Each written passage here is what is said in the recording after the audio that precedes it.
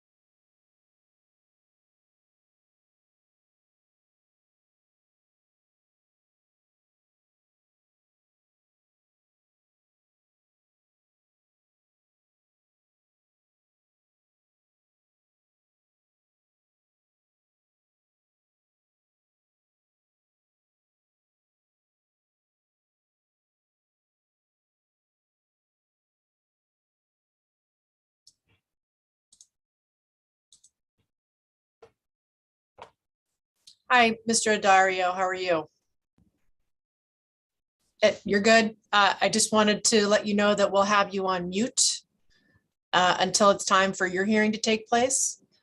Okay. Yep, thank you. I can't actually hear you, so you Can you hear may me want now? to. Nope. Now you're muted.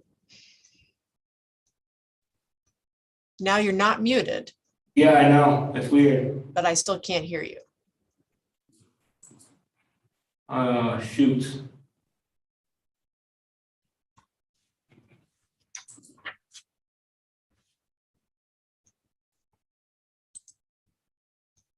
How about now? Nope.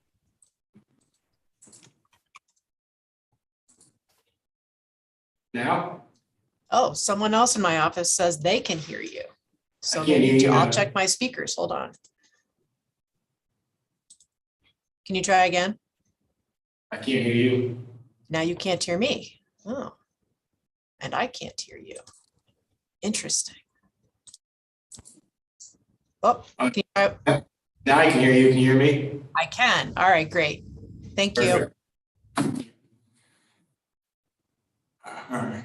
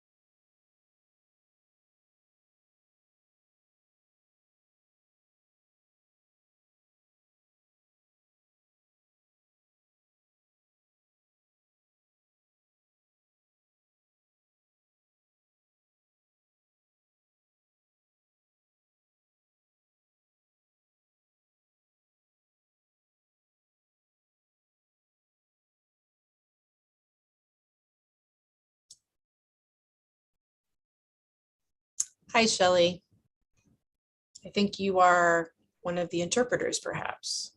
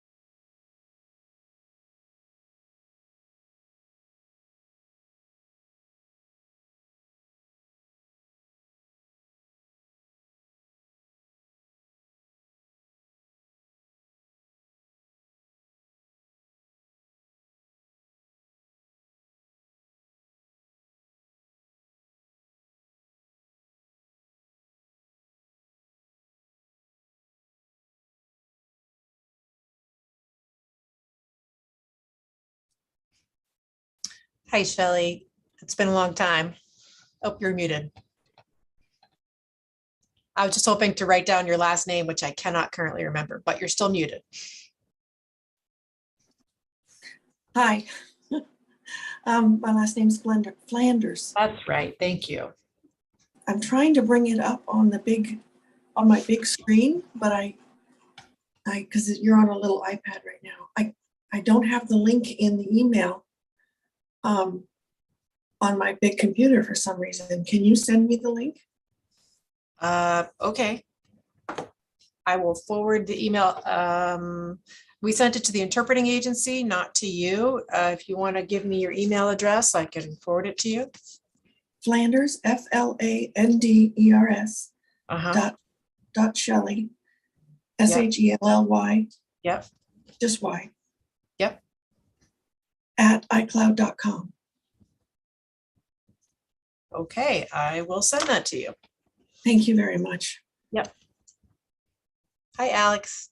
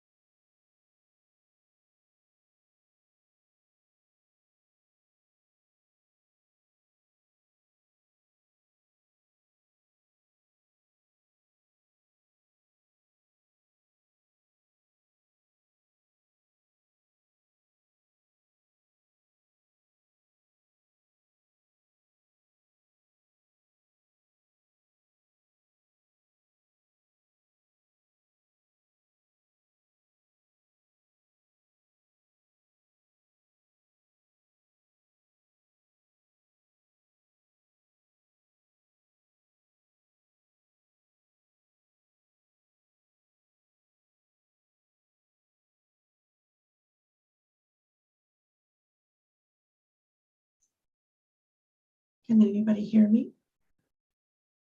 Can you hear me? Yep, we got you, Shelley. Thank you.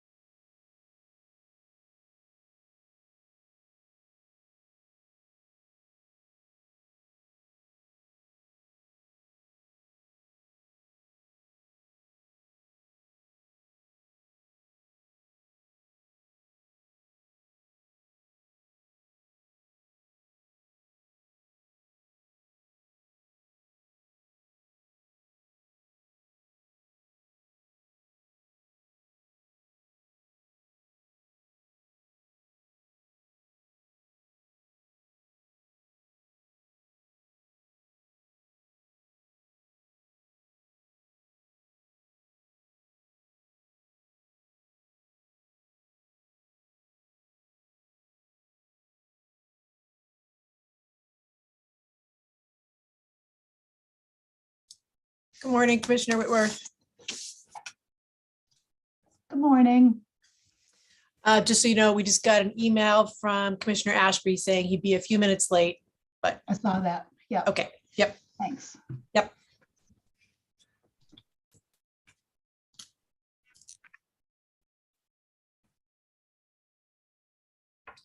That's very bright.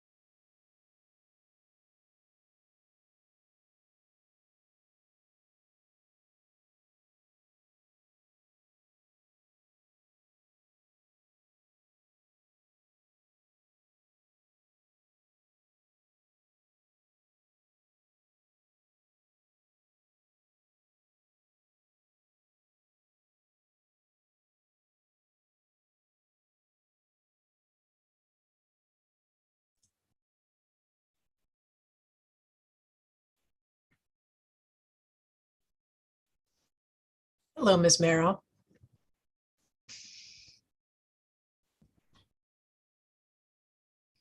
Both Shelley and Merrill, you're both muted, but I think you probably know that, but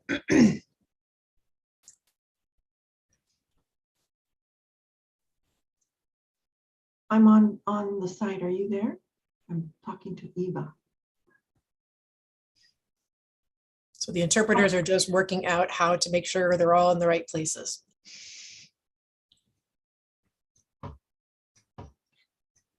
Meryl, how are you going to do table? Separate rooms. They will send us off to a private room if need. Right. Okay. I understand that. So do you need us to set up a room for you?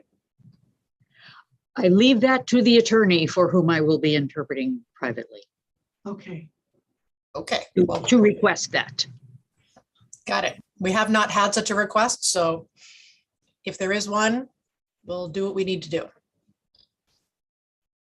Hi, Eva. Hi, Eva. Good morning, all.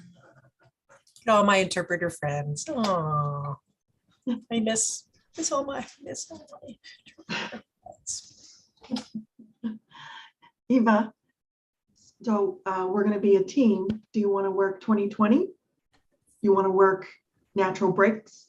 Yeah, I think probably look at me at 15, see how I am. You know, Okay. if you know, I'll trust you. If you're like, you know what, let's switch. I'm gonna say let's switch. So, So that keep means it, you know, you want to start. sure, I can start. Sure, All right. that works. You want Um, camera off on the off interpreter or camera left on? How is that for visual accessibility for other people? Also, are we already recording live on YouTube? We are recording, and we don't have, as far as I know, a deaf person on. Well, I guess since we're recording, yes, we should be interpreting this. Yep, I think that's why you're asking, maybe.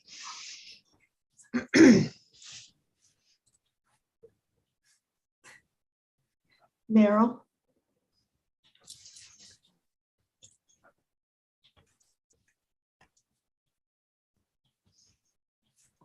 Good morning, Commissioner David. The interpreters are just working out their logistics, our logistics.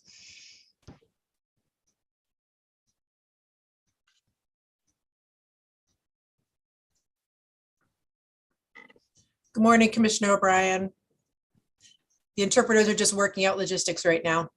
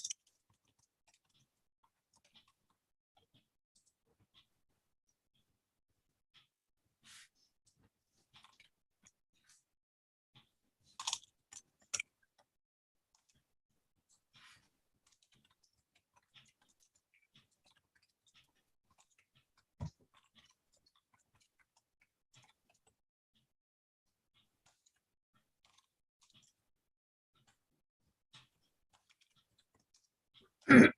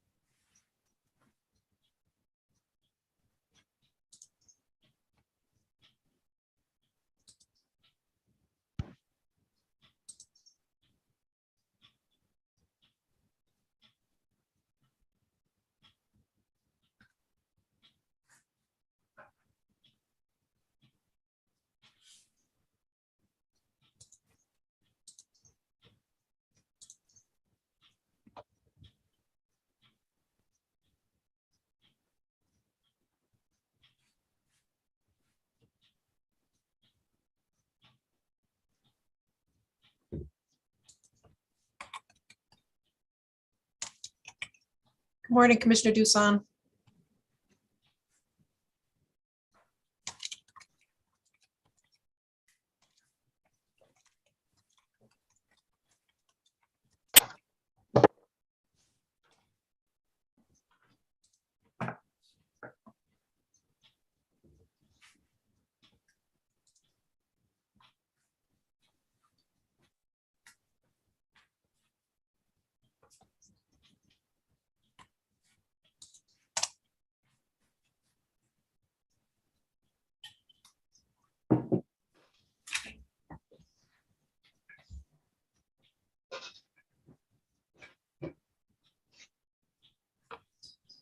Actually, commissioners, I think, and we still have a minute, but Commissioner Ashby had said he will be joining us a few minutes late. So I think we have the 4 commissioners we're going to have for the start of the business session.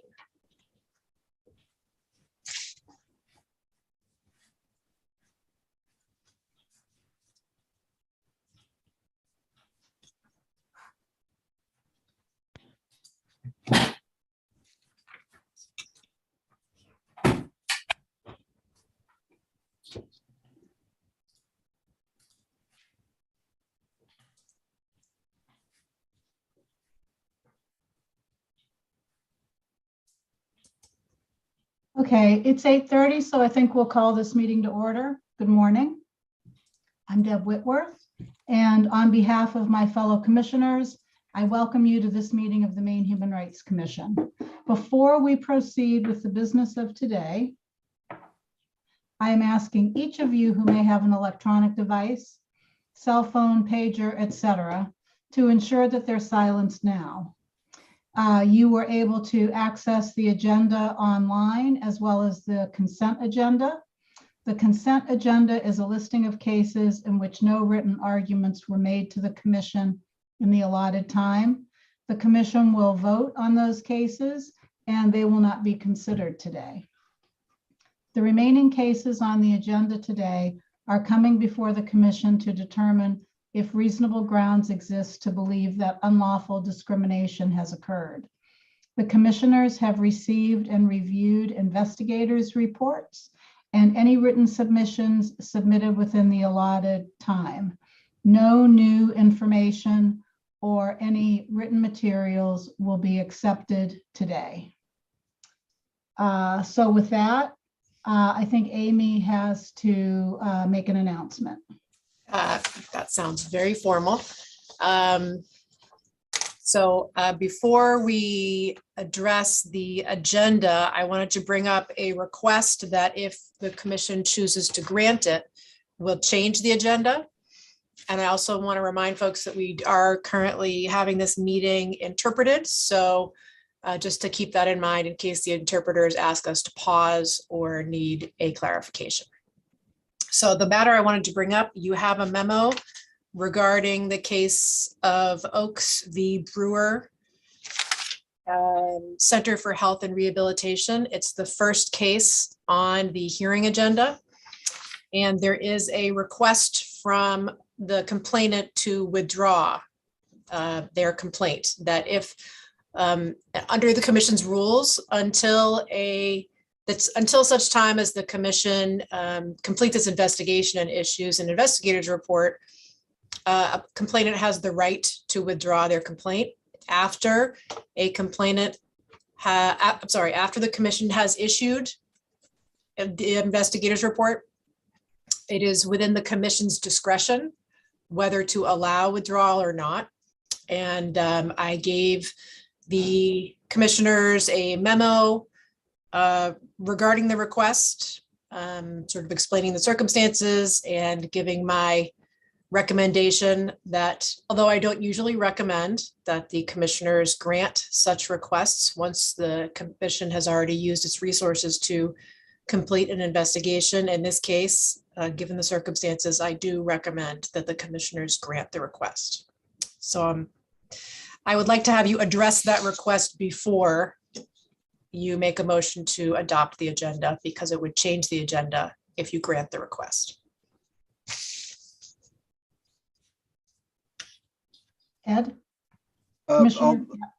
I'll move that we dismiss H 210402 Oaks versus Brewer Rehab. I'll second. So it's Is been moved. there any discussion? Yeah, I mean, I just wanted to say that case certainly had a red star on my notes, trying to figure out when the settlement came, but it was pretty clear to me that there was good faith in both sides reaching a settlement and trying to get it done before the report was entered. So I was just going to ask counsel whether there was any objection to doing that, and you've already indicated, Amy, that that's your recommendation. So I will vote for it. Yeah, we just as a technical matter, usually at this point, the commissioners don't ask the parties or their counsel for any input, but that's Yeah, really no, within your discretion. No, I'm not directing a specific question. I'm just commenting on my on discussion on the motion. Is there any further discussion among commissioners on the motion? Commissioner O'Brien? I would just agree with Ed and thank the parties. Any other discussion among commissioners? Seeing none, as a reminder to commissioners that under the statutory amendments that allow remote meetings, I am required to, for every vote, ask each commissioner to vote in a fashion that can be seen and also heard. So I'll go through you one by one. So the motion is to allow the withdrawal. I think actually Ed's motion was to dismiss the case. I think technically it would be a motion to allow the withdrawal. So amended. Yeah. Of the case Oaks versus Brewer Center for Health and Rehabilitation. So if you say yes, you're in agreement. So Commissioner, I'm just making sure the interpreters are, yeah, okay. Commissioner Whitworth, Yes. Commissioner David, Yes. Commissioner Doosan, Yes. Commissioner O'Brien. Yes. Okay, and Commissioner Ashby is not here yet, so it's 4-0, and the commission has voted to allow withdrawal of Oaks versus Brewer Center for Health and Rehab. So the case will be removed from the hearing agenda. So can we have a motion, please, to adopt the amended agenda and consent agenda?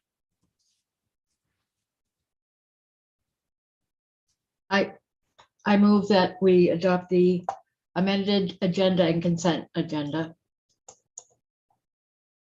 Second. It's been moved and seconded to adopt the amended agenda. If you say yes, you're in agreement with that. Commissioner Whitworth, Yes. Commissioner O'Brien.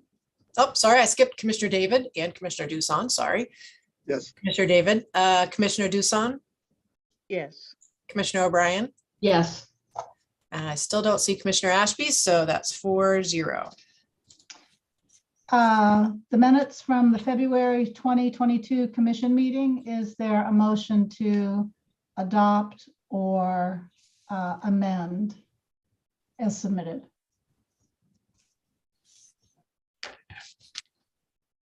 I'll move to adopt. I didn't see any need to amend.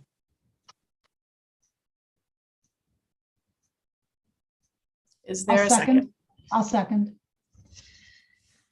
So the motion is to adopt the meetings from the February 2022 meeting. Commissioner Whitworth, Yes. Commissioner David, Yes. Commissioner Dusan, Yes. Commissioner O'Brien. Can't hear you. There you go. Yes. Thank you.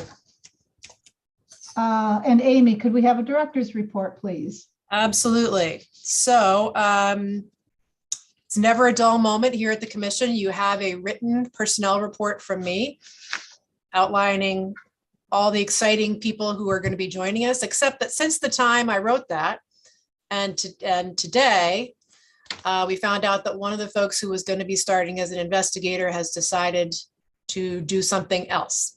So we will be continuing our recruitment efforts. We are already right now in the process of hiring for an investigator position, which would be our 8th position, because we are turning the intake position into an investigator position. So now instead of hiring 1, we'll be hiring 2 investigators. So continues to be a work in progress. For compliance, you have a report that shows the status of reasonable grounds cases. There are 5 cases where conciliation is currently in progress. And there were 5 cases in which conciliation was not successful. And I don't think we have any conciliation agreements for you to review at this meeting. Now, you don't have any paperwork about the status of investigation because I think we mentioned at previous meetings that the tool that we have always used for that comes from the EEOC, and they switched over their system to something entirely new as of January, and they don't have the reporting tool up and running yet. I did run what I think might be more or less accurate from our Civi system, our internal system, the one that we have built. And according to that, from January 1 to 2/28, we had 70 new complaints. And same time period, we had 24 administrative dismissals and 21 settlements or withdrawals with benefits. We generally don't enter settlement in dollars in our own system, so I can't report to you on that. I am hopeful that EEOC will get its reporting tool up and running shortly or in the near future, so we can report to you on that at our next meeting. Litigation, I would ask that we take that after executive session. And for new business, the stuff we're doing right now, the most important thing is our budget. There are hearings right now on the governor's supplemental budget proposal, which includes a few items for our agency. The most important of which is getting our hardworking, outstanding investigators back pay for a reclassification that was approved in 2019. Hopefully that will stay in the budget. Other things that are happening at the legislature included, we had a final hearing on, I don't know if you recall, commissioners, but hello, Commissioner Ashby. I sent you a copy of the Government Evaluation Act report, like 300 pages that we had submitted. It was required by statute. We had a hearing and then we had another hearing. I think it was last week, could have been the week before. And essentially the conclusion was our agency is doing more or less what we're supposed to be doing and we should continue to exist. That's what I got from the conclusions. We also had our annual review. All quasi-independent agencies are required to file reports every year about contributions, expenses, contracts to make sure that we're not doing anything inappropriate outside of the government's purview. That was found to be in line as well. We have a work session on our budget tomorrow, which is a super fun last minute discovery. Yeah, that's all I have, I think, for new business. Okay, well, we have 3 minutes until we will come back and hear this morning's cases. So see you all back at 8:45. And for the interpreters, I would say there is no other case in which I'm aware that there's an ASL using party or attorney. So I do not believe we need the rest of the meeting interpreted, because the case of Oaks versus Brewer Center for Health and Rehab has essentially been decided. Thank you, So, Amy. thank you. And I believe that means that we can stop the interpreting, right, Barbara? Yes, okay. And I just wanted to say thank you very much to all the interpreters. Thanks. Thank you.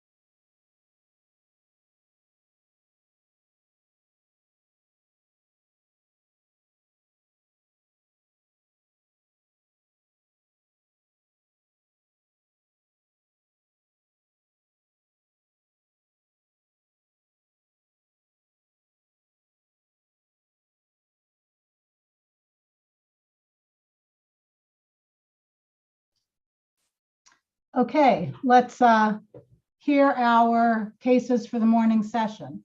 So the cases will be called in order on the accepted agenda. As I call each case, the party who has submitted a written argument will be called to provide the most relevant arguments to the case. The time frame will be limited to 10 minutes. Time may be reserved to rebut opposing arguments, but the time limit of 10 minutes may not be exceeded. Procedural rules of the commission specify that your arguments may address only 1, relevant factual errors, 2, relevant omissions from the report of facts submitted during the investigation, or 3, relevant issues and questions concerning interpretation of the law. The commission allows parties who do not disagree with the investigator's report to rebut comments made by the opposite party. Please be advised that commissioners may ask questions and you will be asked to introduce yourself as you are called to present your case. Thank you. So our first case this morning is PA 20-0266 AF, Donald Boyce, the Maine Department of Corrections, Randall Liberty, Matthew Magnuson, Well Path, Dr. Robert Clinton, and Richard Liberty. This is a no reasonable grounds recommendation. So is there anybody here for the claimant? And Commissioner, I know the folks at Corrections are going to get Mr. Boyce, who has arranged to be here by phone, and I don't know if he is here yet. So the folks from DOC had said that if he wasn't here at the time we were ready for him, we could move on to the next case and then come back. Thank you. Yes, that works fine. I expect him very shortly. So commissioners, up to you whether you want to wait a minute or you want to go ahead to the next case. Those folks are here as well. I suggest that we just go to the next case. Yeah, let's go ahead. Okay, so E20-003, Gary Upham v. Winthrop School Department. Again, this is a no reasonable grounds recommendation. Is there anybody here for the claimant? Yes, Valerie Wicks for the complainant. Go ahead. You got 10 minutes. Well, good morning to everyone. My name is Valerie Wicks. I'm here on behalf of Gary Upham, the complainant. I'd like to reserve 4 minutes of time to respond to the Respondents Council's presentation this morning. So I want to begin by observing that the facts of this case are unusually straightforward. We don't often have that when we have employment cases that come before the commission. But here, Gary Upham applied for a guidance counselor position at Winthrop High School. The school principal interviewed 3 candidates for the position, and of those 3, he selected Mr. Upham to advance. The principal began calling Mr. Upham's references. And Mr. Upham then went in for an interview with the superintendent. At that interview with the superintendent, she asked Mr. Upham, quote, "You're at retirement age like I am. Why are you still working?" Unquote. He didn't get the job. So on these facts, we have to ask ourselves, did Mr. Upham's age make a difference here? Was that a factor in the school's decision not to hire him? If he was 30 or 40 years old, would he have gotten the job? And to answer that question, there are at least 4 things that I think we should consider here. One, we have the jumps off the page discriminatory statement by the decision maker, the superintendent, during the actual job interview, right? Why are you still working? You're at retirement age. That question shows that Mr. Upham's age was front and center in the superintendent's mind when she was considering whether to hire him, and that she counted his age against him, right? She viewed that as a barrier to hiring him, as a negative factor. So that's one. Second, we have the fact that the school hired a much younger candidate for the position over Mr. Upham. And that younger candidate accepted the job, but then she only lasted for a year in the position. So I think we have to question whether they hired someone who was actually a good fit or just someone who was younger. Third, the problem that the school cites for Mr. Upham's job candidacy, so the reason they didn't hire him, they say that he didn't have recent guidance experience. But if you carefully look at the resumes for the person they did hire and for Mr. Upham, you see that was an even bigger problem for the person they did hire. So the younger job candidate hadn't worked in guidance since 2011, which was a full 8 years before she applied for the Winthrop position. But Mr. Upham, on the other hand, had last worked in guidance in 2015, just 4 years. before he applied for the Winthrop position.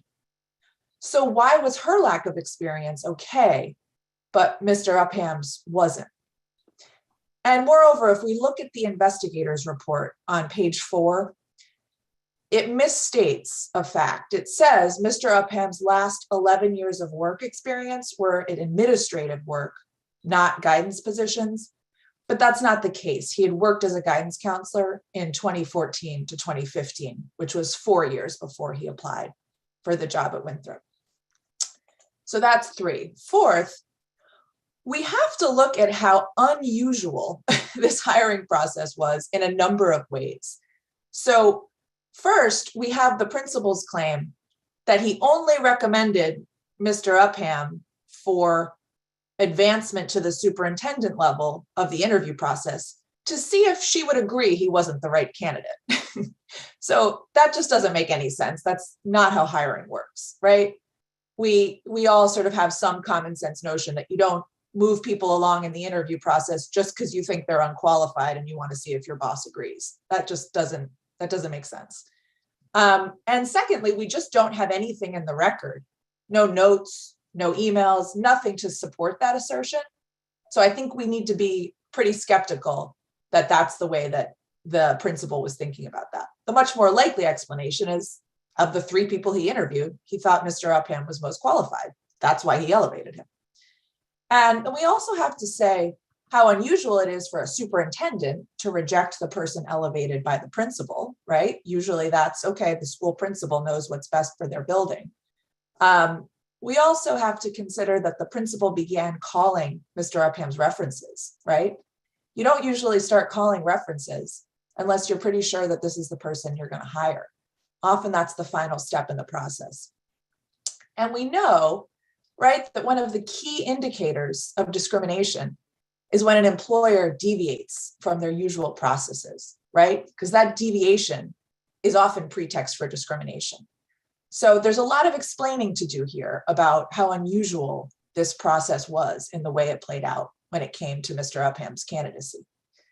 So this evidence taken together just shows there's at least an even chance that Mr. Upham's age was a factor that made a difference in the school's decision not to hire him. Specifically, we have to think about the fact that Mr. Upham reached the final stage of the interview process because he was the strongest candidate, right? That's why he made it to the very end of the process. He was the strongest candidate for the job. But once he got to that final stage, the superintendent's age-based bias infected the process, right? And prevented the school from hiring him. So you have 4 minutes left. Thank you. That is age discrimination. So I will leave it there until rebuttal. Thank you. Questions for Ms. Wicks from commissioners? Raise your hand, commissioners, if you have a question at this point for Ms. Wicks. She'll be back after we hear from respondent. Seeing none at the moment. Commissioners move about, their boxes move about. So I will mute you for now, Ms. Wicks, and we'll be back for you in a bit. And then I believe Mr. Boucher, and I've probably pronounced your name wrong again. No, it's Busher. It's fine. Yeah. Good morning, Amy. Good morning, commissioners. I'm Mike Busher. I represent the Winthrop School Department. I'm here today because Melissa Huey, who worked on this case before me, is in trial. But suffice it to say that we do disagree with complainants' issues. We think the investigator's report accurately sets forth sort of the reasons for why there was not age discrimination. I would like to point out that to the extent that the complainant is relying on a statement, the then superintendent, Connie Brown, submitted a If you could not use names of third parties or witnesses, I forgot to give my blanket reminder about that. My apologies. The then superintendent submitted a sworn affidavit, making it clear that she did not make that statement, and also setting forth the reasons for why she chose not to move Mr. Upham along. I think it's also important to recognize that the hiring process is actually a statutory process. So in this case, the assertion that the building principal has ultimate control over that process is simply not true. In fact, the superintendent must make a recommendation to the board. The board must then accept that nomination. And then there's still one more step in the process statutorily. Then the superintendent, even if the board does nominate, can still choose not to offer a contract. So Mr. Upham was actually just in the middle of this process. But at the end of the day, the reality is that as we put forth in our initial response, and as the investigator found, in this case, Mr. Upham was simply not the right candidate. The superintendent made clear that when she asked him about his more recent guidance experience, they had been temporary, and ultimately he had not been hired from those temporary positions, which she said was a deciding factor in her determination. The other thing I think to note is that when Mr. Upham did interview, he spent most of his time talking about principal position and made it really clear that the reason he was looking at this new position was because ultimately he was concerned that his other job was going to get cut. So at the end of the day, the investigator's report does, I think, accurately find that there are no reasonable grounds, and I would encourage you all to support that. Thank you. Thank you. Commissioners, any questions for Respondents' Council at this time? If so, raise your hand. Commissioners? Seeing none. Okay. You'll have about 7.5 minutes left when we come back to you, Mr. Busher. Now we go back to Ms. Wicks. You have 4 minutes. Thank you. As an initial comment, I heard the school's council refer to a sworn affidavit by the superintendent. I have in the record a September 8th, 2020 letter from the former superintendent, and it doesn't make any reference to that. I don't know that I see a sworn affidavit in the record, nor do I see a cite in the investigator's report to any sworn affidavit from the superintendent. So if in rebuttal, you could point me to where that is, that would be very helpful. But I am very happy to answer any questions from the commissioners. I can make a few additional points here if there aren't any questions. But I think it's important actually to know where this sworn affidavit is, or if it exists, or whether it's been shared, because an important point to me is the assertion in the answer about Mr. Upham's comments during the interview. Seems to me that that needs to be supported by a firsthand account. So a couple of additional notes that I want to make sure we go over is whether Mr. Upham was at the very end or closer to the middle of the process. We still have to confront head on the very unusual fact of interviewing 3 people and then elevating only 1. So here we didn't have a situation, for example, where the school principal said, oh, okay, maybe I'm not totally sure about which candidate I want to support, so let me advance 2, right? Mr. Upham was the only person of those 3 candidates interviewed who was elevated to the superintendent level. And, you know, we also just have the fact of he did have more recent guidance experience than the younger worker who was hired. And the investigator's report doesn't totally capture that fact accurately. He did, in fact, have the more recent guidance experience than the person who was hired. So we need to consider that as well. And yeah, so again, happy to answer any questions that folks might have. And I think in general, another thing to keep in mind here are the right standards that we want to apply. So in age discrimination cases, whether we regard the superintendent's "why are you still working, you're at retirement age" question as direct evidence of discrimination or indirect, either way, our job is, okay, if we take out the age, right? If we remove age, then would this decision have gone differently?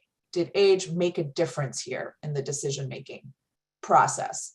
And on this record, given all of the unusual aspects of this hiring process, given the statement by the superintendent, given the misrepresentation in the record about the difference in qualification and how recent each job candidate had guidance experience, you got to take those things all together and say, is there an even chance here that age made a difference in the decision about whether to bring on Mr. Upham as a guidance counselor at this school, or did it make no difference at all? So that standard, it's a pretty low one, right? Did it make any difference? Did it have an effect on the decision-making process?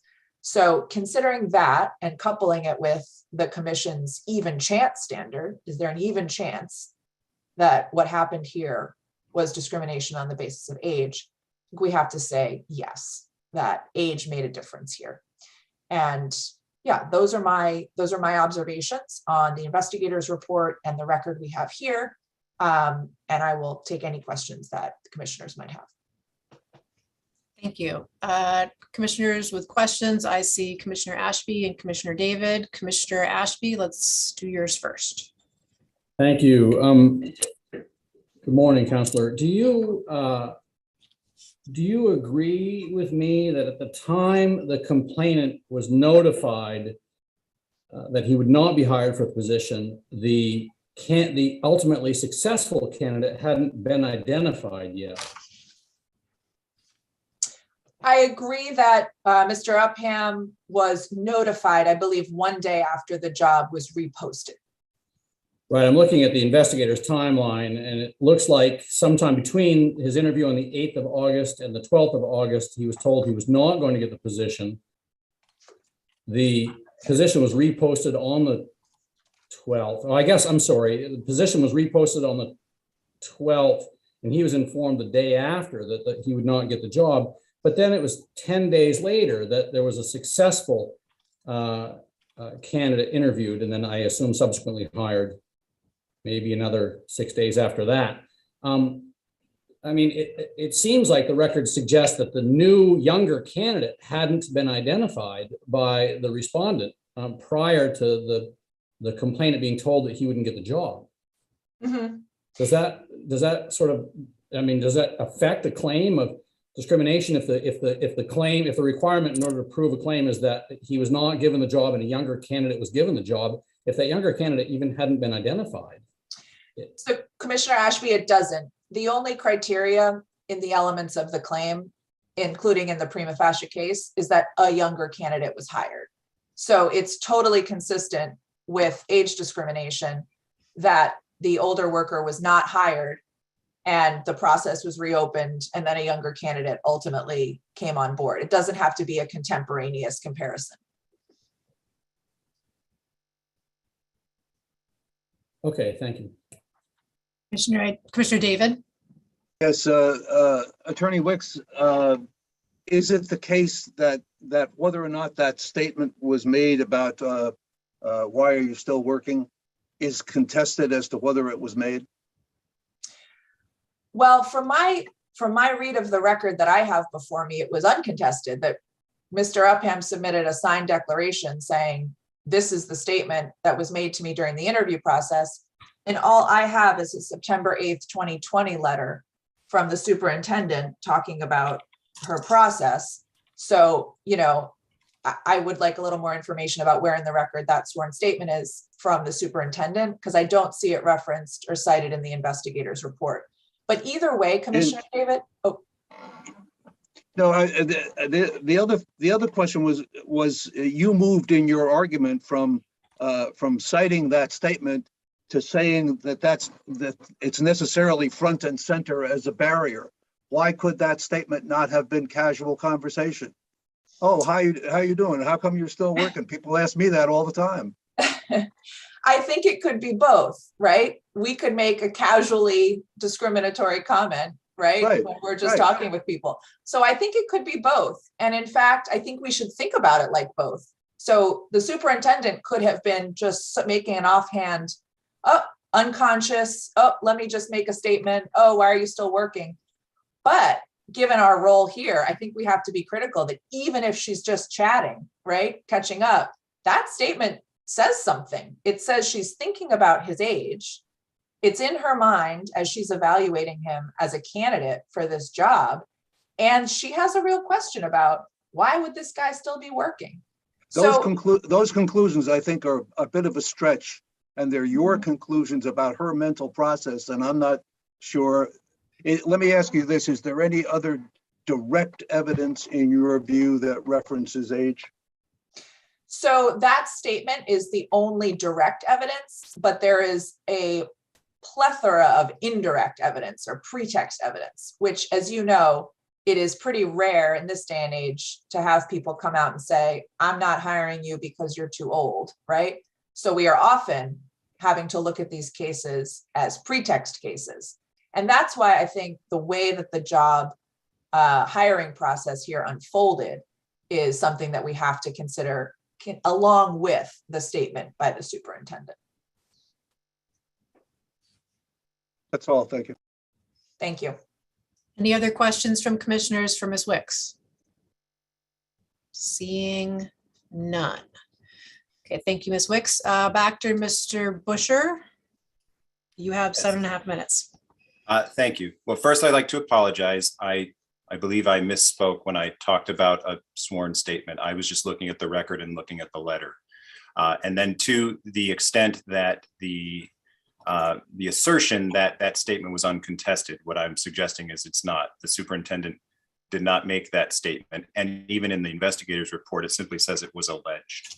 But at the end of the day, the issue here is that, again, when you look at even Mr. Upham's resume, and as we made clear in our initial submission, his experience was not the experience that the superintendent was looking for. He had a number of shorter guidance positions, and then he was not hired into them.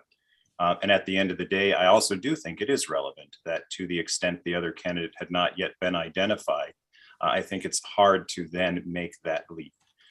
So for the respondent, ultimately, the investigator's report did get this right, and I encourage you all to find that there are no reasonable grounds. Thank you. Questions for Mr. Busher from commissioners? Seeing none. Thank you, Mr. Busher. Next, we would hear from the investigator, Mr. Beauchene. Good morning, everyone.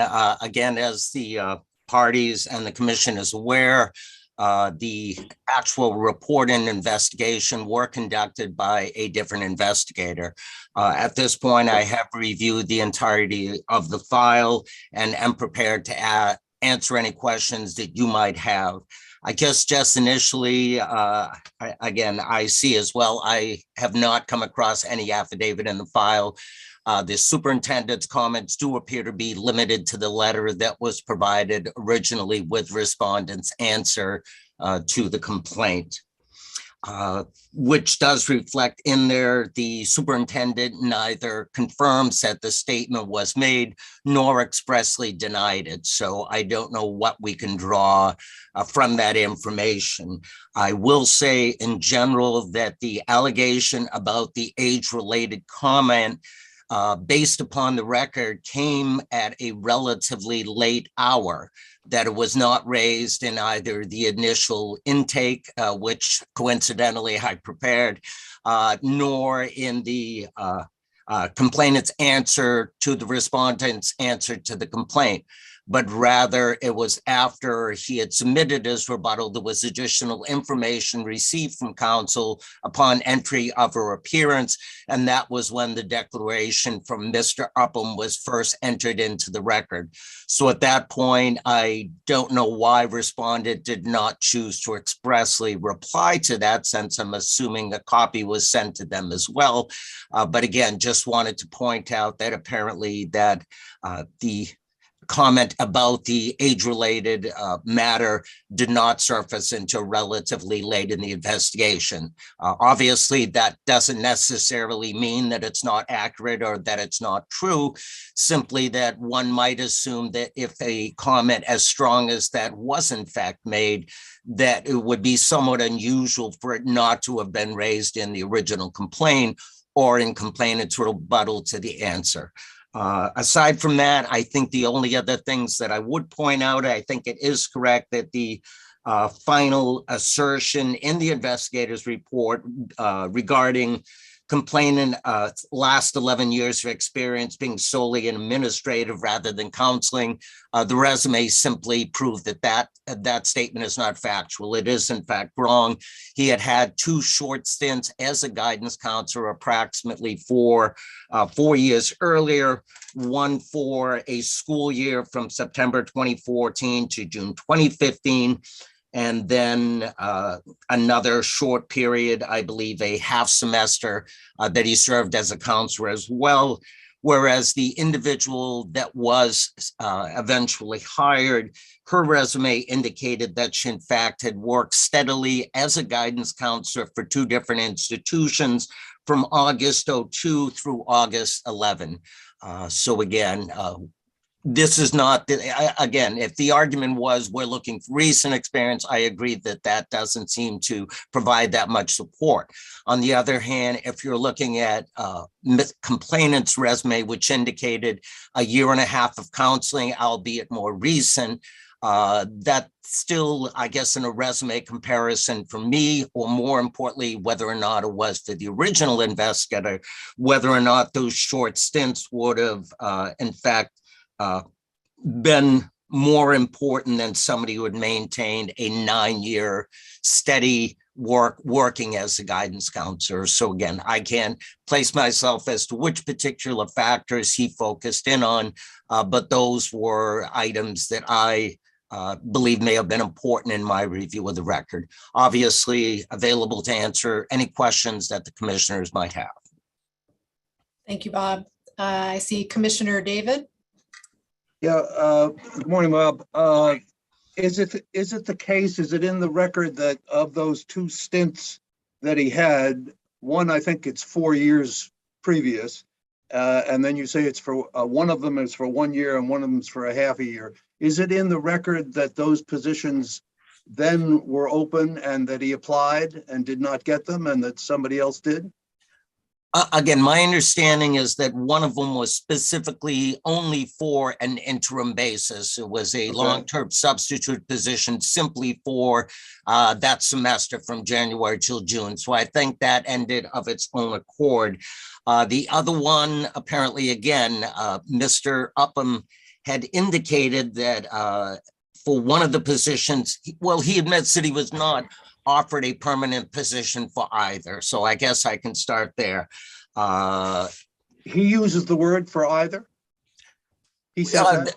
Well, and again, and this is part of the superintendent's statement, and I don't believe this was in dispute, that he did disclose at the interview that he had occupied those 2 positions on an interim basis, and that with both or with neither was he offered full-time employment. So whether or not you want to, and again, and the fact that one of them ended of its own accord would certainly explain that. And I believe he also indicated with respect to the other position that one segment of the school administration apparently was in favor of him being retained, yet a higher up decided not to offer him the position. So again, I don't know how much weight was placed by the former investigator about the fact that he wasn't able to continue employment in either of the 2 positions for whatever reason. Okay, and the other thing, did I hear you correctly that you indicate that there are 2 occasions in the documentation, 2 events go by that he does not mention this alleged statement of, hey, you're 72, why are you still working? And that's the complaint and the rebuttal. And in neither of those is that made by complainant?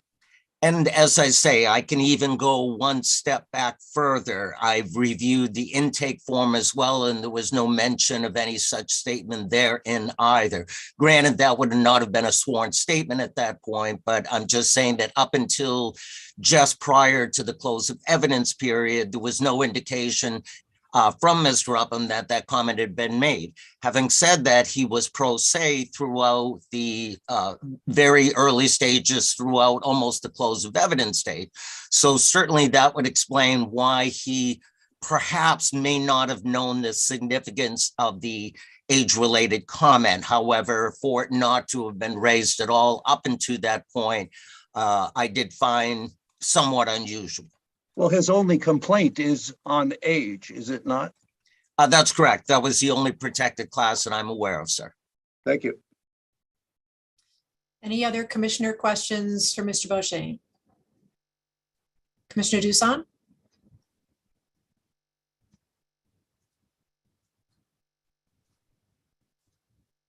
No, we can't hear you.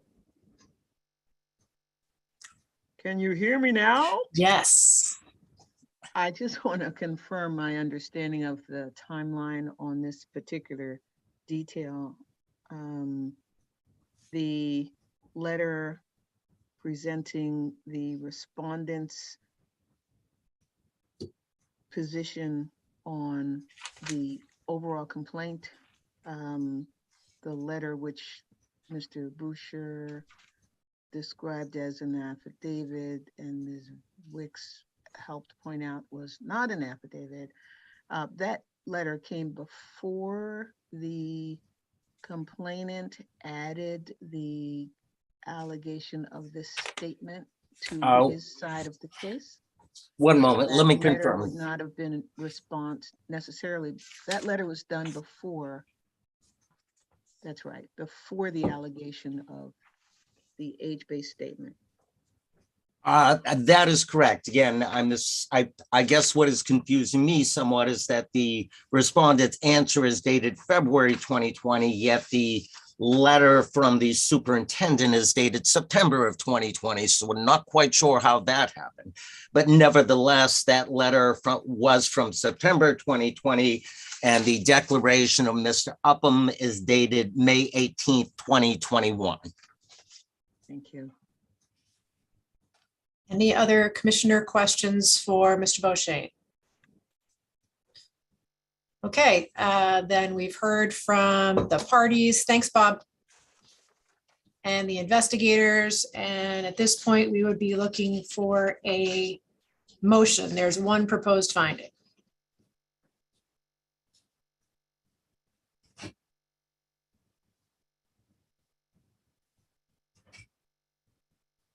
Commissioner David?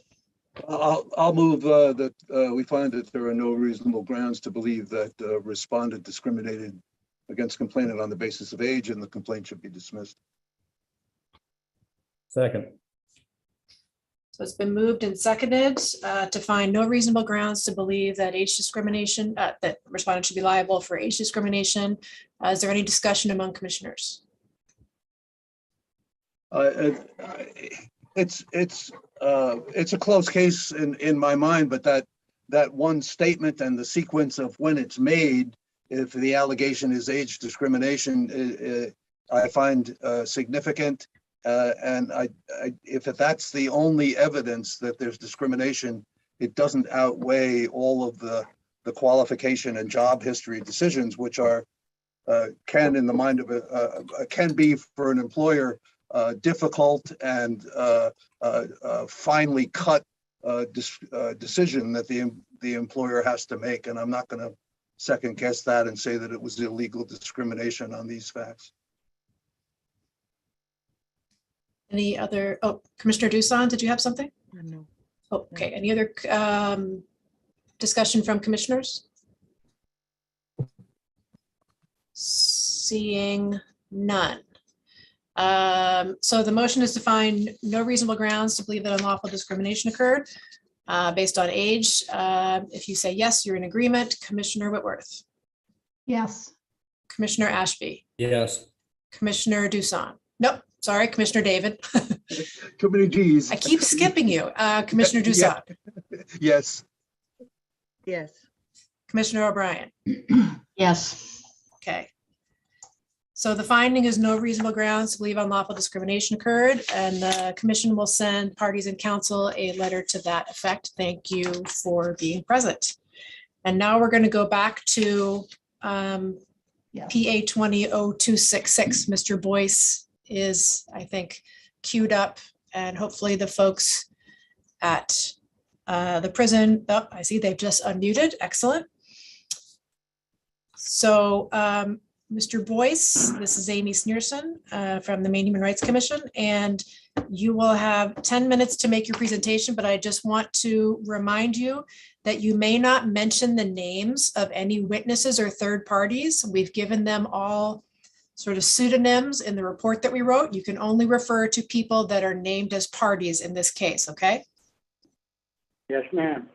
Okay, you have 10 minutes. Go ahead. Alrighty, the crux of my complaint was the treatment that I got was untimely and is inadequate. And for the most part, they lied to me throughout the years by not telling me that I had the hepatitis again. And they let it carry on until I got cirrhosis of the liver. And they wouldn't have told me then if Loisel hadn't filed a lawsuit and won that lawsuit. Mr. Boyce, that's the kind of Yes. name that I'm talking about that you can't mention because they're not a Oh, yeah, party to okay. this lawsuit. Okay, I'm sorry. Okay. But anyway, this individual filed the lawsuit and he won the lawsuit. And basically, every single thing in that lawsuit, they did the same exact thing to me. And I wanted to amend my petition, and I wrote to you several times trying to get my rebuttal to the respondents, and I never received it. When I submitted my complaint, I told you in my cover letter that I couldn't make copies because I was in lockdown for a COVID situation, and I wasn't allowed to make any copies. And I asked for a copy of my file, and I got a copy of everything except for the evidence that I put in. So it's very difficult for me to finish up my complaint if I can't get a copy of that material.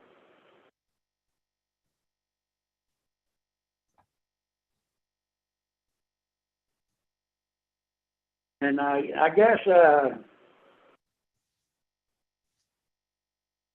because of the way I've been treated over the years, I now have cirrhosis of the liver.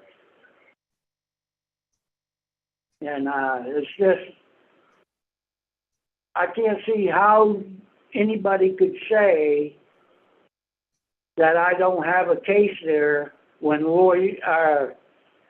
this certain individual already won a case with the exact same grounds. And I guess that's all I got to say. Except for maybe could you please send me a copy of my rebuttal. It's 7 to 9 pages long, handwritten, with exhibits A through F, F being the lawsuit. Thank you very much. Okay. Do commissioners have any questions for Mr. Boyce at this time? If you commissioners, if you do, please raise your hand and I will call on you. And I know you can't see this, Mr. Boyce, so I will let you know if a commissioner has a question. At this time, no commissioners are raising their hands. So we're going to turn, and just so you know, Mr. Boyce, you will have 7 minutes left if you want to add anything or respond to anything that the respondents say. But at this time, we're turning to the respondents. I'm actually, just so you know, I'm muting you again, Mr. Boyce and the folks at the prison. So when it's time for you, you'll need to unmute again. So right now I'm turning to the respondents and I see Jill O'Brien. Is that the only attorney here for the respondents? No. Lisa Peck also represents WellPath, the WellPath respondents. WellPath is not, oh, yep, you're right. They are a party to this case. Do you both need the full, I mean, you're entitled to the full 10 minutes. I think I did not factor that in, but let's start with Ms. O'Brien and see how we do. Thank you. So the Department of Corrections and the other MDOC respondents agree with the investigator's report in this case. It's important to note that Mr. Boyce did receive Epclusa, the treatment for hepatitis C that is state of the art. He received it in the first half of 2020. So it's unclear what he's referring to that he didn't get that another resident who instigated a lawsuit about hepatitis C treatment got. The response from respondents, the DOC respondents in this case, outlines the detailed and attentive medical care that Mr. Boyce received. The MDOC and WellPath officials took his complaints about pain medication, for example, into account. He would report that a pain medication wasn't working for him anymore, and they would switch him to a different medication to try to assist with his pain that he feels related to nerve pain from diabetes. His complaint is quite sprawling and covers the period from 1997 to 2020. It's clear that he's not happy with the care he's received, but the record shows that his care is frequent and it is attentive and it is done quite well. The investigator noted that he hasn't met the showing of elements of discrimination, that he hasn't shown he's been excluded from participation in any program or service by the department. So for the same reasons that the investigator found, we'd urge that the investigator's report be confirmed. Thank you. Any commissioner questions at this time for the DOC respondents? And if so, commissioners, raise your hand. I do not see any commissioner questions at this time for the DOC respondents. You have about 8.5 minutes left when we come back to you, Ms. O'Brien. And so we'll turn to Ms. Peck. Good morning. Thank you. I'm here on behalf of WellPath and the WellPath respondents, and I won't reiterate the points that Attorney O'Brien just made. We also agree with the conclusion reached by the investigator that no reasonable grounds exist to support the claim of discrimination. As Mr. Boyce has only raised the issue of his hepatitis C treatment, I would also want to call the commission's attention to the fact that Mr. Boyce was also treated for hepatitis C back in, I believe in 2005 with the modalities of treatment that were in place then. And then he was reinfected with the virus and received treatment, as Attorney O'Brien stated, in 2020. He was evaluated or assessed and going through the process in 2019. The entire complaint brought by Mr. Boyce as against WellPath and the WellPath respondents concerns medical treatment. It's a dispute about what is the proper medical treatment for a variety of ailments. And as Attorney O'Brien mentioned, the records demonstrate that he's received regular treatment, that his complaints have been addressed, that they've attempted to work with him to deal with issues. To the extent that they have not provided the treatment, the specific treatment. For example, he requested cotton socks for his diabetes. And to the extent that that has not been provided to him, it has been explained why support stockings, which were provided to him, were the more appropriate treatment. So Mr. Boyce has been involved in his healthcare. The WellPath providers have explained their decision-making processes to him. And again, this is a dispute about medical treatment. He does not advance a claim of discrimination. And we request that the commission affirm the conclusion reached by the investigator. Thank you. Thank you. Any commissioner questions for the WellPath respondents at this time? If so, raise your hand and I'll call on you. Commissioner David? Nope, you're muted. There you go. Just a quasi-legal question. In order to show discrimination, would he have to show differential medical treatment on the same circumstances? Yeah, I believe so. And that was a point that was raised by the investigator, is that he did not show differential treatment. And he also did not show that he was excluded from participating in or enjoying the benefits of the entity. Yeah, I mean, it struck me as a little bit jarring to say it's a public accommodation case, but I guess I see why it has to be. So he has to show a differential treatment of other compared to other people in the same situation. So thank you. Thank you. Any other commissioner questions for the WellPath respondents at this time?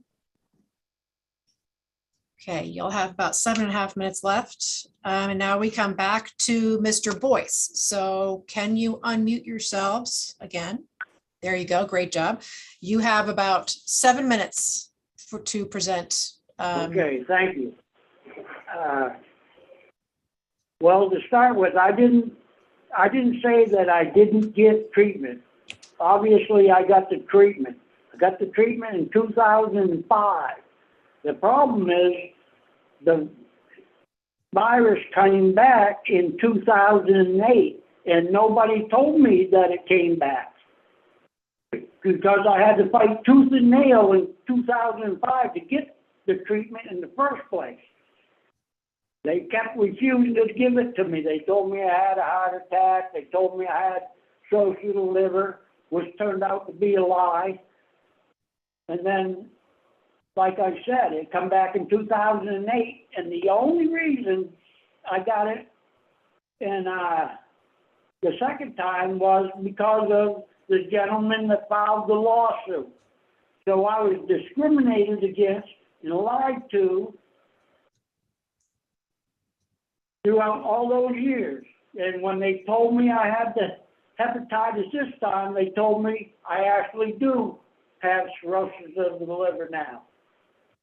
So it's caused me great damage to my body, and I have to be checked for cancer every 6 months now. So I don't know how anybody could say that that's not discrimination. That is straight up malpractice, lying to me through all them years. I don't see how anybody could see it any other way. And once again, I would like to request that the commission send me back my evidence so I'll have something to go to court with. Is that possible? That's all I have. Thank you. Any commissioner questions for Mr. Boyce at this time? Any commissioner questions, raise your hands. I do not see any. So then we would turn back to the MDOC respondents. Ms. O'Brien, you have about 8.5 minutes. Thank you. As was pointed out in the the MDOC respondents' response to the complaint, Mr. Boyce has about 3,600 pages of medical records at the time, and that was in September 2020. So the parties focused on what was happening in 2019 and 2020. It seems Mr. Boyce is focused on what happened back in 2008. But the heart of the matter is that he received the state-of-the-art treatment in the first half of 2020. He's being monitored. His diabetes pain is being treated. The medical professionals at WellPath are responding very well to his complaint and his complaints. And the DOC respondents also pointed out that Mr. Boyce was actually working in the medical department and had a very good relationship with these medical practitioners and would regularly ask them questions and felt that he could approach them in this role that he had working there. So again, we would guess that the commission affirm the findings of the investigator. Thank you. Any commissioner questions for Ms. O'Brien or for the MDOC respondents? If so, raise your hand. Seeing none. Thank you, Ms. O'Brien. We would turn to Ms. Peck. Anything to add? You have 7.5 minutes. Yes, I only wanted to clarify that one point I made, because I believe it may have been unclear. When I was talking about treatment that he received for hepatitis C back in 2005, that was treatment provided by another entity, not WellPath at the time. So I just wanted to clarify that. And again, as with Attorney O'Brien has noted, our focus primarily was on the treatment that he has been receiving in 2019 and 2020 related to his claims. Thank you. Any commissioner questions for the WellPath respondents at this time? Seeing none. Then we would turn to the investigator, Alex.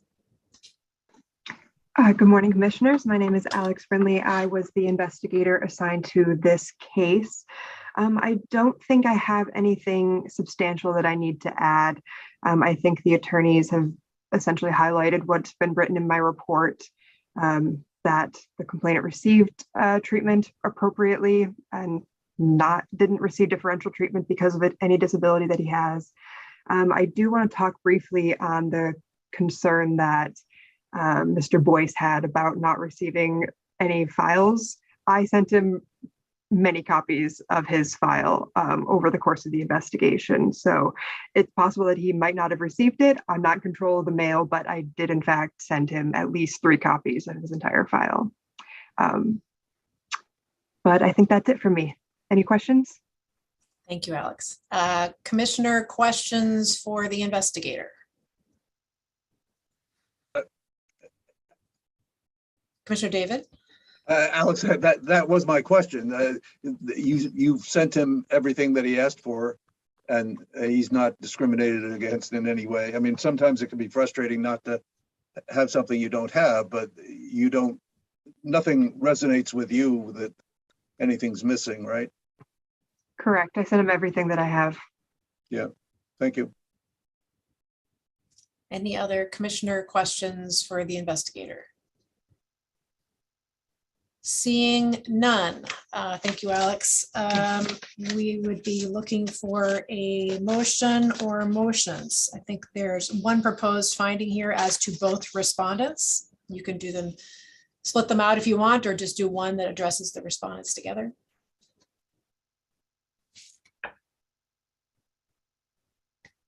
Oh, Commissioner O'Brien, you got to unmute. I would make a motion that we accept the investigator's report that there is no reasonable grounds on both. I'll second. Seconded by Commissioner Doosan. So there's a motion to find that there's no reasonable grounds to believe that the respondents discriminated against so that any of the DOC or WellPath respondents discriminated against Mr. Boyce on the basis of disability, and to dismiss his complaint. That motion was seconded. Is there any discussion among commissioners?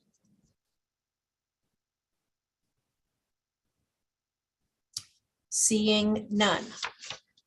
So if you say yes, you are in agreement with the finding of no reasonable grounds to believe that disability discrimination occurred. Commissioner Whitworth? Yes. Commissioner David? Yes. Commissioner Doosan? Yes. Commissioner O'Brien? Yes. And Commissioner Ashby has recused himself on this case, so the finding is no reasonable grounds by a vote of 4-0. So we will, just so that the parties know, we will send a letter confirming that finding and letting folks know of any relevant statutory deadlines. Okay, So, moving. Yep, go ahead. Sorry, moving on to our next case.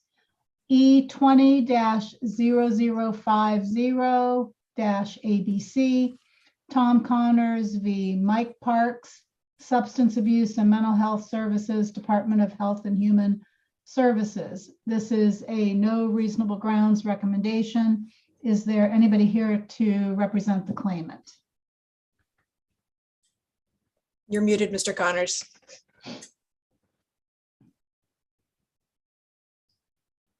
There should be there you go. There you go. Yes, I've been doing remote for about 2 years, so you think I'd be better at it. We all do the same thing. Yeah, I'm here representing myself on this. 2 years ago, the position I held at it was substance abuse and mental health at the time, which is now the Office of Behavioral Health, was the associate director position. When I first obtained that position, there were two associate directors, Mike Parks and I oversaw the mental health section of mental health and substance abuse, and he oversaw the substance use. During that time, there was a COO position created, and Mr. Parks was moved up to that, and I took over both substance abuse and mental health as the associate director for the entire department. That was then changed, apparently, where my position was eliminated, and there were two pay grade 28 positions promoted to pay grade 30s at the same time, parallel, where my position was being removed. So the two people I supervised were moved into those positions, and I was downgraded below to a pay grade 28 and put in charge of data, which I explained I knew nothing, but it was the position I was offered. My contention was at the time, and still is that I should have been offered the supervisory position for the mental health section of substance abuse and mental health at a pay grade 30. So I felt that was done for either age or gender. And the findings, so I submitted 4 witnesses to explain my position or reinforce my position. During the investigation, none of those witnesses were spoken to, but the finding was sent out 2 years later. It was also in the finding that the position focused on the substance abuse position that was increased to a pay grade 30.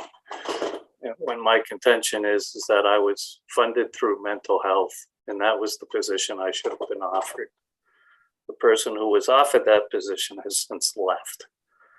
One of my witnesses was the substance abuse person who was promoted. So that's my contention. And then also in the finding, there was a statement that caught my eye, was that these positions were created for 2 females. So again, that's my contention. Thank you, Mr. Connors. Any commissioner questions for Mr. Connors at this time? If so, raise your hand. Seeing none at this time. You'll have 7 minutes when we come back to you, Mr. Connors.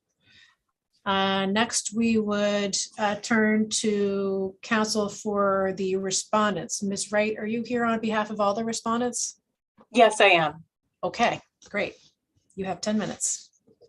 Good morning, everyone. Assistant Attorney General Valerie Wright on behalf of respondents, State of Maine, Department of Health and Human Services, the Office of Substance Abuse and Mental Health Services, referred to as SAMS. It has since changed its name, but I'll just call it SAMS because that was what it was called in the relevant time frame. And the third respondent as well, the individual respondent, Michael Parks.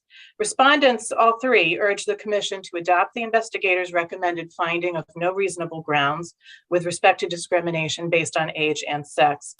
In January 2019, Governor Mills took office and her administration directed SAMS to strengthen its response to the ongoing opioid crisis. The director of SAMS decided to reallocate resources within the agency. One of the director's goals was to bring individuals with significant experience in substance use disorder to SAMS's senior leadership team. At the time, there was no one on the senior leadership team with that kind of experience. There were only 3 people on the senior leadership team. One was complainant, who was the only associate director at SAMS at that time, respondent Parks, who was the chief operating officer, and the director. Each of them had a strong background in mental health, but not substance use disorder. The director proposed a reorganization of SAMS to the deputy commissioner of DHHS, who agreed with the plan. And SAMS executed the reorganization plan. As part of this plan, complainant's associate director position was eliminated. Instead of an associate director, Sams took 2 existing employees who both happened to be female and reclassified their existing positions so that one of them would head up mental health programs and the other would head up substance abuse or substance use disorder programs. Both of them became members of the senior leadership team, but neither of them were placed in a pay grade that was as high as complainant's previous associate director position. The reorganization also took an existing male employee on the finance side of the house and reclassified his position upwards to a higher pay grade, again, adding more breadth to the senior leadership team. The investigator noted that the record showed that the reorganization placed more emphasis on substance use disorder in the team and that it expanded the total number of people on the senior leadership team. Sams needed to reorganize the positions and resources that it had in order to address the opioid crisis, but also to address the actual work that some of these employees were already doing. The 2 female employees whose positions were reclassified to a higher pay grade had already been doing a lot of the work associated with that pay grade, and that needed to be recognized. But in order to reclassify these various positions upwards, as part of this reorganization, Sams had to eliminate the more expensive associate director position. In addition, the director believed that complainant's continued presence in the senior leadership team would be problematic because of his negative attitude about women in leadership roles and the way he expressed this attitude, namely by commenting that he was the wrong sex to be successful in this administration. The director had advised complainant not to continue making these comments, but to no avail. Complainant, whose position as associate director was eliminated, was returned to the position he had held before becoming associate director, and that was pursuant to the collective bargaining agreement and the provision that applies when a position is eliminated. Complainant remained a valued member of SAMS in a position that is highly paid. In fact, the record shows that within 3 months of his reassignment to that position, he received an increase in salary and as a result was earning more than he had been earning before in his associate director position. Complainant cannot establish a claim of discrimination based on gender or age. His associate director position was eliminated. Therefore, it was not filled by a person of a different gender or by a younger person. Moreover, as the investigator correctly noted, his position was not eliminated in isolation. It was eliminated as part of a larger plan that involved multiple positions, some that were reclassified upwards, including, as I mentioned, one male employee's position, and some that were reclassified downwards. The investigator also correctly recognized that complainant failed to show that he was more qualified than either of the 2 female employees whose positions were reclassified upwards. He simply said that he had more years of experience than they did, which is not sufficient to demonstrate that he was more highly qualified for their positions. SAMS legitimately placed an emphasis on elevating individuals who had significant skills relating to substance use disorder to the senior leadership team, and on balancing out that team with other individuals whose skills and experience were well suited to the goals of the reorganization. The investigator properly found that there was not evidence of discrimination based on either age or sex. And lastly, as the investigator properly concluded, complainant has no basis for a claim of individual liability against respondent Parks, who participated in the reorganization, but who yielded decision-making to the director and the deputy commissioner. So for all of these reasons, respondents respectfully request that the commission adopt the investigator's recommended finding of no reasonable grounds to believe that any of the 3 respondents discriminated against complainant on the basis of age and or sex. Thank you, Ms. Wright. Questions, commissioner questions for Ms. Wright at this point? If so, raise your hand. Seeing none. Okay, Ms. Wright, you'll have 4 minutes when we come back to you. So we'll go back to Mr. Connors at this point. Mr. Connors, you have about 7 minutes at your disposal. Okay. As I noted earlier, the 2 associate director positions were funded, one through mental health and one through substance abuse. The focus of the position again this morning is the opioid crisis. Again, my position was funded through mental health, although I will say the response to the opioid crisis, when I was the associate director, we had the overdose death rate down to about 340, and it's now up to about 560, highest it's been since I left 2 years ago. So I'm not saying I was the main reason for that, but that's the trend that we now see. So that's the opioids part. I do contend that I have more experience, knowledge, and background in mental health than the person they hired for that position. I believed it in July when we did the initial hearing, and I believe it now. In fact, the person they hired has left that position and has took a demotion to go to the Office of Family Services. I supervised both of the people that were promoted when I was the associate director. So I went from a pay grade 32 to a pay grade 28, and they went from a 28 to a 30. So, and since this change, they've discovered they now have hired 2 new deputy directors and a new COO because Mr. Park's position was then moved over to the CDC for reasons unknown to me. So again, the fact of my attitude was not brought up until July at the hearing. I've never been counseled. I've worked 38 years in this field. Neither Director Wheeler or Mike Parks gave me a counseling for it. It's never been. No names of third parties, please. Oops, sorry. It's never been in any of my evaluations. I've always got exceeds or outstanding in my evaluations after 30 plus years. And so there's never been a blemish on my record of state employment until this, which, to be honest, I find very offensive and upsetting. But there's no proof of it. There's no documented proof that I did any of these things. And again, I was not made aware of this being the reason until July, when we had the original hearing for this. So that's all I have at this point.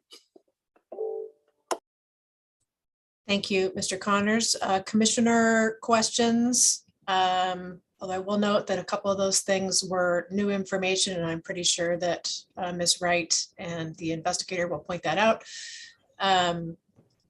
Commissioner questions for Mr. Connors at this time? I saw Commissioner O'Brien. Thank you.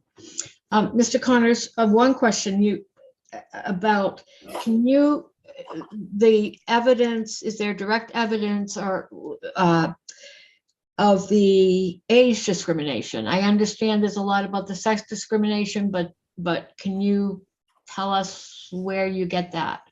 Or is it just a feeling, or where'd you get that? I sent multiple org chats to Jane O'Reilly, and what it shows, in my opinion, is a trend of hiring younger individuals that continues to this day if you look at the org chart. So the positions the individuals now being selected for positions shows a trend towards much younger, well, in my opinion, much younger, I guess, individuals. And there are, a majority of them being female. So I think it was a trend is where I got that. That's the basis of the observation. And the original one was I was having 2 females who were younger than I that I supervised were promoted while I was being demoted significantly. So that's the foundation for it. Thank All you. set, Commissioner O'Brien? Okay. Any other commissioner questions from Mr. O'Connors? Sorry, not O'Connors, Connors. I do not see any at this time. Thank you, Mr. Connors. Now we'll go back to Ms. Wright. You have 4 minutes, Ms. Wright. Thank you. And yes, you correctly noted, Amy, that there was some information offered by Mr. Connors there that is not in the record about some things that he claims have happened more recently. The record does not support there's no evidence of any trend of hiring younger people or females in SAMs. That evidence is not in the record. And Oh, and the other thing that I wanted to mention is that Mr. Connors said that there's no documentation of him making comments about not being the right sex to be successful in this administration, or making negative comments about the governor's decision to hire women in important positions. But there is documentation of that in the form of the witness statement of the director of SAMS at the time. And that was submitted as part of the record. And that's all I wanted to add. Thank you. Any commissioner questions for Ms. Wright at this time? Commissioner questions for Ms. Wright? Seeing none. Thank you, Ms. Wright. Then we would turn to the investigator, to Jane O'Reilly. Good morning, commissioners. As Amy said, my name is Jane O'Reilly. I was the investigator on this case. I was just briefly looking to find when the close of evidence was in this case. So the record closed in this case in July of 2020. And so anything really that's gone on most recently with hiring or people leaving positions, that's all new information that was not on the record at the time of my report. Otherwise, I don't have anything else to add, but I'm happy to answer any questions. Thank you, Jane. Commissioner questions for the investigator? Seeing none. Okay. No questions for the investigator, and so therefore we've heard from the parties and the investigator, and we will be looking for a motion. There is one proposed finding.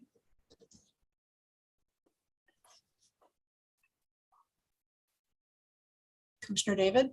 I'll move that we find that there's no reasonable grounds to believe that the complainant was discriminated against on the basis of age or sex by either respondent, and that the complaint should be dismissed. I second. So it's been moved and seconded, a motion to find no reasonable grounds to believe that age or sex discrimination occurred on the part of any of the three respondents. Is there any discussion among commissioners?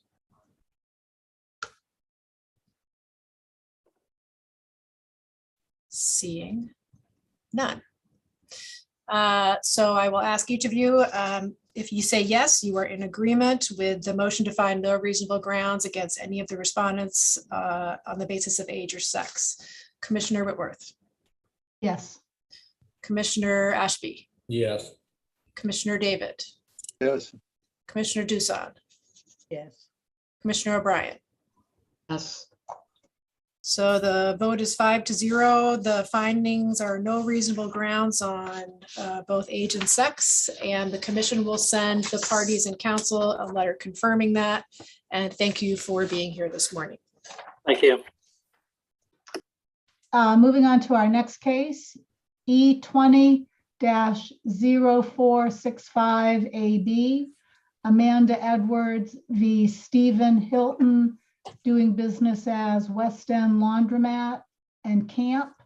This is a no reasonable grounds recommendation. Is there anybody here to speak on behalf of the complainant? Yes, Commissioner, I'm Eric Peters and I'm here on behalf of Amanda Edwards. Okay, you have 10 minutes. Thank you, and I thank the commission for the opportunity to represent them. As I said, my name is Eric Peters. I'm representing Amanda Edwards, the complainant here, a former employee of the West End Laundromat in Portland. The respondents in this matter are Stephen Hilton and Camp LLC, the laundromat's owners, and they are the ones who fired Ms. Edwards from her job in violation of the Maine Whistleblowers Protection Act. Now, let me give you just a quick overview of the facts and why this case merits a reasonable grounds finding, and then I'm glad to try to answer any questions that you may have. Amanda was a good employee, and in the brief time she worked for the laundromat, Mr. Hilton had no problems with the work that she did. In August of 2020, Amanda began to feel sick and believed she might have contracted the coronavirus. She told Mr. Hilton this and also told him that if she tested positive, she would be participating in the state's contact tracing program, which Amanda believed was mandatory. Mr. Hilton responded by telling her that he had not participated in the program when he had previously tested positive, and also that if she did so, it would be bad for his business. He went on to tell her that if she participated in contact tracing, he would fire her. She told him that she was shocked by his comments and that he had refused to participate in the program, which she believed had put the health of others, including herself and the laundromat's other employees, at risk. She made clear to Mr. Hilton that she would participate in contact tracing if she tested positive, and that would include disclosing where she worked. Days later, while Amanda was waiting to get tested, Mr. Hilton told her that she had become more of a headache than she was worth, and he terminated her employment. In other words, he fired her because she indicated she was going to participate in the contact tracing program. And he also fired her because she indicated that she believed that he had put her health and the health of others in jeopardy by not participating in the program when he had previously tested positive. Now, the investigator didn't interview either party. Instead, she relied on their written submissions in issuing her report, concluding that this was not a reasonable grounds case as a matter of law. And the basis for that conclusion was because the investigator believed that Amanda did not make a report, as the Whistleblower Protection Act defines that term, and because she was not directed to commit an illegal act by Mr. Hilton. Now, let me state that I am well aware that the commission and these investigators have a significant caseload, and I get that not every case is going to get a full-on investigation, including witness interviews and meetings or Zooms. But here's the issue with that as applied to this case. If the investigator had met with or spoken with Ms. Edwards and Mr. Hilton and had said, you know what, this is a disputed matter, but at the end of the day, I believe him over her, well, I wouldn't have been happy about it, but I certainly would have understood. That did not happen, however. Instead, the investigator concluded, based on the paper filings, that even if you believe Ms. Edwards' account, which the investigator apparently did, her claim still fails as a matter of law because she didn't make a report within the meaning of the Whistleblower Protection Act, and because she wasn't directed to commit an illegal act. Now, both of those statements are incorrect, and that's why the commission must make a reasonable grounds finding. Specifically, as we pointed out in our February submission in response to the investigator's report, based on law court's prior rulings, including Cormier versus Genesis Healthcare, Ms. Edwards' complaints are protected under the Whistleblower Protection Act. Additionally, Mr. Hilton fired her because she indicated her intent to participate in contact tracing. As we also pointed out in that same filing, that's no different than an employer firing an employee who says, hey, there's an OSHA investigation going on to that accident we had the other day. I'm going to participate in it if I'm asked to do so.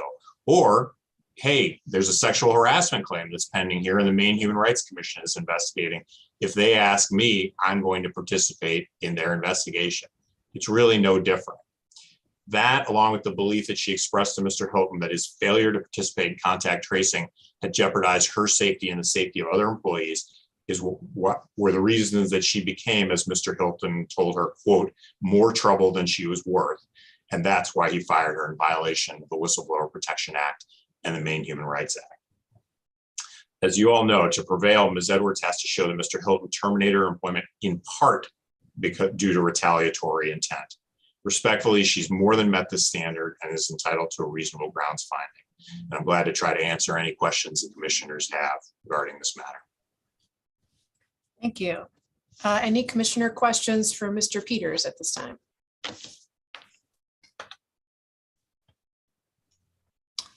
Seeing none. Mr. Peters, you'll have about 5 minutes when we come back to you. Thank you. And then we would turn to Ms. Wade. Good morning, Commissioners and the Executive Director. I'm Kathleen Wade, and I represent Mr. Stephen Hilton and his business, Camp LLC. I'll be super brief because I think this case is really simple. We urge the Commission to adopt the investigator's findings in this matter, which accurately describe both the facts and the law. Mr. Hilton hired Ms. Edwards to work part-time at the laundromat he operates in June of 2020. A month or two after she started, Ms. Edwards asked for an advance of $160 because she stated she did not have sufficient funds to fix her vehicle. Mr. Hilton granted this request and issued the advance. Before even half of that advance was repaid, Ms. Edwards again asked for a second advance, this time in the amount of $300. Mr. Hilton refused this request. Ms. Edwards indicated she would quit if he did not advance her the money, but Mr. Hilton was not persuaded by this ultimatum, and he did not provide the second advance. Ms. Edwards then quit. This was a voluntary resignation. There was no threat to fire Ms. Edwards, nor was she actually fired by the business. Ms. Edwards has obviously alleged something different, that instead of resigning, she alleges she would be participating in contact tracing if she tested positive for COVID. I want to respond to this, but I also want to be clear that Mr. Hilton denies that there was any conversation that ever took place about contact tracing. They did not talk about this. Instead, Ms. Edwards did indicate in August 2020 that she felt unwell. Mr. Hilton had previously tested positive for COVID. It was relatively early in the pandemic, and so testing was not as easy to come by as it is today. Mr. Hilton recommended locations where Ms. Edwards could get tested, since he had, of course, been tested himself. And it is also worth noting that there was a conversation when he tested positive, where he told all of his employees he had tested positive and recommended that they quarantine or get tested themselves in order to ensure that they weren't infecting others. Again, there was no conversation about contact tracing.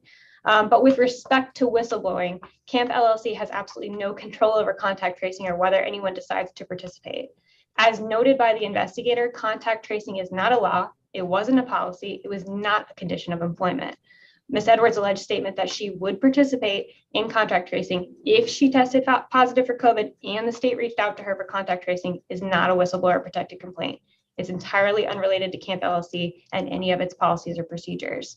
Again, I urge the commission to adopt the same findings as the investigator, that there are no reasonable grounds to believe that retaliation occurred in this matter, but I'm also happy to answer any questions the commissioners have. Thank you. Questions for respondent from commissioners? Questions for respondent, Commissioner David? Attorney Wade, do you claim that the Whistleblower Protection Act requires that the employee believe that it be a violation of law that they're being directed not to do? Because the definition that's in the report says, or a condition jeopardizing health and welfare. And I would think that being told to refuse to undertake contact tracing when that's an official state policy from Maine CDC is a condition of safety and health of the employee. Sure, and I think you've accurately stated the law there, that if the employee believes that it is a violation of law, then I think it is a protected complaint. I'm not sure that she's alleged that here. I think what's a key distinction is that not only do I think she did not believe it was a violation of the law, but it also was not a condition or practice of employment. Obviously, there are a lot of things that somebody could complain about or talk about that are not under the purview or control of the employer. I think in order to get that whistleblower protection, you essentially, the cases I think suggest that you need to essentially be discussing or unveiling or shedding light on a condition of employment or a safety concern related to something that the employer actually has control over, which it just simply doesn't with respect to contract tracing that may or may not have been conducted by the state, again, if she even tested positive. So, but you're saying that the respondent says just denies the conversation or denies the allegation that complainant says that he told her she would no longer be working there if she gave contact tracing information. The reason being that would implicate the place was unsafe or affect his business. So again, the conversation I don't think took place at all, or at least that's our position, right? But I think, again, it's speculative whether or not she would have even had to, engage in contact tracing. It was not a policy, or it wasn't communicated to her at all that she couldn't participate in contact tracing. There was no conversation about contact tracing. But even if there was, again, I don't think it's a condition of employment, whether or not she participates. I think he was engaging in COVID protocols. They were wearing masks. They were doing what they could there. It's not a whistleblower protected complaint from my perspective. She's alleging that he made it a condition of employment by saying you'd no longer be working here. Correct? Well, I understand you're denying the conversation, and then that raises the credibility issues of witnesses. But I would still suggest that because he has no control over it, it's not a whistleblower protected complaint, right? I think it's similar to if she said, There's a lot of potholes on my way to work. I really it's unsafe for me to have to drive over these potholes, and for him to essentially say, okay, well, you can choose to go that way, that's faster, or to go a different way. It's not a whistleblower protected complaint because he has essentially no control over whether or not the state engages in this or not, or whether they contact her, whether she engages in it. It's not a condition of employment from a whistleblower perspective. Okay. Any other commissioner questions for respondent at this time?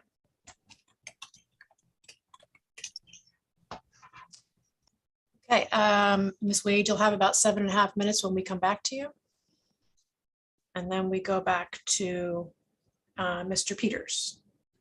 You have 5 minutes. Yeah, thank you. So I'll just address some of the things that Ms. Wade said, and also specifically some of the things that Commissioner David brought up, because I think he hit the nail right on the head. This allegation that Ms. Edwards supposedly asked for an advance and was declined, she denies that ever happening. We made that clear to the investigator in our written submission in rebuttal to the respondent's position statement. The statements that Ms. Wade made about the respondents not having any control over the program ignore the fact that they had ultimate control over it, in the sense that they threatened to fire my client and then did fire her for telling them that she was going to participate in this. So that's about as much control as an employer can extend over an employee, threatening their job and then actually taking their job away from it. And that was something that was alleged in our complaint, which we filed under oath. And then to go back to something that Ms. Wade brought up in response to Commissioner David's questioning, as we all know, the standard is that Ms. Edwards had to subjectively believe that contact tracing was required under the law, and that a reasonable person had to believe it, not whether it was actually. So those, I believe, were met in this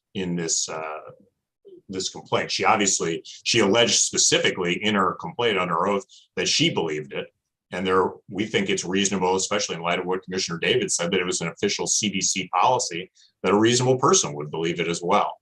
So for all of those reasons and the other reasons set forth in our materials, this is a reasonable grounds case. Thank you, Mr. Peters. Any commissioner questions for Mr. Peters?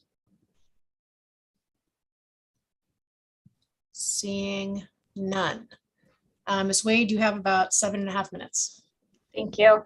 Again, I would just point out that it is our position that this conversation never occurred. But again, even if it had, I don't think the cases cited by Attorney Peters support the position that a speculative action, if I test positive, and if the state wants me to participate in contact tracing, I will somehow, I will do this thing. This is not somehow a condition or practice of employment. The cases about whistleblower protection talk extensively about, if somebody has staffing concerns, or if somebody has concerns about something that the employer is actually doing that is creating a safety hazard. The employer took no action here with respect to anything unsafe. And so her supposed complaint that she was going to participate in contact tracing is simply not protected by the Whistleblower Protection Act. Not every, I think in complaint submission, there was a quote from a case that said, not every complaint that relates to safety is a whistleblower protected complaint. And I think that applies perfectly in this case. This is not one of those protected complaints. Again, happy to answer any questions. Thank you. Any commissioner questions for Ms. Wade?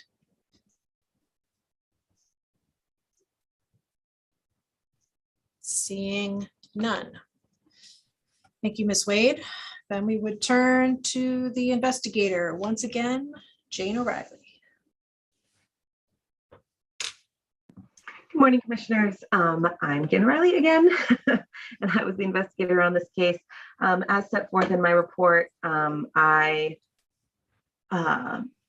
concluded that this was not protected activity, and that was based on, I think, what Attorney Wade most recently referenced. This was not a current condition or action that was ongoing with employment. So to speak directly to the examples that Attorney Peters referenced, an ongoing or current OSHA investigation, a current sexual harassment complaint, those are current activities going on within the employment that are either unsafe or alleged to be unsafe or alleged to be illegal. Those are the activities that are actively happening in the workplace that an employee is making a report about. In this instance, if the conversation did occur, in this case, it was very difficult.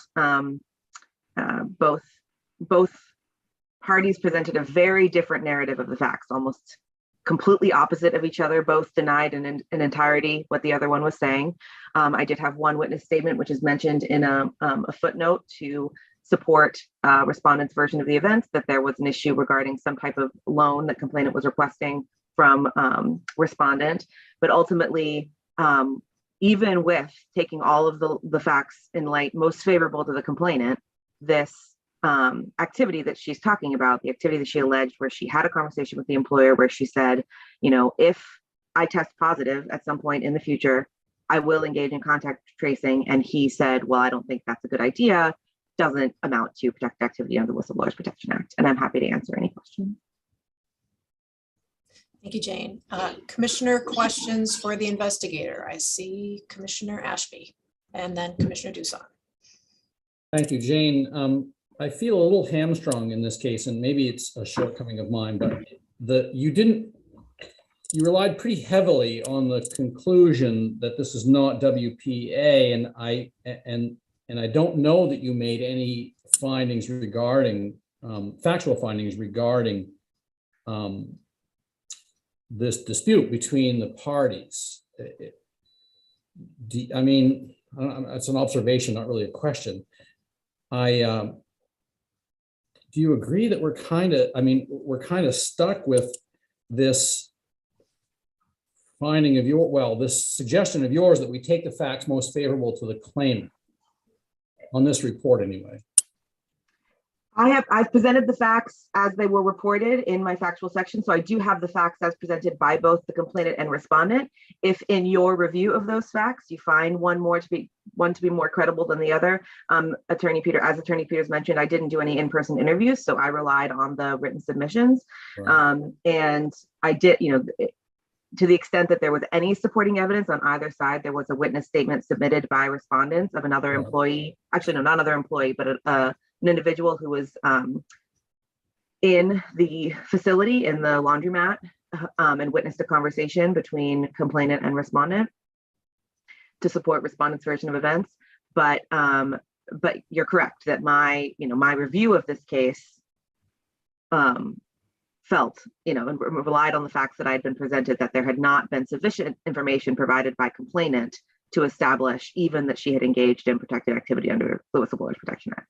Right, and I don't mean to be critical of you. I'm sort of wrestling with this. I lean toward, I lean toward believing a set of facts in one respect, but I really feel the investigator's report requires us to look pretty closely at whether this is WPA, and I'm influenced by some of the questions that Commissioner Davids asked. So, all right, thank you very much. No problem. And then I saw Commissioner Dusan and then Commissioner David. Nope, you just muted yourself, Commissioner Dusan. Sorry, I had already unmuted. Now I know. muted again. I've gone through the details a couple of times to try to glean some fact that indicates one way or the other, more strongly one way or the other, so that I move away from this even chance. The way I'm reading the files, it seems to be completely one person's word against the other, completely on credibility. But so there's two areas of question. I just want to understand your position. When you reference taking complainant's version of the facts in order to get to the legal analysis, the statement that you mentioned from a third party who was present during the conversation, that was specifically to the question of whether there was a conversation about an advance. Correct. I believe it's in footnote 2 on page 2. So that was the statement was longer than that, but that was the reference made in the statement to the dispute that respondent, or the conversation that respondent provided, the version that respondent provided, that really it was about this, advance on her paycheck that she was requesting. So to make sure I read that Yep. closely. So even with that piece of information, taking the complainant's version of the facts meant even setting that aside and assuming there was no advanced conversation, you reached this recommendation. So the other area that I wanted to be sure I understood how we went down the trail is on the matter of the discharge. So the parties are pretty in two different corners as to whether there was a discharge or whether she was fired or she didn't return. Was there any information you gleaned specific to how, if she were discharged, was there a call from the respondent? Was there a letter of discharge? In what way? She doesn't argue constructive discharge, and so in what way did the discharge happen according to the complainant's version? And I will pull up the complaint exactly, but my recollection and from the reading of my report, it's that it was a verbal discharge. So she was in a conversation with her employer who said, "You're becoming too much of a headache, and you're fired." Or so let's see. And that was separate from the alleged conversation that if you do the contact tracing, you'll no longer work here. So there was a separate conversation. Okay. Correct. Yeah, there were two conversations. She had an initial conversation with him where she was discussing generally the process of contact tracing. And he said, "That would not be a good idea. I will fire you." And then a later conversation where he said, "You were having a headache," and terminated her. There was no documentation sent, and I don't think there was a statement by complainant that there was ever kind of a letter or any other paperwork to that extent. So both conversations, and same with the conversation where she never returned. There was no letter provided that respondent said complainant submitted anything in writing that she had quit. It was both versions involved verbal interactions. Okay, thank you very much. You're welcome. Mr. David? Yes, thank you. Thank you, Jane. Twice you have said, well, in your report, you say, taking facts most favorable to complainant. You come to this conclusion. Twice in your oral presentation, just now and initially, you said that even if respondent said to her about the contact tracing, that would not be a good idea, you wouldn't find this. But what you say in the report, the allegation is that he said you would no longer work here. No longer work here would, and if you were taking facts most favorable to complainant, then you have to take that fact that he said you would no longer be work here if you participate in contact tracing. So it does come down to the legal view as to whether the whistle protection WPA applies. And so my specific question, after having made that challenge to you about whether we're taking the facts, granting her those facts, is what would make it a whistleblower protection action? If she had taken this conversation to the CDC and said, "I'm having this situation," would you agree that that's a whistleblower protection? In other words, is it the fact that there's nobody else to report to in this, two people and one employer kind of situation? So let me start by sort of walking through, I think what's not been clear in my presentation and through my report is that I'm not arguing that when I take facts as complainant has presented them, that she wasn't terminated because of her discussion of contact tracing. So she could have been fired that's what I'm saying. I believe her assertion that she had this if I believe she had this conversation with her employer and that he said you were a headache and fired her, those two things still could have happened. And she has not made a report to her employer of a condition that is unsafe or an illegal practice within her employment. That's what I'm saying. So in this instance, having a conversation with your employer about an intent to engage in a government program related to a pandemic without a current positive case in the workplace, current report of some action within the workplace that the employer is engaging in that is unsafe. Nothing was happening in her employment environment at that time that she was reporting that was unsafe or illegal. That's the analysis that I did with the facts. So again, that's where I reached that. And what was happening was the history that he had COVID, and that he was saying, if you engage in contact tracing, you'll no longer work here. And the construction would be that she's complaining about that as being unsafe. I'm not going to do that. I'm going to do the contact tracing. What I have as presented in the conversation, and I will go back to the complaint, so I make sure that I get the complainant's words in the initial. Let's see. Okay. The conversation was discussion about, testing positive for COVID and what you would do. She did allege that he had said he had tested positive and not done contact tracing, which respondent provided, he tested positive, he did participate in contact tracing, he told the employees, but again, there was not a report at that point that he was positive and working in a way with his employees. Contact tracing and reporting to your employees that you have a positive case and, are telling your employees, those are two separate things. She didn't report that he had tested positive and come to work without, informing his employees or anything like that.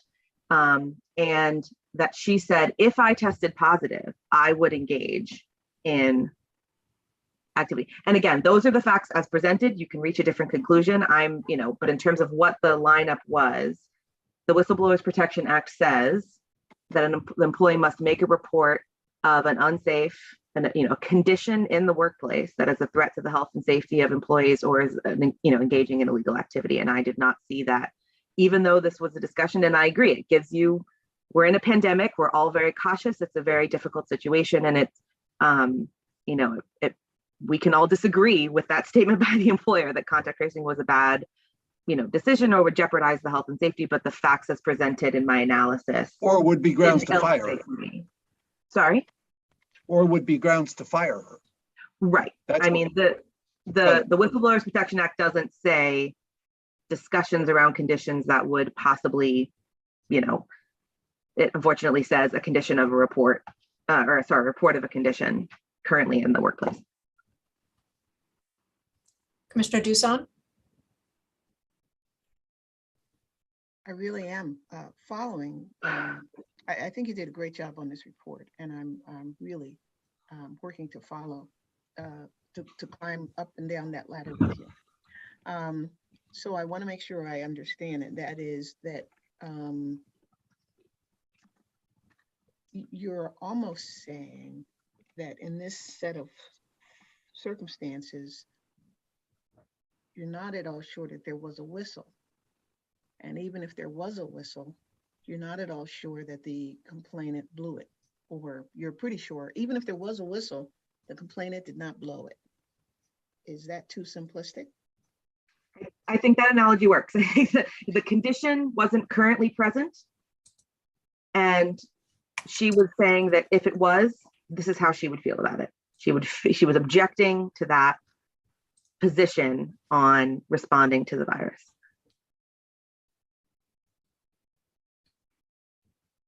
Any other commissioner questions for the investigator? Seeing none. Thank you, Jane. So commissioners, you have heard from the parties, you have heard from the investigator. And so at this time, we would be looking for a motion or motions. There is one proposed finding.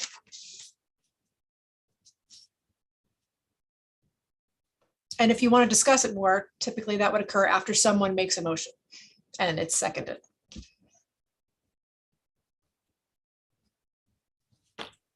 I'll move that we find that there are reasonable grounds to believe that the respondent retaliated against the complainant for engaging in WPA, and that conciliation be attempted in accordance with the act. Second. So it's been moved and seconded to find reasonable grounds to believe that the respondent violated the Whistleblower Protection Act. Is there any discussion among commissioners? Commissioner David? Yes, I mean, I think the conditions were present at that time. Thinking back to the summer of 2020, we're in the throes of a deadly pandemic. We're unclear. Well, we're not unclear about what the policy is. The policy is to quarantine and to test and to trace. And that's what we're faced with day in and day out. And he says, taking the facts as complainant alleged them, that if she tested positive, you would no longer work here. And that to me is a condition that meets those requirements of saying, no, I'm not going to do that. That affects the health and safety of the employees and others in the workplace. And I will support the motion. Commissioner Ashby? I think I see it that way as well. I wrestled with whether or not this was a report of a violation of, or an anticipated violation of law or rule, and I was hanging on rule for a while. But I don't know that the record shows what the CDC's admitted practice of contract tracing was and whether it was an actual rule adopted by executive order or anything like that. That's the record's not, at least we didn't hear anything today about that. But I do agree that subsection B of the statute 1B, as indicated by fellow Commissioner David, does indicate that the employee had a reasonable cause to believe that there was a condition or practice that would put at risk the health or safety of that employee in this instance. And I think there's at least an even shot. That is taking the evidence most favorable to the complainant, which is what I gather I was encouraged to do in this analysis. I'll leave it at that. Thank you. Any additional discussion from commissioners? Commissioner Doosan? Yeah, I'm in the same place as my colleagues. I think that if we are taking the facts, if we're reading it, assuming all of complainant's allegations are true, which is, I suppose perhaps I should parrot the same words others have used. I just think I'm stuck at the even chance standard, and she might have an opportunity to convince this to resolve this case in the opposite direction if she were in court. So I'm going to say yes to the motion. Any additional discussion among commissioners? Seeing none. So the motion is to find that there are reasonable grounds to believe that respondents violated the Whistleblower Protection Act in discharging, or sorry, retaliated in violation of the Whistleblower Protection Act. And if you say yes, you are in agreement with that. Commissioner Whitworth. We have to be able to hear you. This was tough, but yes. Commissioner Ashby. Yes. Commissioner David. Yes. Commissioner Doosan. Yes. Commissioner O'Brien. This was tough, but no. Okay, so the finding is that there are reasonable grounds by a vote of 4-1. The commission will send a letter to the parties reflecting that and discussing the conciliation process. Thank you. Moving to our last case of this morning, E21-0075, Brian Adario v. Maine Correctional Center. This is a no reasonable grounds recommendation. Is there anybody here on behalf of the complainant? Okay, Mr. Adario, or I think Officer Adario might be the right honorific, but if you can unmute yourself. There you go. Yes, you have 10 minutes. All right, first I'd like to say that the investigation did not meet discrimination or reasonable accommodations when ADA was granted, and has moved at first medical documentation. I was on nights for 2 weeks after working 5 straight days.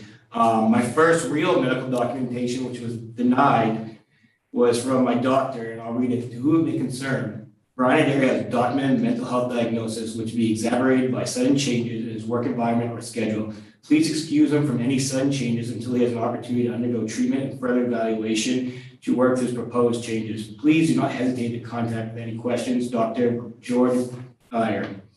Second, before as even had to get that, I basically had an email which was all left out of the investigation. First, it says, basically, I'll start, it says, I'm sorry for bothering you, and I asked for hardship. And I told him before I had a panic attack, my hands were shaking, I was placed on post anyways. I ended up getting a personal improvement plan out of it, as well as trips to the doctors and therapists. I was diagnosed by a therapist with acute anxiety disorder, anxiety change. I also diagnosed with several signs and symptoms of PTSD. They all knew this before.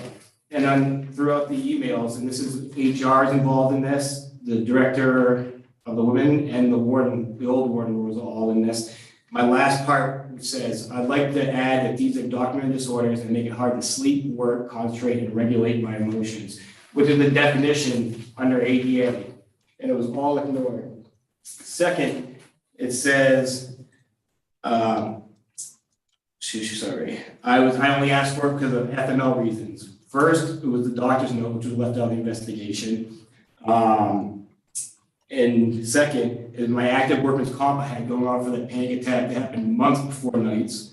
And it's and I was seeing a therapist and getting medication change at the time, which they took into no accountability or recognition of. And third, the hardship. I asked for a reason for hardship under the disclosed ADA guidelines, policy 3.2. You can't confirm or deny my accommodations until the equal opportunity coordinator has a chance to review it and decide it violates state and federal law. The equal opportunity coordinator didn't even know I was forced on nights, nor did she know before I was forced on nights. So that's a big problem there. I was never sent to HR like the investigation says for this. I was only sent on during the panic attack, which happened months before. I did go up there to vent like she was offered.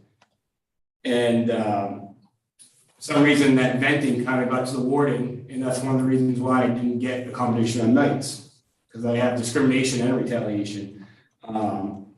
The warden in the phone call said I didn't get my accommodations because I complained too much.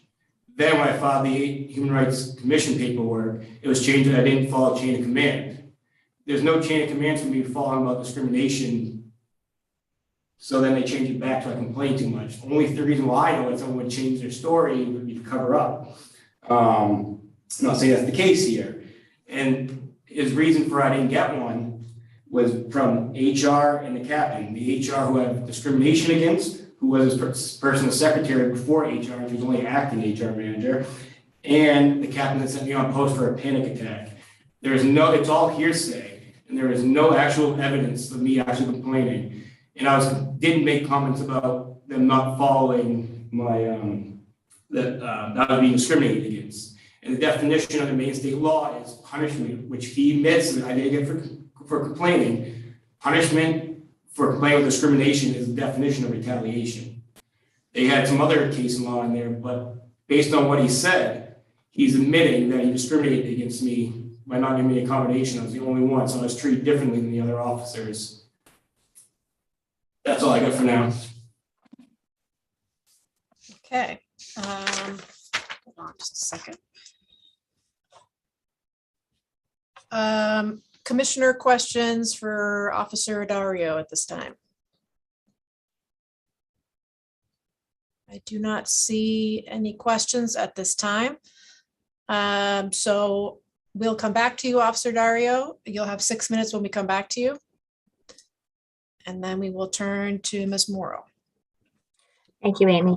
Good morning, Commissioners. I'm Kelly Morrill, and I represent the Department of Corrections. Officer Dario has worked for the department since 2008, and his current assignment is at the Women's Center in Wyndham. His post is as a rover. His regular schedule is Monday through Friday, 7:30 a.m. to 4 p.m. So as a result of the pandemic in 2020, the facility experienced a large number of staff vacancies due to various reasons connected with the pandemic. Also due to scheduled vacations, due to people being out with other symptoms not related to COVID, due to scheduled vacations. So in order to provide coverage for the facility, management determined in November of 2020 that it was necessary to collapse certain posts that weren't necessary at the time, so that officers could be temporarily reassigned to the shifts that needed coverage the most. So management identified approximately 16 posts for this temporary reassignment, and Mr. Adario's was one of those posts because his post is not dedicated to one particular function. So in order to determine what shift assignments would be made, management utilized a seniority list and allowed the officers with the most seniority to choose the shift that they wanted to be temporarily reassigned to. Mr. Adario was further down on the seniority list, so he was assigned to the night shift. He wasn't happy about the reassignment. And he was very vocal about it in the facility, walking around and complaining to various people, various staff in the facility, staff who didn't really have any responsibility or authority to change the reassignment. He also went to the HR manager's office and vented his anger to the HR manager about the reassignment.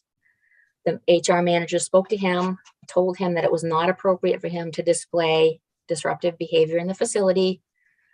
She told him that it was okay for him to come to her office to vent, but that it was not okay to vent out in front of other staff and residents. She also explained the process at the time for requesting a reasonable accommodation for a disability, and told him that she would contact the department's EEO coordinator, who would provide him with the necessary forms to request an accommodation if he felt he couldn't work the temporary shift. He was told in the meantime that if he felt he couldn't work the temporary shift because of a medical condition, he could utilize intermittent FML, which he had already applied for in 2020 and it had been approved. So he had intermittent FML available to him at the time to use. The department's EEO coordinator provided him with the forms to request an accommodation if he wanted one. He did fill his portion of the forms out. He had his medical provider fill out the medical provider portion. He returned the forms on November 19th, and his request to return to his regular shift was granted within 5 days of receiving the forms. So Mr. Adario appears to be arguing that the department discriminated against him because it didn't grant his accommodation request on the spot. The state has a process that it follows for all employees who request reasonable accommodations, and the department followed this process with respect to Mr. Adario. The law is clear that employers can require employees to submit documentation to support their request for accommodation. First, the medical documentation is necessary to establish that the employee has a qualifying disability. And the questions on the state ADA forms are geared to elicit that information so that HR can figure out whether the person actually has a qualifying disability. The questions are also geared to determine if the person does have a disability, what accommodations are reasonable and necessary under the law. So the accommodation requested has to be related to the person's disability.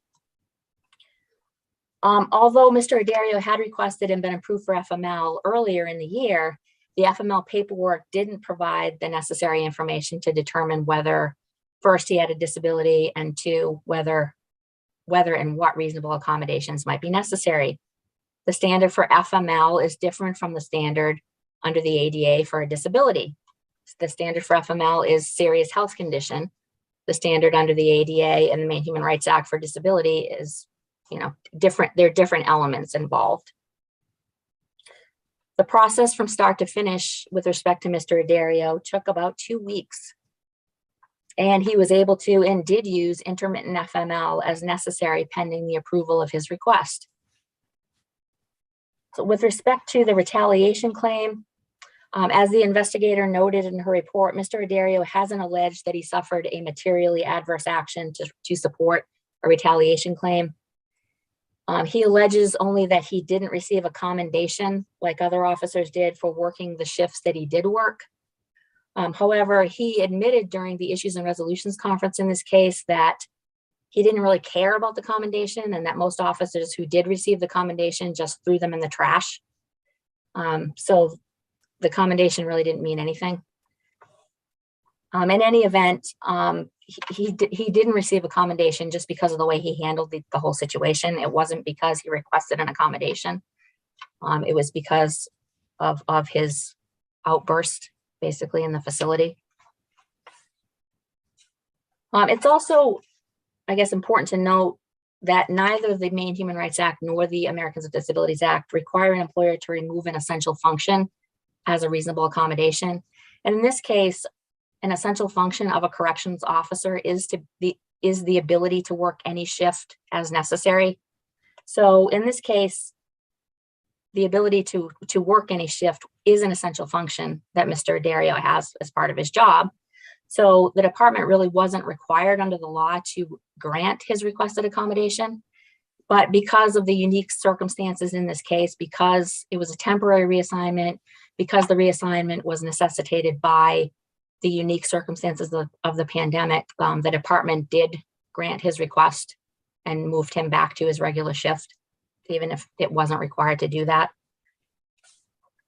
So we agree with the investigator's recommendation in the report of no reasonable grounds, and I'm happy to answer any questions that the commissioners may have. Thank you. Commissioner questions for Ms. Morrill? Commissioner questions for Ms. Morrill? If so, raise your hand.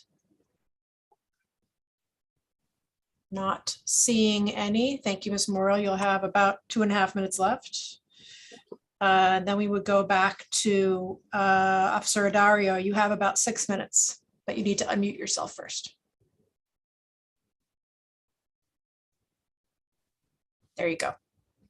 First, they talked about how fast it was done. I was given 2 business days to do it. They told me on one night at 7:30 at night when they called me, they blindsided us with this. And second, reasonable accommodation should have covered it all, which can be done by the emails, by supervisors, as soon as I diagnosed it. So I'm gonna say, oh, sorry, I lost my train of thought. I'm sorry, I just lost my train of thought. It's okay, you have 5.5 more minutes. Okay. I'm all set. Just for now. Well, this will be your last opportunity. Oh, is it? Yep. And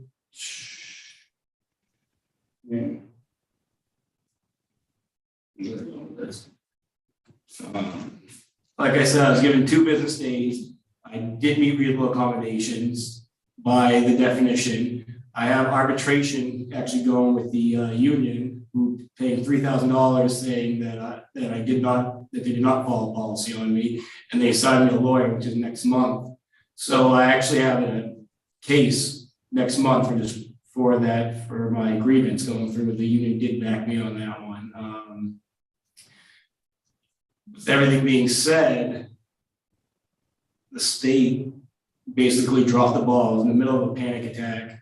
I have panic attacks all the time. I was in the middle of a crisis. I was having a mental health breakdown. It's not like something permanent. I was in the middle of a mental health breakdown, and the state showed zero remorse for me, zero help. After all the times I've been there, how long I've been there with no problems, no nothing, all of a sudden now I'm a problem when I'm having a breakdown. And I got a PIP and everything happened from when I was sent on post for a breakdown, because I said my mental health's not well, I shouldn't be here. And when I went to the Women's Center, this is before, and this is everything they have on me for being disgruntled or being complaining, was months before. It had nothing to do with this case. And if you look at that PIP, you'll see every month then leading up to the days, I actually got a good recommendation from Sergeant. Nope, no names. I'm sorry, from the sergeant who was doing it, that actually said that I was following and I wasn't complaining each month leading up, which would disprove the fact that I was. Because that PIP, every month I had to meet my sergeant, and he told me that I actually was doing good, and it's documented each month going up to that I was not complaining. And for them, they use hearsay saying I was complaining with nothing, not just, oh, they said that, he said that. Well, yeah, I was saying I was being discriminated against. And the fact that I was saying discriminated against means that punishment anyway, which they did punish me because he didn't recognize me when anyone, I don't care about the accommodation, I care I wasn't recognized like the rest of the officers. I should have been recognized. I did step up. I was put there for 2 weeks. And the fact that their only explanation was me to use your FML, well, you can't force me to use FML, and you leave me no choice but forcing me to use my FMLA time. So I was in the middle of a breakdown. I was seeing a doctor. I had a doctor's note. I had with medications, and I was seeing a therapist every 2 weeks at the time. And they can't find that I need reasonable accommodations. Are you kidding me? That's kind of so insensitive. They literally basically said, it's short term, suck it up. I told them, I go, I'm going to fight this to the end, and I will fight this to the end because I truly believe they discriminated against my mental health. I could have did something very crazy. I was not in good mental health space, and they changed my whole life around, nights, days. The first night I went nights, I ended up not sleeping. I stayed up for 25 hours straight. My last 6 hours was on one-on-one with someone that hung themselves. So I had to sit there with a logbook, non-moving for my last 6 hours of my first night on nights. And I was responding to that hanging too. So we had to bring that person back 3 times. And also because I was the most senior officer on nights, they put me in charge of everything. So I had more responsibility. I was basically told when someone that was in SEG that I was given the key to the restraint room, that I was in charge. I had to talk someone down from cutting up with their inhaler. I had to do all this stuff. Well, my mental health wasn't right. What they did and pushed me through was very, very inhumane. It's not right what they did to me. It should not be done to officers. Our statistics prove that we have 25% chance higher of oh my God, sorry. I mean, our stats just show how tough our job is, you know. I think our statistics show it all. I'm sure you're all familiar with our life expectancy, you know, and all that stuff.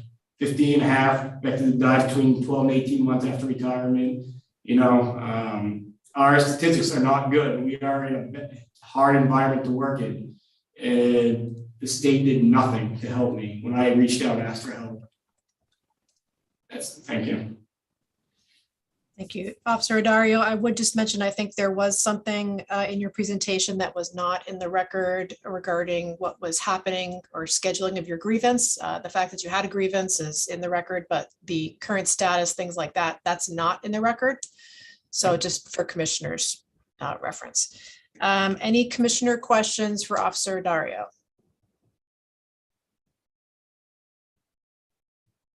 Seeing none.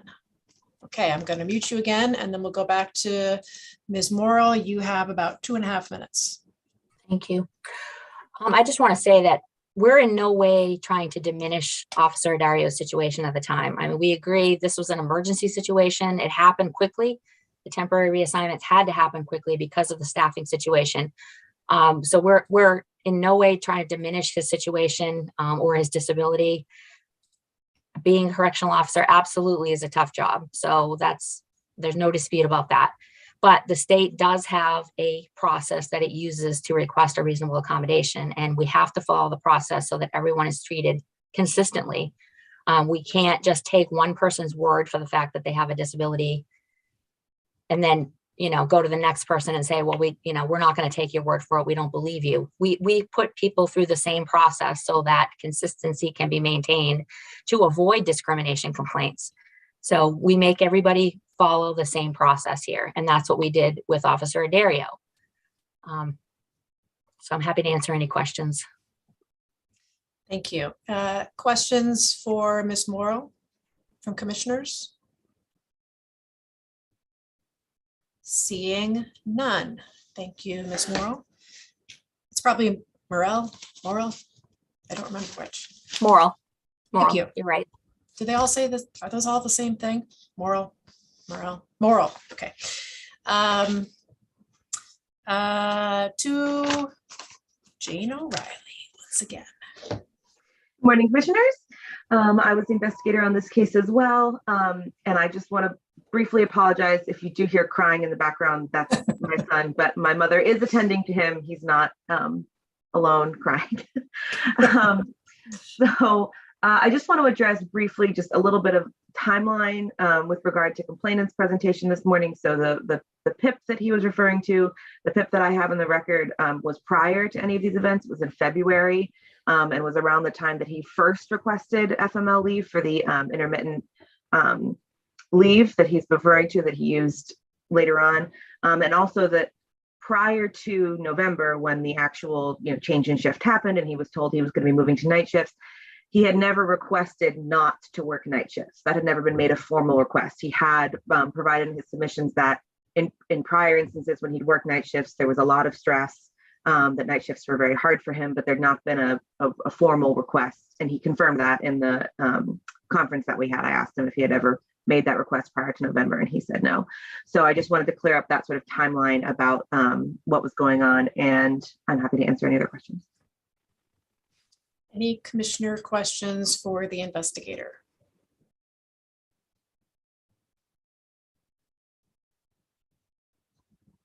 Seeing none. Thank you, Jane. So at this time, we've heard from the parties and the investigator, and we'll be looking for a motion or motions. There are two proposed findings. I would move that we find that there's no reasonable grounds to believe that the respondent discriminated on the basis of disability, and no reasonable grounds to believe that the respondent retaliated, and that the complaint should be dismissed. Second. So it's been moved and seconded to find no reasonable grounds on both claims, disability discrimination and retaliation. Is there any discussion among commissioners? Commissioner O'Brien? I just would like to say that I'm glad that Ms. Morel, correct? You said it right. Yeah. Okay, said that because I do understand very well what a corrections officer job is, and I appreciate what you're doing, but I also think that there is this process that needs to be done, so that's where I'm leaning. Any other discussion among commissioners? Seeing none. So the motion is to find no reasonable grounds on both claims. And if you say yes, you are in agreement. Commissioner Whitworth? Yes. Commissioner Ashby? Yes. Commissioner David? Yes. Commissioner Doosan? Yes. Commissioner O'Brien? Yes. So the vote is to find no reasonable grounds on both claims. The commission will send the parties and counsel a letter confirming that. And we thank you for your patience in waiting for this case to be heard today. And I think that's the end of our case agenda for the morning.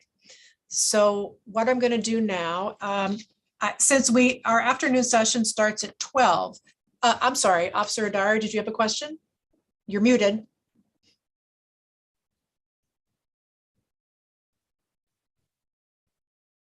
Yes, what's your question? I feel this state never even showed that they proved that they No. didn't need. I'm sorry, but we're done with the hearing on that case. Follow reasonable accommodation policy correctly. And they We just are didn't- done with the hearing on your case. Okay, And so, sorry, thanks. thank you. So commissioners, what I would propose to do at this time, and Officer Dara, I just wanted to say, I'm sorry to cut you off, and I appreciate that you don't agree. And I also appreciate the work you're doing, but we need to move on to the next matters that the commission has.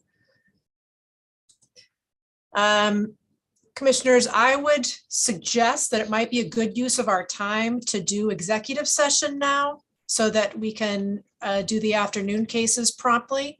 If folks are in agreement with that, then we would need a motion to go into executive session that cites the proper sections of the statute. I think you guys, I'm not sure if that gets carried over. I think it does. I know Deb has the piece of paper somewhere, but I think you all have access to the wording. Jill has a question. Jill, I can't hear you. I need to take a bio break. So in the midst of this, if I could get 3 minutes to run upstairs. Do you all want to take a break for a few minutes and then do 5 minutes and then do executive session? Sounds Yes. great. We'll be back in 5 minutes. Now Barbara and I will both race to the bathroom. I'm gonna win. I know you are. You're closer.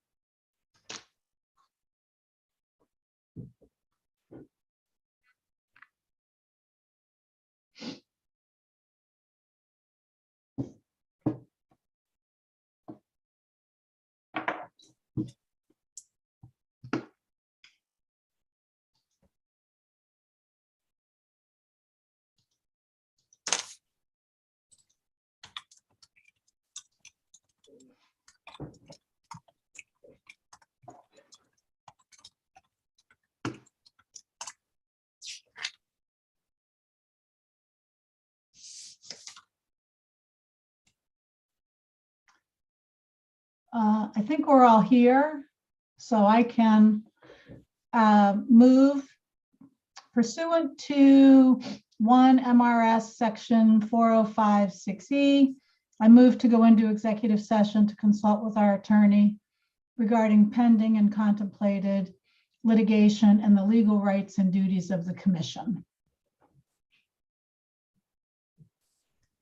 Is there a second? Second. Oh, lots of seconds. Okay. Okay, so it's been moved and seconded. Is there any discussion? Seeing none. I forgot that I have to ask each of you in turn. We're going in, the motion is to go into executive session. If you say yes, you're in agreement. Commissioner Whitworth, Yes. Commissioner Ashby. Yes. Commissioner David, Yes. Commissioner Dusan, Yes. Commissioner O'Brien. You're muted, so we can't hear you. Yes. Thank you very much. Okay, I'm going to attempt the magic of putting everybody into executive session. Here goes. And for the folks who are not going into executive session, you are welcome to stay on this call. It will stay live and continue to transmit on YouTube. The commissioners will return when they leave executive session.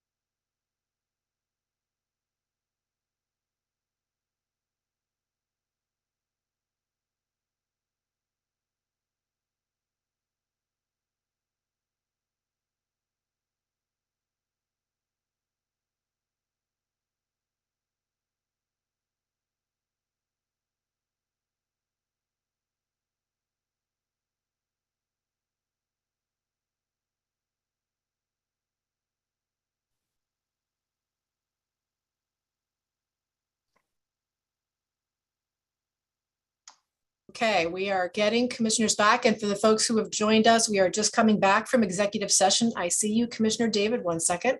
We're just coming back from executive session to start the afternoon slate of hearings. And I think before we do that, Commissioner David wants to make a motion. Yes, I move that the commission not litigate the case of Demers versus UPS E19-406. It's Dumas, D-U-M-A-S. Dumas. Yes. Is there a second? Oh, okay. I think Jill, you tried to second that, but Sorry, I Jill. heard Commissioner Ashby first.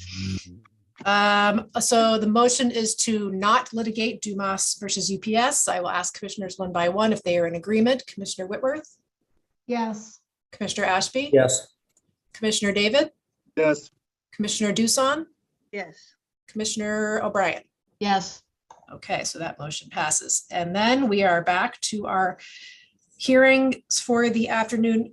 Commissioner Whitworth, do you want to repeat the intro remarks? Thank you. I have it up. Yep, So good of course you do. afternoon. Good afternoon. I'm Deb Whitworth. And on behalf of my fellow commissioners, I welcome you to this meeting of the Maine Human Rights Commission. Before we proceed with the business of this afternoon, I'm asking each of you who may have an electronic device, cell phone, pager, etc., to ensure that they are silenced now. Let's see. We have the agenda made available to you online through a link. It's including the consent agenda.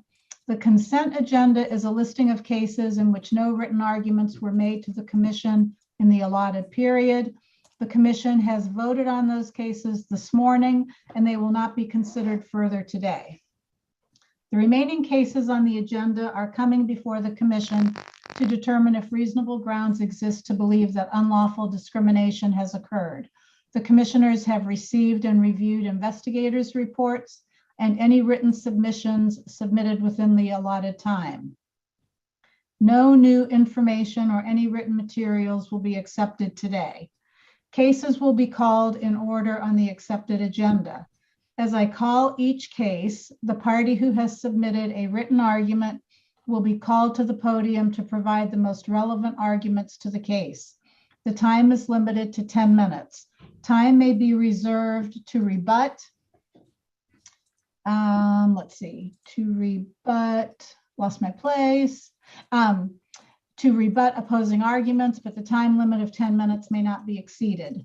Procedural rules of the commission specify that your arguments may address only 1, relevant factual errors, 2, relevant omissions from the report of facts submitted during the investigation, or 3, relevant issues and questions concerning interpretation of the law.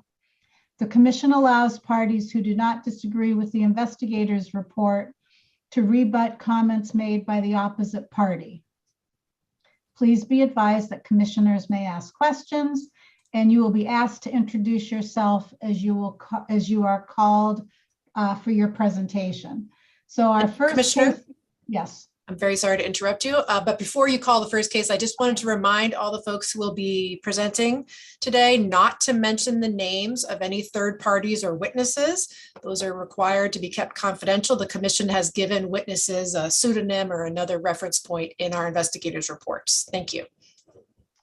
So our first case this afternoon, E20-0083, ABC, Dr. Doug Dung Ba Nguyen, I hope I said that okay, v. Maine General Medical Center, Radiation Oncology Associates, and Glenn A. Healy, MD. This is a no reasonable grounds recommendation. Is there anybody here representing the complainant? Yes. Good afternoon, Mr. Weber. You have 10 minutes. Thank you. Good afternoon, commissioners. My client is here. His wife's name is in his Zoom, and we can't figure out how to fix that, so we apologize. He goes by Zoon Win.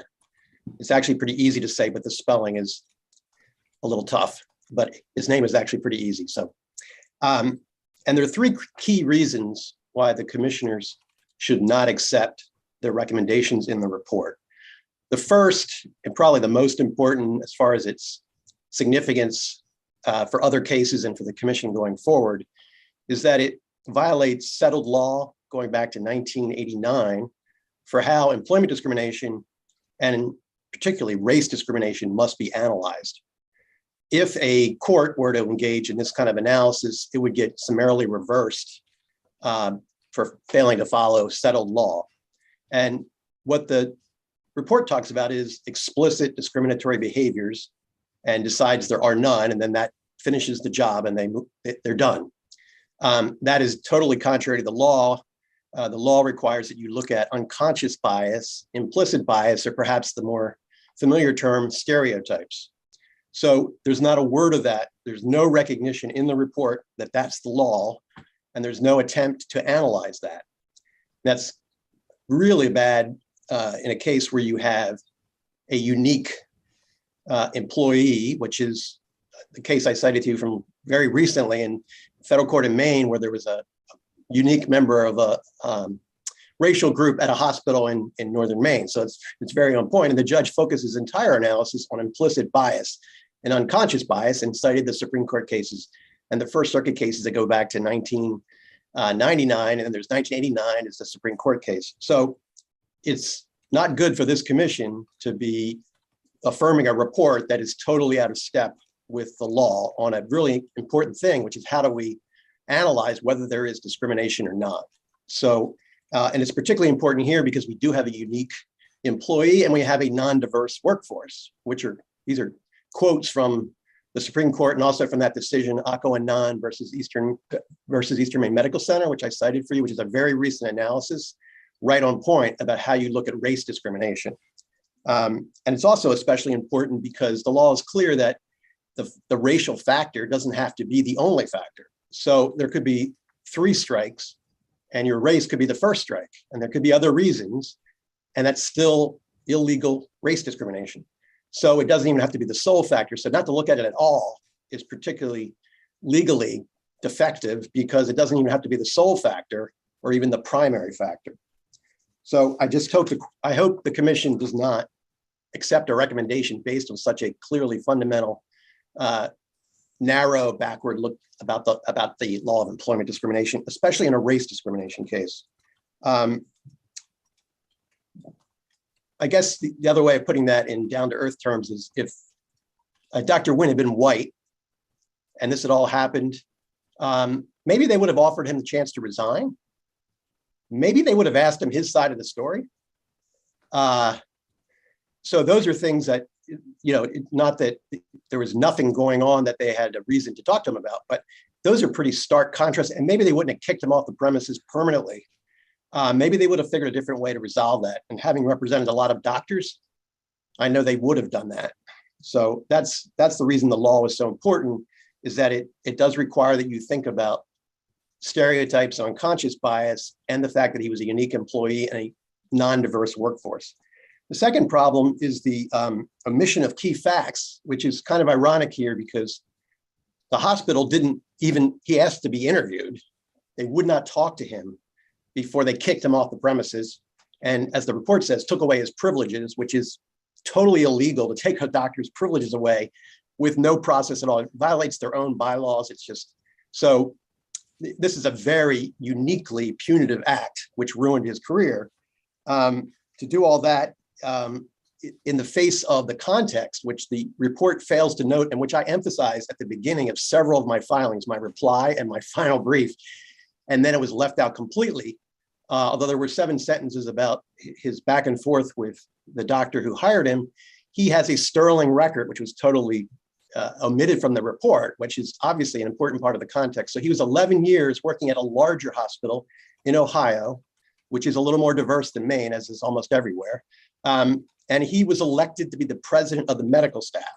He was elected to other positions. So this idea that he is a creep or a freak or a scary guy who brings bags to work or has crazy eyes is pretty inconsistent. And also that he's incompetent.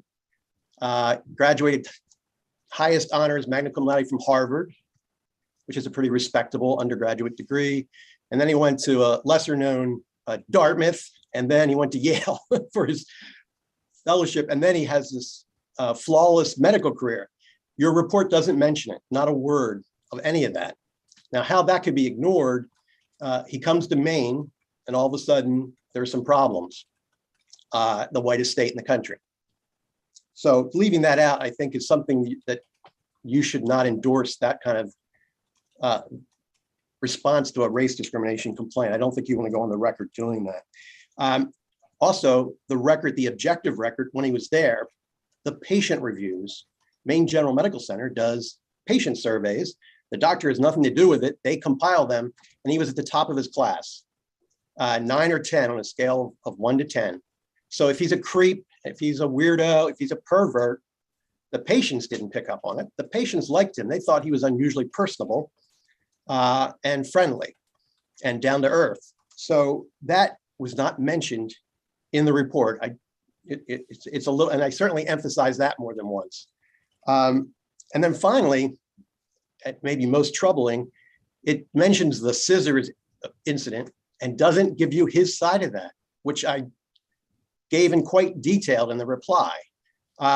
So it's pretty shocking omission. So the fact that he wasn't given due process by Maine General is compounded by this report doesn't even mention his side of the story before finding no race discrimination. And given his record, I think he deserved, a little more careful consideration of the facts. My final point is the key factual errors. The revocation of his privileges, the report thinks that's nothing because he got paid. But I think the commissioners know when a doctor they're kicked off the premises permanently from a place, he would gladly have resigned to avoid that. And hospitals somebody steals drugs, somebody gets convicted, they usually offer that. In this case, he has never found another job. He's only been able to find temporary jobs. So he's away from his small children and his wife all the time. His career has been ruined. So for this report to say, oh, it's no big deal because they paid him for his last month or two, does not understand doctors, all that work he did, and now his career is ruined. So I found that not to be a factual analysis that rings true. His career has been ruined.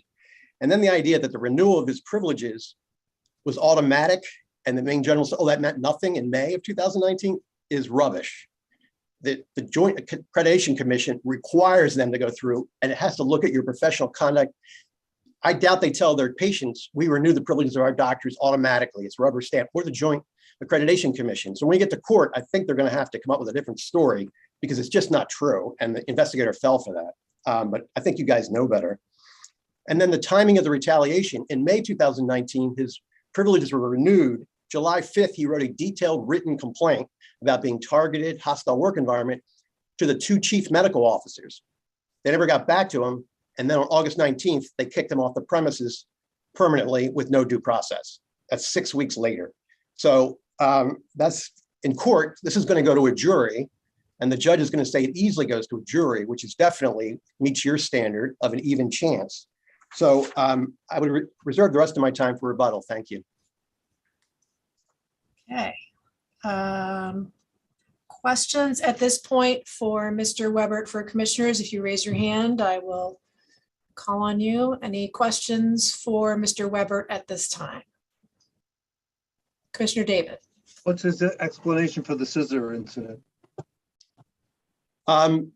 He was in his office, and the nurse who he worked well with for years came in and started talking to him about some paperwork and noticed his laptop was open, and there was a news story about a mass murder, one of these terrible events that happens way too often in our, and she made a comment about it. Why is that always happening? And then they had a discussion, and he was just saying how things get misinterpreted and escalate, that sort of thing. And he mentioned something about the scissors and somebody could misinterpret those. And they continued the conversation for 10 minutes. He worked with her the rest of the day and the rest of the next day. So he was flummoxed by this allegation. He did nothing. He did no threatening. He would never do such a thing. It's totally implausible. It's totally far-fetched. So what is your explanation for the animus of the employee who describes it otherwise? Racial bias. Really? Okay. She accused him of crazy eyes. The notes, and he was suspiciously carrying bags back and forth from work. I mean, and it might be an honest belief, because a lot of Mainers and people that don't encounter people of other colors don't realize they've been trained, their brain has been trained to think the worst. So a lot of times what happens is everything's fine, but if there's any kind of stress or anything else, and he had complained about the staff. And so I think they knew about that, and he had put in his notice, but he was a professional. So his supervisor needed him. It's hard to recruit doctors to come to Maine, especially doctors with his qualifications. I think we were all lucky to have somebody with his qualifications doing cancer treatment in Maine. I feel worse off. But anyway, so that I think is one of the factors here is he's Vietnamese, and they assumed he was from a crappy medical school overseas, and that he was, they had all these assumptions about him that, and he's not going to say I'm Harvard, Yale, Dartmouth, I mean, he shouldn't have to do that. So it's racial bias. Any other questions for Mr. Weber at this time from commissioners? Seeing nothing, you'll have about 1 minute left when we come back to you, Mr. Weber. And we have different attorneys for the other respondents. So let's go first to Maine General. Ms. Rand, is that you? That's me. Thank you. Okay. I would like to, Katie Rand from Maine General. I'll start with the statement that Attorney Weber made about the report ignoring the concept of an implicit bias. And I disagree. It's in the body of law that analyzes discrimination claims. There are cases, very rare cases, where individuals make directly discriminatory statements or engage in behavior that is very clearly on its face discriminatory. Those are direct evidence cases. Almost 100% of discrimination cases proceed not based on that evidence. And necessarily in those cases, the fact finder is looking at whether, notwithstanding the fact that nobody made an expressly derogatory comment on the basis of race, there's a reason to conclude that the decisions were motivated by race, whether that's implicit bias that the decision maker is not even fully conscious of, or whether that's bias that they're conscious of but are careful not to articulate. The analysis is the same, and the investigator in this case looked at the evidence using that analysis. For example, the investigator looked at whether there was evidence that Dr. Nguyen was treated dissimilarly to other similarly situated people. And one of the things that the investigator noted in the report was that these deviation reports that were being submitted by staff, and those are all in the record, by the way, the investigator reviewed those reports, those were entered against both Dr. Healy, who's a co-respondent, and Dr. Nguyen, and Dr. Healy is not a Vietnamese male.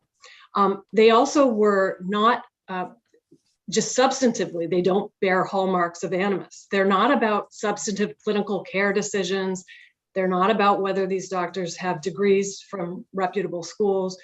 They're about communication and breakdown of communication within the office. It's impossible to read those reports and read into them racial animus, just in the way they were submitted. To Mr. Webert's comment about Maine General or the other respondents not offering Dr. Nguyen a chance to resign, Dr. Nguyen did resign. He resigned in April because he felt that these deviation reports were targeting him. The ones that I just suggested to you were also addressed to Dr. Healy. The implicit bias issue is also a red herring because the witnesses here, or the other employees whom Maine General interviewed at the tail end of Dr. Nguyen's time there, they cited very specific examples of behaviors that Dr. Nguyen was engaging in. They described that when he was questioned, he either made no eye contact and gave individuals the silent treatment, was red-faced, slamming doors, raised voices, crossed arms, and employees indicated that some of the behaviors in meetings were angry enough that they were concerned he was actually going to throw something, okay? The acute moment in this case is the scissors incident, and whether Dr. Nguyen was making a joke or not, and I'll suggest to you that there's quite a bit of evidence in the record that Dr. Nguyen's sense of humor was not always appreciated or understood by those who worked around him. It can't possibly be disputed that that the employee to whom he made the scissors comment, and I can't recall how she's referred to in the record, was legitimately fearful. She involved the police. And I understand Attorney Weber may say that that's implicit bias. But the fact is that when Maine General investigated based on the pattern of behaviors that other individuals had been reporting over time, they concluded that whether he made a joke or not, the work environment was incredibly tense, stressful, fear-filled, and that it would not be to anyone's benefit for Dr. Nguyen to work the remaining 2 months of his notice period. Attorney Weber refers to his privilege, Dr. Nguyen's privileges being taken away, and he very carefully notes that the report says this, and that's because the report does say that his privileges were taken away. That's in fact not accurate. He was barred from the premises, and as a result, his privileges were not particularly useful to him. But the medical staff at Maine General never undertook the process to remove Dr. Nguyen's privileges. These issues relating to fear at the practice site, those really bubbled up and became acute in August after the scissors incident. It's at that time that Maine General investigates. Are there people in the practice that are struggling with some of the behaviors before that? Is there some discussion? Yes, but this is not something that was bubbled up onto medical staff's radar as we have a problem with a physician who we need to take some action against. Attorney Weber also said, I don't think it was a suggestion, said that Dr. Nguyen wrote a letter to Maine General indicating that he was experiencing a hostile work environment and they never got back to him. That's not accurate. There was a meeting to discuss Dr. Nguyen's concerns. And in fact, they encouraged him not to resign. So there was support for Dr. Nguyen at that time. What they did was explain to him that this deviation process reporting was not targeted to him, was not about his clinical skills or his credentials, was not disciplinary in nature, and was an appropriate part of the practice group's desire to standardize. That was something that he never appreciated, at least that's what the group around him perceived. So for all of these reasons, there are no reasonable grounds to believe that Maine General discriminated against Dr. Nguyen or retaliated against Dr. Nguyen. I'm happy to answer any questions and reserve a couple. Yep. Commissioner questions for Ms. Rand? I see Commissioner O'Brien. Yes, thank you. I apologize if I missed this, but going back to this scissor incident, you said that the police were involved? Yes. I didn't see that. Could you explain that a little further? Did they investigate? Where did that go? So the police, the way this came to me, the way the scissors incident came to Maine General's attention is by police coming to the practice. The employee to whom Dr. Nguyen made the scissors comment went home, told her husband, who I believe is law enforcement. I don't know what his role is. He involved, I think, the state police and also Capitol Police who came to the facility to intervene because they were concerned that there was sort of an imminent risk of harm. The practice then called Maine General's general counsel, who came to the practice, interviewed the employee to whom he'd made the scissors comment, et cetera. I don't know what came of, the short answer is I don't know what came of the police component. All set. Commissioner O'Brien, you're all set? Okay. Any other commissioner questions for Ms. Rand at this time? Seeing none. You'll have about 4 minutes when we come back to you. But now we go to Mr. Cates. Thank you very much. My name is Roger Cates and I represent Dr. Healy and his practice, which was called Radiation Oncology Associates. First of all, I just want to say that Dr. Healy is fully supportive of the position of Maine General in this matter. The second thing I want to say is that Mr. Weber this afternoon made no comments whatsoever with respect to my client, but I do want to address what he put into his response to the investigator's report.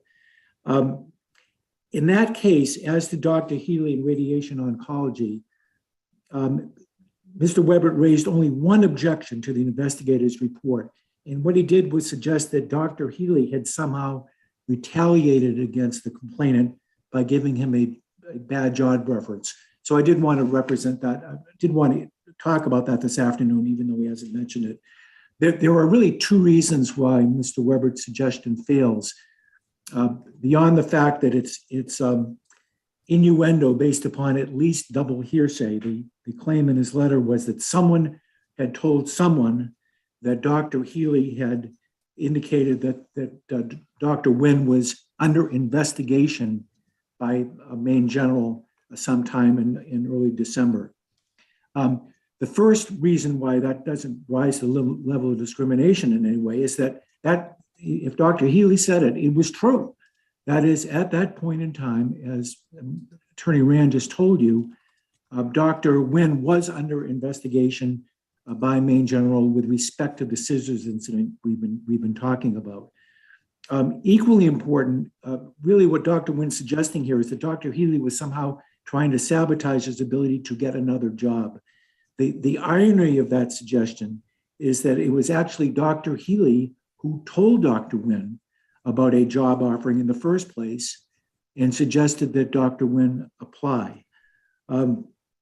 What is true in this case, and it's clearly in the record and the investigator certainly refers to it, is that both Dr. Healy and his wife, Celeste, went above and If you beyond could, to try please to... don't use the names of any third parties who are not named as parties.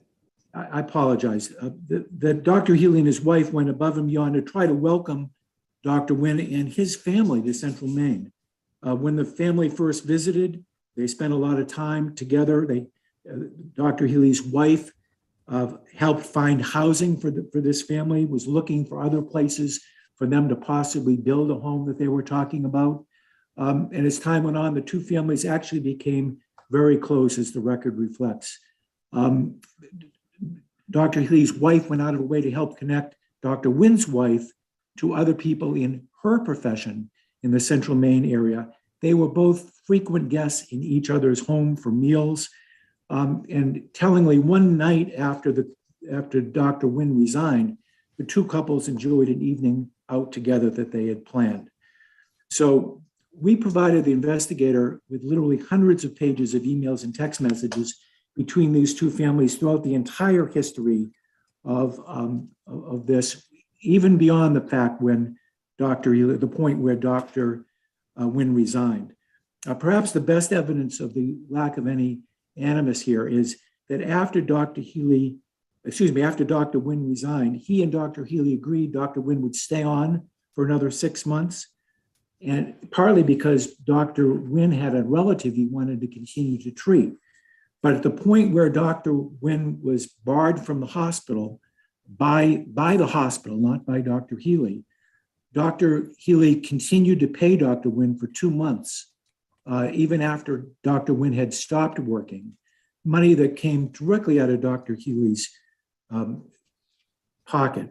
So the investigator found that neither Dr. Healy nor his company had a hostile work environment.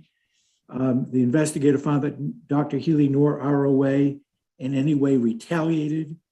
And the investigator found that Dr. Healy had not interfered at all with Dr. Nguyen's ability to work free from discrimination or retaliation. So clearly, with respect to Dr. Healy and his company, Radiation Oncology Associates, we ask that you find no probable cause or no reasonable grounds. Thank you. Thank you.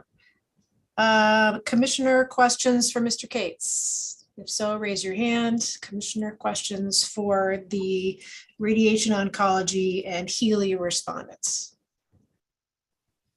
Seeing none. Mr. Cates, you'll have about 5 minutes left when we come back to you. So now we go back to Mr. Weber. Mr. Weber, you have about 1 minute.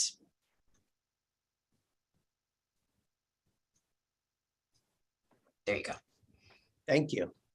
So regarding Dr. Healy, what was just said is factually, objectively false, because the statement was in December that Dr. Healy made. And I don't think if you ask the attorney for Maine General Medical Center that it will claim it was still investigating Dr. Nguyen in December.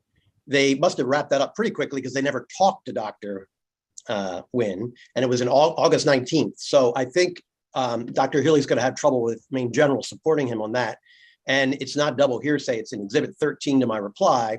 And his locum company, because he has to find temporary jobs, told him that Dr. Healy said he was under investigation on December 2nd to one of their employees, and they talked to him about that. So it's a pretty reliable piece of information. And in the responses at the commission, Dr. Healy didn't even deny it. As he did today, he's admitting to it with a reason that's totally false.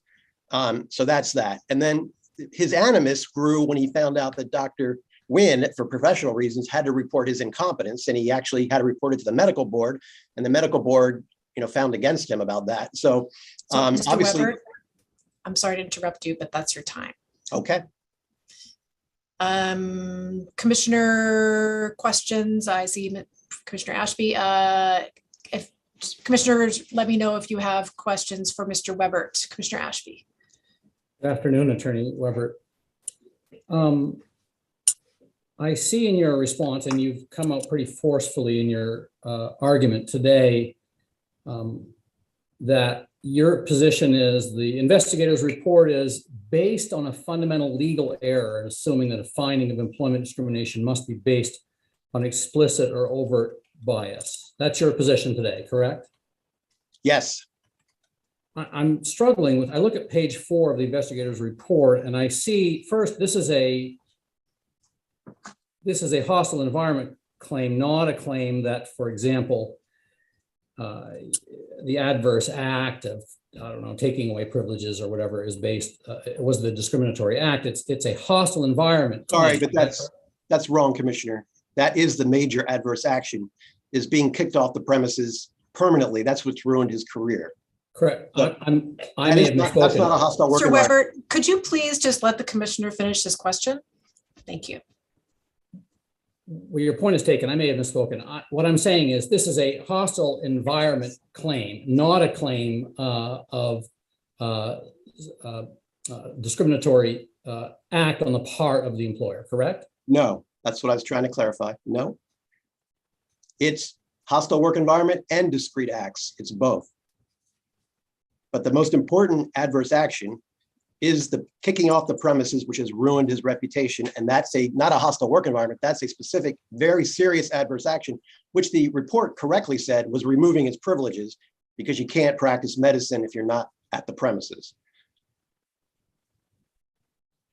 That's the one I'm focusing on today, because I think it's the easiest one to see should not have been, the recommendation was totally false. The report says it doesn't matter because he got paid, which totally misses the point about doctors' reputations. And anybody who deals with doctors knows he would have gladly have foregone the pay to avoid that adverse action. They normally talk that through with the doctor. In this case, they didn't. But at page 4, I see the analysis used by the investigator for a hostile work environment claim. That is the right legal analysis, correct? Not for the adverse action of being kicked off the premises.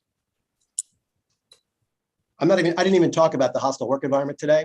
Okay. So for purposes of oral argument, I have focused on what I think are the clearest claims. I'm focusing on the being kicked off the premises. And the report never mentions implicit bias, stereotypes, unconscious bias, the fact that he was a unique employee, the fact that it was not a diverse workforce, which is all focused on in that federal case I showed you. That was the whole focus of that race case. So it totally misses the legal boat. So the report, though, doesn't expressly state that explicit or overt bias is the only analysis by which the investigator will make its evaluation, correct? I think it implies that, because it says there's no evidence of discrimination whatsoever. And the federal judge's analysis in ACO and 9 would show that much of this stuff is because he was treated much worse than other people. He complained about that, and he's in a unique class there. So the fact that she didn't give any credit, like if she had said it's a close call or something, but the fact that she said there's no evidence can only be squared with she was looking for explicit discriminatory behavior where they confessed.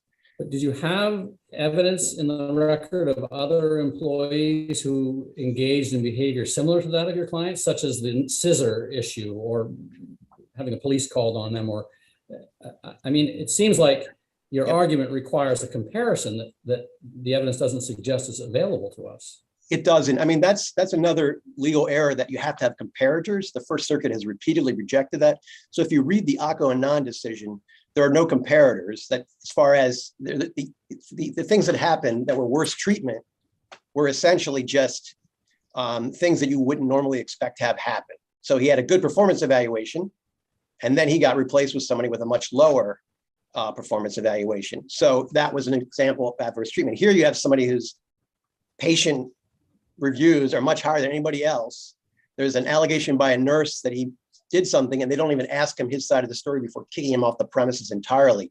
I would say this is probably he's certainly the only person kicked off the premises in the history of the radiology department. I mean, this is a very extreme, so to be looking for like, this is about as extreme. This is not even just termination. This is like capital punishment because it ruined his career. Hospitals never do this. I mean, so this is an extraordinary event. So to be looking at comparators, you have a very extreme sanction in a situation where they never even asked him his side of the story. So it's an overwhelming adverse action case. So the report has that backwards. Okay, thank you. Any other commissioner questions for Mr. Weber? Commissioner David? What's the date of his resignation, and what's the date of the kicking him off the premises, as you say? He gave his notice as a professional, and because his boss really wanted him to stay, because it's hard to find a replacement, and you don't want to run out on your patients in April. So he was supposed to work through October, 6 months. So on August 19, they summarily kicked him off the premises. And by the way, the police never contacted him. So I think once the husband got to people a little more objective and professional, they never bothered to even interview Dr. Wynn about this. So that's where that wound up. But they obviously could have said, can you use evidence prior to after? Can you use evidence after the resignation to justify the hostile work environment? Of course, he kept working there. He just gave his notice. I mean, this idea, with all due respect, oh, he already resigned. He was working 6 months. You can't just do anything you want to somebody for their notice period. That's a crazy, totally contrary to law idea that the attorney for Maine General Medical Center is suggesting to you. Please don't follow that. People give 6 months notice and anything can be done to them. And oh, they already resigned, so we can do that. Is insane. No, but aren't you trying to prove that his resignation was justified by a hostile work environment prior to the resignation? Prior and after. It got worse after, and he kept complaining. Okay, thank you. Yeah, I mean, being told you're incompetent. Mr. Weber, I think you did answer his question. Thank you. Are there any other questions for Mr. Weber from commissioners at this time? Seeing none. Thank you. So then we go back to Ms. Rand. You have 4 minutes remaining, Ms. Rand. I won't use them. There's one question that I think ties together the question for the investigator and for you all, which is there at least an even chance on the record that Maine General would not have barred a non-Vietnamese doctor from the premises under these circumstances? And these circumstances include that he had resigned several months earlier and had 2 months left to go on his notice period, that he was widely reported as engaging in behaviors that were creating fear, and that he made this comment. And you've read how the employee who was on the receiving end of the comment describes the comment. It's different from how Dr. Wynn describes it. That terrified an employee and sent her basically to the police and brought the police to the facility. And there is not sufficient evidence to support a finding that there's at least an even chance that Maine General would have behaved differently. And the fact that there are not a lot of Vietnamese doctors of color, should I say, in a 2-doctor practice in Augusta, Maine, if that is evidence of race discrimination, then we have real problems. That's all I have, and I'll answer any questions if there are additional ones. Thank you. Any additional questions for Ms. Rand from commissioners? Not seeing any. Thank you, Ms. Rand. Mr. Cates, you have 5 minutes left. Thank you. I have nothing further to add on behalf of Dr. Healy. Just my kind of presentation. Any additional questions for Mr. Cates from commissioners? Seeing none. Okay, thank you all very much. And then this was a report prepared by Alice Neal, and Alex Brindley will present it. Thank you for the introduction, You Amy. froze. Like There you you said, go. I'm Alex Finley. I was not the investigator on this case. Was I still muted? But I have reviewed the file in, so I will be able to answer any questions. I'm just going to look through my notes to see if there's anything that I wanted to state before I open to questions. I don't think so, but generally I do want to say that I do agree with Alice's report and that she used the correct legal standing. So if you have any questions, I'm open to them. Thank you. Any commissioner questions for the investigator? And if you have, I would say, if you have questions about the legal standard, especially since Alex wasn't the investigator who handled the case, you may want to ask Commission Counsel those. Commissioner questions for the investigator?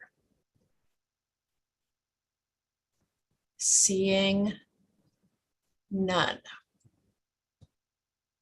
Okay. Commissioner Ashby, you all set?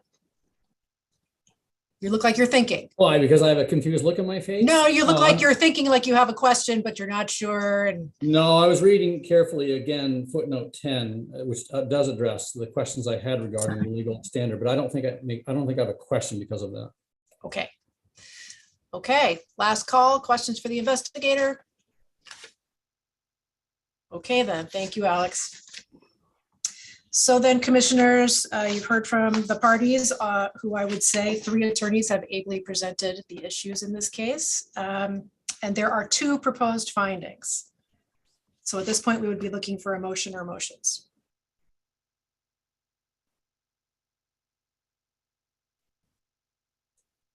I'll move that there are no reasonable grounds to believe that the respondent, MGMC, well, all the respondents discriminated against the complainant on the basis of race, color, national origin, in the terms and conditions of his employment, hostile work environment, and constructive discharge. And I'll move that there are no reasonable grounds to believe that the respondents retaliated against or interfered with the complainant's employment for engaging in WPA or MHRA protected activity, and that the complaint should be dismissed in accordance with the Second. act. I'm sorry, second? So it's been moved to find no reasonable grounds on both claims against all respondents, and it's been seconded. Is there any discussion among commissioners?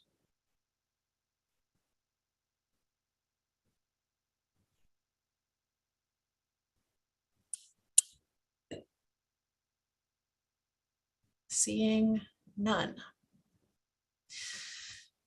So the motion is to find no reasonable grounds on both sets of claims. If you say yes, you are in agreement on both discrimination and retaliation / interference. Commissioner Whitworth. Yes. Commissioner Ashby. Yes. Commissioner David. Yes. Commissioner Doosan. No. Commissioner O'Brien. Yes. So the findings by a vote of 4 to 1 are that there are no reasonable grounds on either claim. The commission will send parties and counsel a letter confirming that after the meeting, and we thank you all. So that completes our hearing on that case. And Our next case of the afternoon, E20-0225, Sarah Talek v. Department of Health and Human Services.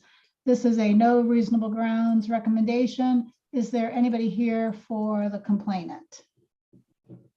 And I see Ms. Tatlock. I see her name on the screen. Ms. Tatlock, if you have a camera, we can't see you, but I think you are unmuted as to your microphone.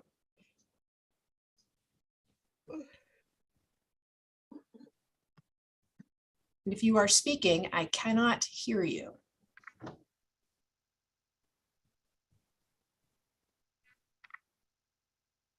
Yes, I'm here. Aha, there you are. Okay, so we can hear you, but we can't see you. But Yes, I've been getting kicked out, so I'm going to stick with Yes. the audio for now. Okay, so you have 10 minutes. And just I'll remind you not to use the names of any third parties Yes. or Thank you. refer to any information that was redacted from your submission. Yes, thank you. Okay, go ahead. Good afternoon.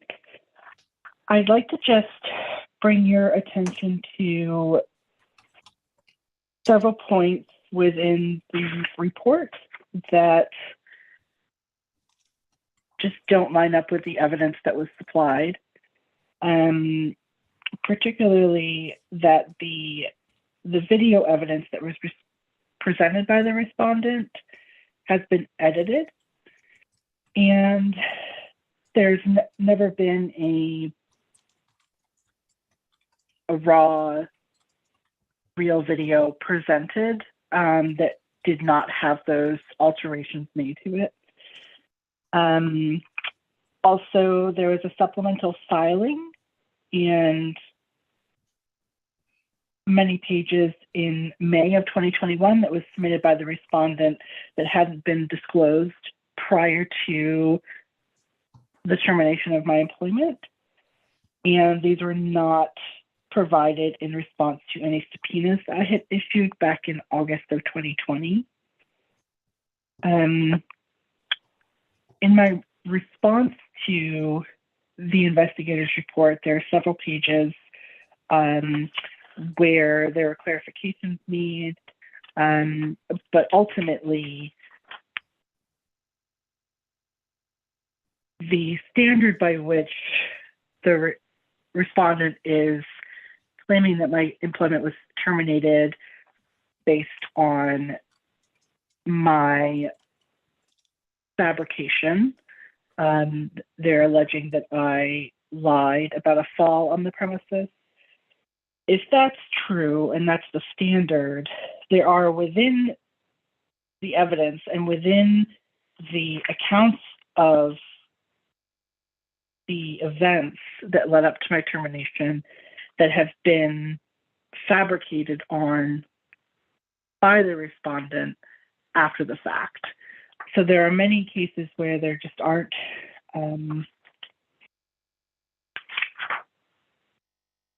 matching evidence in pieces, and there are many discrepancies that exist within the evidence. I think ultimately, if you are looking at finding reasonable grounds for the situations that I allege in the complaint, there's just no way that the investigator could come up with that answer if they're looking at the same evidence. I know that I could spend my time sort of going into the details of that, but I think I'll reserve the rest of my time if you have any questions, and then also for a rebuttal.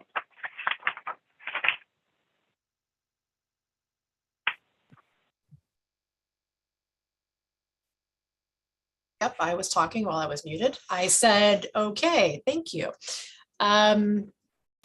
Any commissioner questions for Ms. Tatlock? If commissioners could raise their hands, let me know if you have questions for her at this time.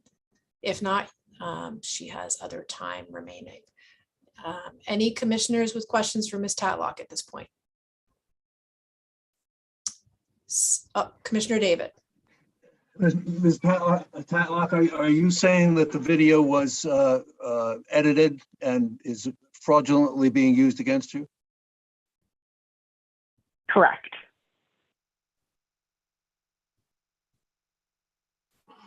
Thank you. Commissioner Dusan, did you have a question? Nope, you're muted now. Oh, we can't hear you. I'm just unsure if it's appropriate to ask. Am I understanding, Ms. Tatlock, am I understanding you to say that had the video not been edited, it would have shown your fall? That's correct, yes. The video itself, yes, I mean, specifically like the timestamp has been removed. So the footage itself is pretty choppy, but there's no way to tell if there's been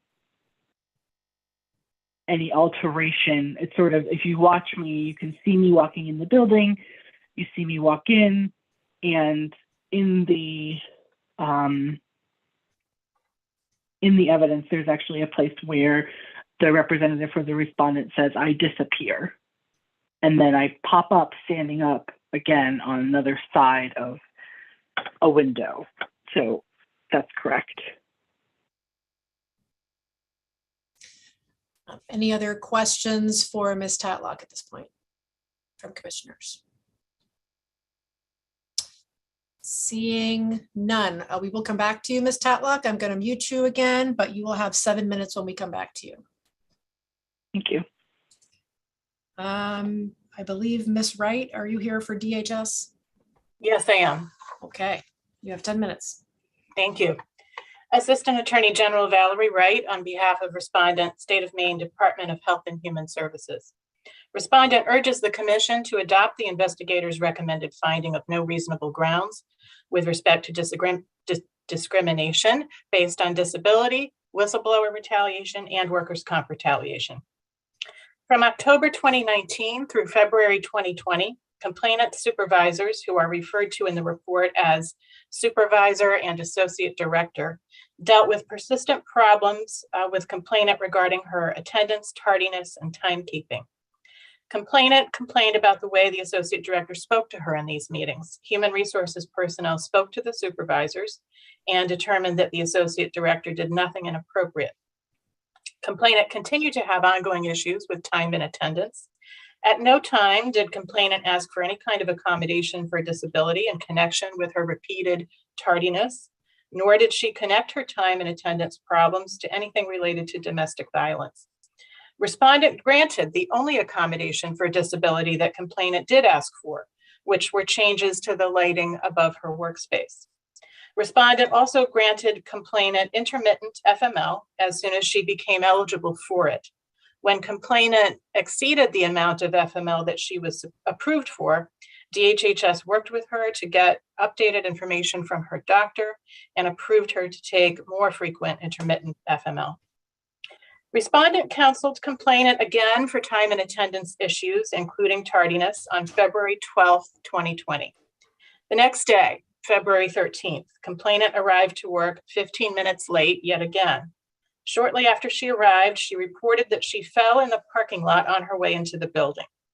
Supervisor responded with concern and provided her with paperwork for workers' comp purposes, which is required whenever an employee reports an injury in the workplace. Complainant completed the form, in which she reiterated that she slipped and fell on ice and snow in the parking lot. The state's workers' comp office asked for security footage to be pulled, and footage was pulled from multiple cameras that showed complainant walking into the DHHS building through the parking lot on that date and time. All of the videos from the different cameras, and I believe there were 3 different cameras from different angles, they all showed that she did not fall in the parking lot on her way into the building as she had claimed. Complainant was then investigated for filing a false workers' comp report of injury and for making false statements to workers' comp, to her supervisors, and to human resources personnel about the incident. The allegations were substantiated and complainant's employment was terminated as a result. There is no evidence of tampering with the videos. To the contrary, I don't know if you've all had a chance to view the videos, which were provided, but if you view them, you see the same events unfolding from 3 different camera angles, 2 of them outside the building, one of them taken from inside the lobby looking outside, and you can see outside. And if you watch them and compare them, they all show the exact same sequence of events unfolding. They all show complainant driving up, parking her car, getting out of her car, walking over to the lobby door, opening the door, walking into the building. There are no gaps between the 3 videos provided. You can see a consistent flow of movement from her car to the lobby, and she did not fall. There's no question of that.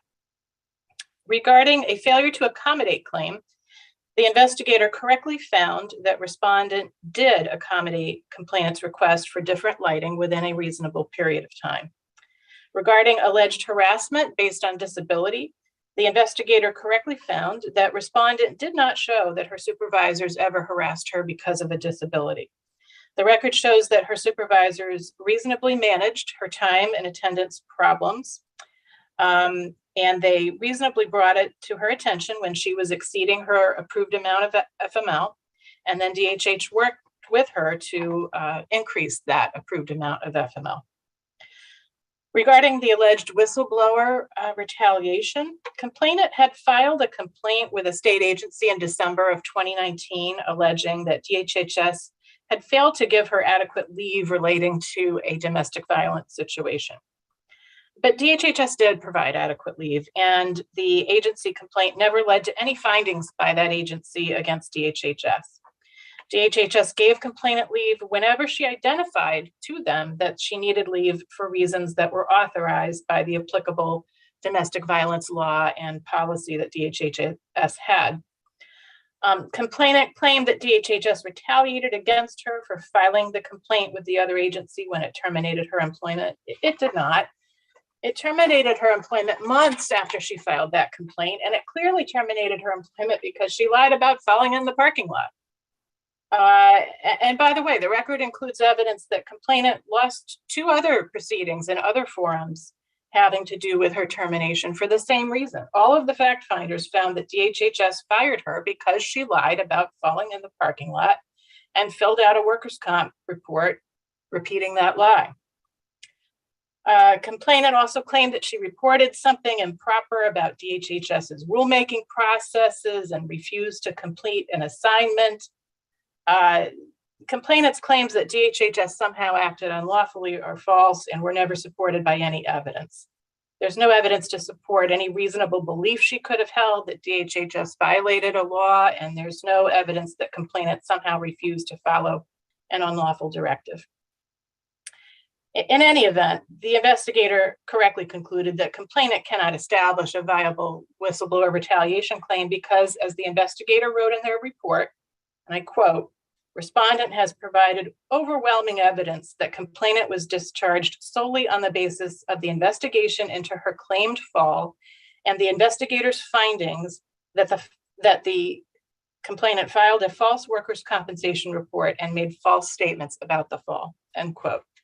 The investigator is absolutely correct, and for this reason alone, complainant cannot establish a viable claim for retaliation. I'll end it there for now and reserve the rest of my time for any questions, but respondent respectfully requests that the commission adopt all of the investigators' recommended findings of no reasonable grounds. This time, at least, I remembered I had muted myself. Commissioner questions for Ms. Wright for respondent. If commissioners have any questions, raise your hand and I will call you in turn. No commissioners are raising their hands. I'm just repeating for Ms. Tatlock since she's on the phone. So we will return to Ms. Tatlock. Ms. Tatlock, you have 7 minutes remaining. There you go. Thank you. So if we could circle back to Ms. Wright's assertion that the department, DHHS, provided me with all time as requested related to domestic violence. That's untrue. I, at the time after my assault, created a safety plan, and at that time had indicated that I expected that I would be needed to testify in the court case around November. When that time came, I was specifically told that I was not allowed to attend the court hearing, and that if I did, that I would be reported. And I submitted a report of this to Human Resources, and also to the DA. And it was actually the DA who had to call DHHS to allow me to go. I was told that I was allowed to go to the hearing and had to report directly afterwards to work, and I did so. When there was, I had some severe physical injuries, and when I needed to attend doctor's appointments or follow-up that was related to domestic violence, I was not allowed leave for that. And the issue in particular that I brought up to the Department of Labor was that per the statute, it said that the pay could be either paid or unpaid. So, and the rule for the Department of Labor says that they follow at the employee's option, it can be unpaid.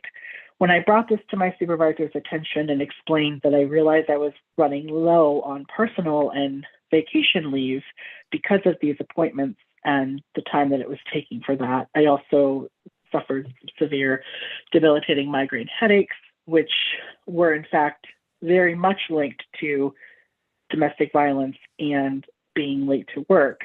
I was living in the home where this assault occurred. My abuser was out on bail, so I was routinely fearful of him, reappearing on my property. So when I made the complaint to the Department of Labor, I explained that when I asked DHHS if I could take unpaid time, I was told that department employees aren't allowed to go AWOL and that wasn't allowed. But that's in direct contradiction to what the Department of Labor uses as their indicator. And there was, in fact, retaliation after I filed this report, and this is actually in evidence that was provided by the respondent.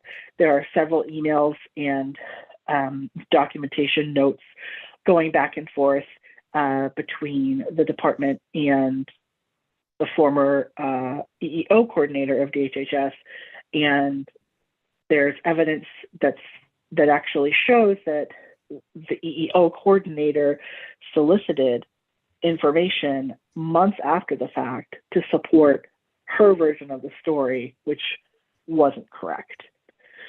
So there's a lot of there is a lot of evidence, and it's a very big file. There's a lot of documentation that goes within that, but I think that given these discrepancies, there's just no way that the commission should find that this report is accurate.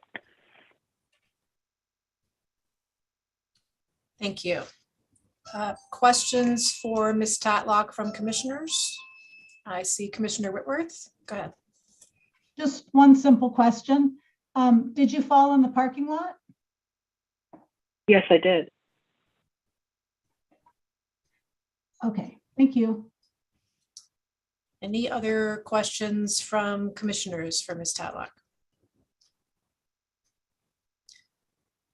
Seeing no other questions, thank you, Ms. Tatlock. We'll turn back to Ms. Wright. You have about 3 minutes left, Ms. Wright. Thank you. I'll just respond to a few things that Ms. Tatlock mentioned. She said that when the time came for her to testify in court on her domestic violence case, she was told she was not allowed to attend the court hearing. I don't actually remember seeing that in the record. What I recall is that she was upset because they wouldn't give her additional paid leave to attend. And that's because they were not required to. They had given her paid leave. I know there was an early instance, and maybe it was this court hearing, maybe it was an earlier one, where they did give her paid leave, but then they realized the next time it came up that they were not required to give her paid leave, and their policy was not to do that. Their policy was to let the employee either take paid leave that they had accrued or take unpaid leave. So that was the issue there. Ms. Tatlock said that she brought it to her supervisor's attention that she was running low on accrued leave. No, it was supervisor and associate director who repeatedly brought it to complainant's attention that she was running very low on leave. And that was in the course of discussing her time and attendance issues with her. She did not connect her absences, repeated absences, to either her domestic violence case or to her medical issues relating to that. She did not draw any of those connections to either supervisor or associate director in those conversations. And lastly, she said something about emails between the EEO coordinator and the department showing that the EEO coordinator solicited information from them to support her version of the story. That's not accurate. This was in the context of the agency complaint having been made, and the agency was requesting certain information from DHHS. So the EEO coordinator was doing her job and following up with supervisor and associate director to obtain that information. And they provided the information to her. And they provided it honestly from their recollections and from their records. So there was no false story or anything like that that happened there. I think that was all I wanted to respond to. I'm happy to take any questions. Thank you. Any commissioner questions for Ms. Wright?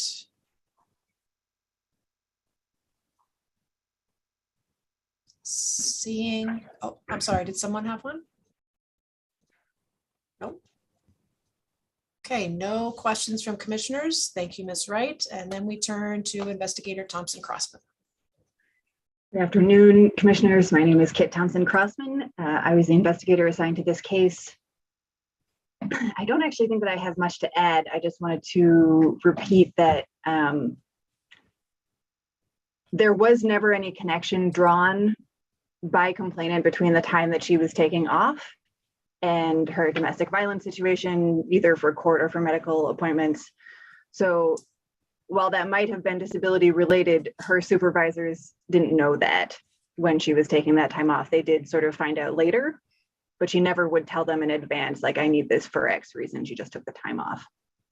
I have reviewed all those video provided in this case, and while the video is sort of like stop action, it's sort of like clip, clip, clip, clip. It is consistently like that, and there's no evidence that I could see that indicated that any of it had been altered. I mean, I'm not a forensic anything, but it seemed consistent to my eyes. I'm happy to answer any questions that you have. Thank you, Kit. Commissioner questions for the investigator? Commissioner David? Is it clear that there are 3 different camera angles? Are they sequential or, yeah? They're different files, but you can see the same events on all of them. Some of them she does disappear, but it's because there's like a building in the way of the camera angle, and you see her again. Is it the same chop on the 3 different cameras? I mean, that could be the result that the camera only samples, at once a second because of, so it doesn't create too much data or something. But yeah, and I don't understand consistent? How the cameras work, but they were consistent. They were consistent. That's what I'm asking.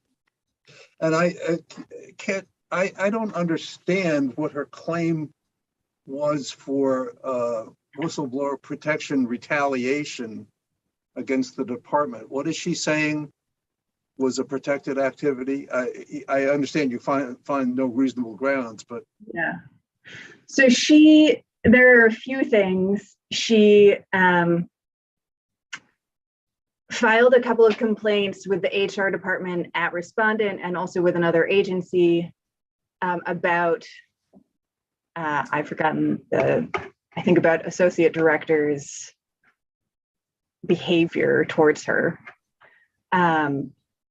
And she also— well, those would be direct complaints. They wouldn't be statements of unlawful activity for which they're retaliating, they're reporting thereof. Which is why I think they failed. So she alleged she was retaliated against because she filed those complaints, which would arguably they might have violated the MHRA as opposed to the WPA. Yeah. She was arguing retaliation there. She also refused to continue working on a task that had been assigned to her because she believed she had been told by another state agency that the department shouldn't issue memos in that way. Oh, But okay. nothing, Yeah, all right. Now I nothing remember that. happened as a result of that, that was connected to her refusing to do that. And honestly, it's a little confusing as to whether she refused or whether they said, actually, never mind, we don't need you to work on this. It seems sort of like both things happened simultaneously. Okay. And then the last question, the third finding about a prior workman's compensation claim, that is the claim in this case that she was injured falling in the parking lot? Yeah, which is why it's not analyzed in the report, because the MHRA doesn't Right. cover, yeah, only against a prior employer. Any other questions for the investigator from commissioners?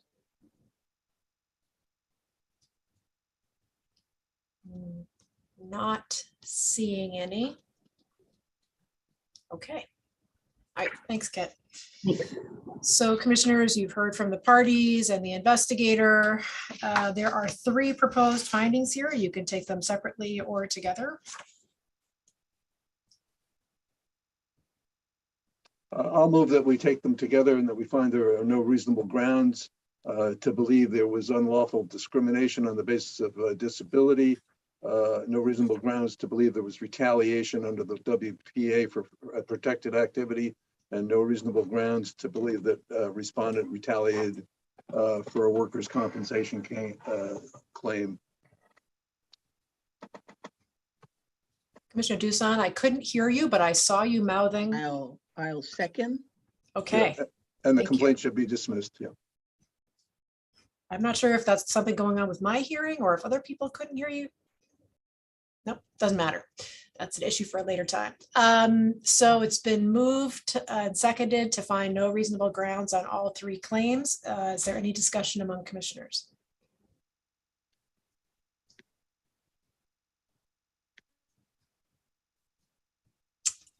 Seeing none. In that case, if you say yes, you are agreeing that there should be a finding of no reasonable grounds on all 3 claims lodged by complainant. Commissioner Whitworth? Yes. Commissioner Ashby? Yes. Commissioner David? Yes. Commissioner Dusan? Yes. Commissioner O'Brien? Yes. So the findings are, all 3 of them are no reasonable grounds to believe discrimination or retaliation occurred, and the commission will send parties and counsel a letter confirming that. Thank you all. Thank you. Our next case on the afternoon agenda, E20-0344, Bobby Mills v. Volunteers of America, Northern New England, Inc. This is a no reasonable grounds recommendation. Is there anybody here for the complainant?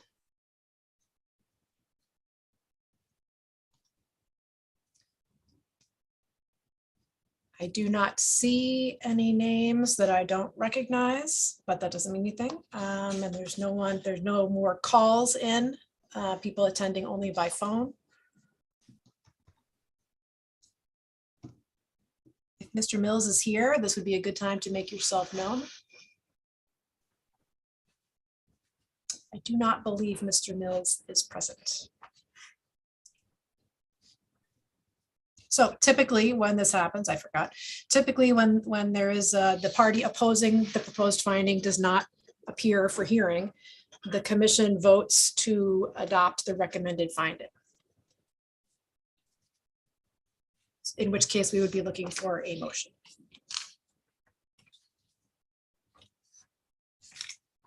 Commissioner Dusan?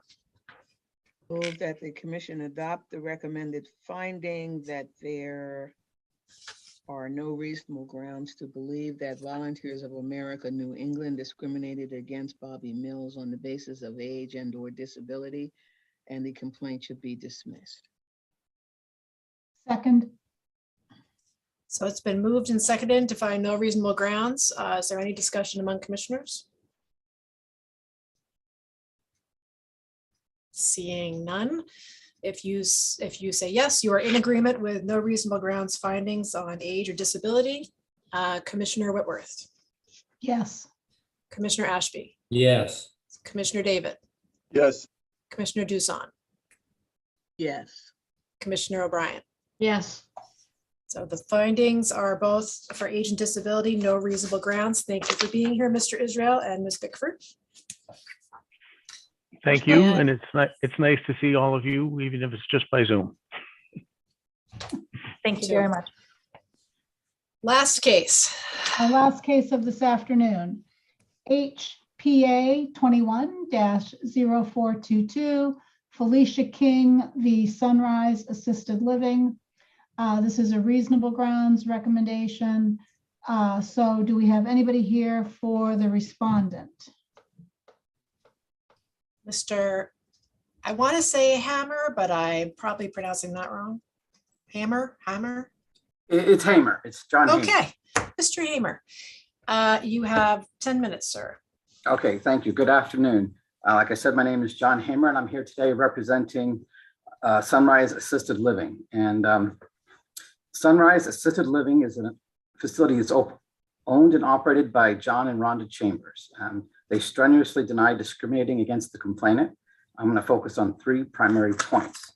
Mr. Hamer, before I'm sorry. I would ask, sorry, I muted myself. I would ask that you not name the individuals because they are not respondents. Oh, okay. Okay, I will leave. The entity is the respondent. Fine. My first point is that there were no discriminatory statements. This complaint arose from a preliminary 5-minute telephone conversation between complainant's social worker and Sunrise, and a particular person who's in charge of intakes at Sunrise. The social worker called to check the facility to see if there was any availability. When she thought there might be availability, she then went on to mention that the complainant is transgender. Sunrise didn't ask about this. This was brought up by the social worker because it had been an issue in a prior living arrangement, which led to an actual suicide attempt, I understand. So there's a dispute over exactly what was said during this telephone conversation, but according to the social worker, who is the primary witness for the complainant, is that Sunrise expressed concerns about how complainant's emotional well-being would be affected if a female roommate was not accepting of a transgender roommate. As the social worker put it, I think there was concern just overall for everyone's emotional well-being and how it would be handled if complainant was admitted. It was within this context of this discussion about the complainant's well-being that the investigator concluded that these statements constituted direct evidence of discrimination. And we disagree that they are. To be direct evidence of discrimination, there has to be explicit statements that unambiguously demonstrate unlawful discrimination. A statement that can plausibly be interpreted in 2 different ways, one which is discriminatory, another which is benign, does not rise to the level of illegal animus and does not constitute direct evidence. In this case, Sunrise's statements voicing concerns about possible integration issues was prompted by this conversation with the social worker, who actually interjected the fact that this complainant was transgender. And in analyzing possible obstacles to integration, the whole conversation was prompted by the social worker. Sunrise never actually rejected complainant. They were just discussing what would happen if she was going to be admitted. And they were actually working perhaps toward a solution at some point. But this was a preliminary 5-minute conversation, and it never got past that point.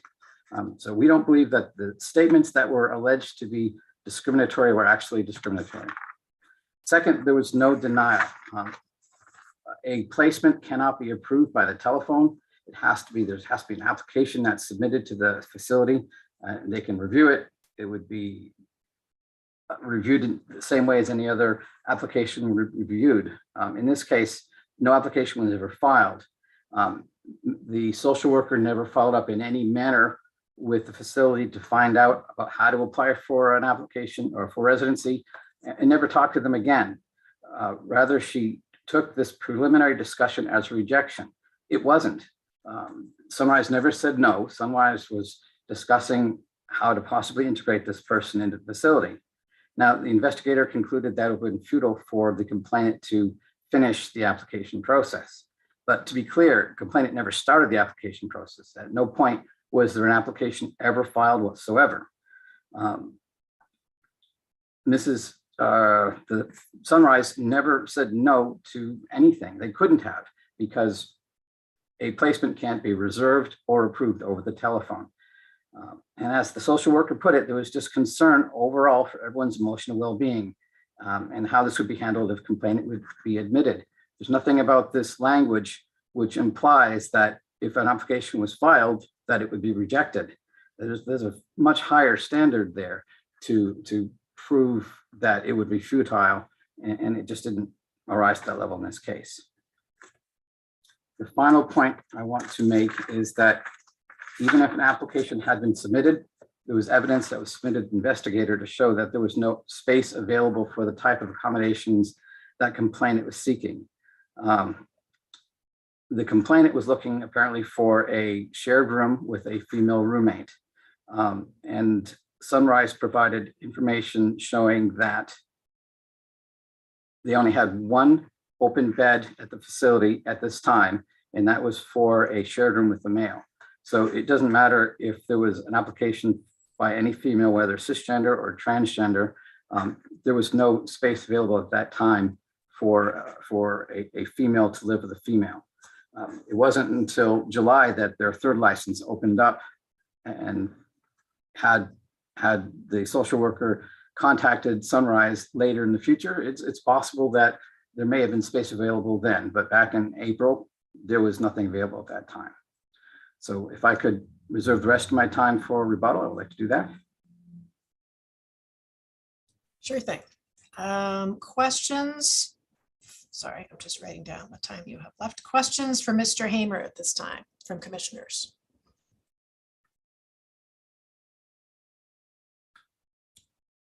Not seeing any questions at this time from commissioners.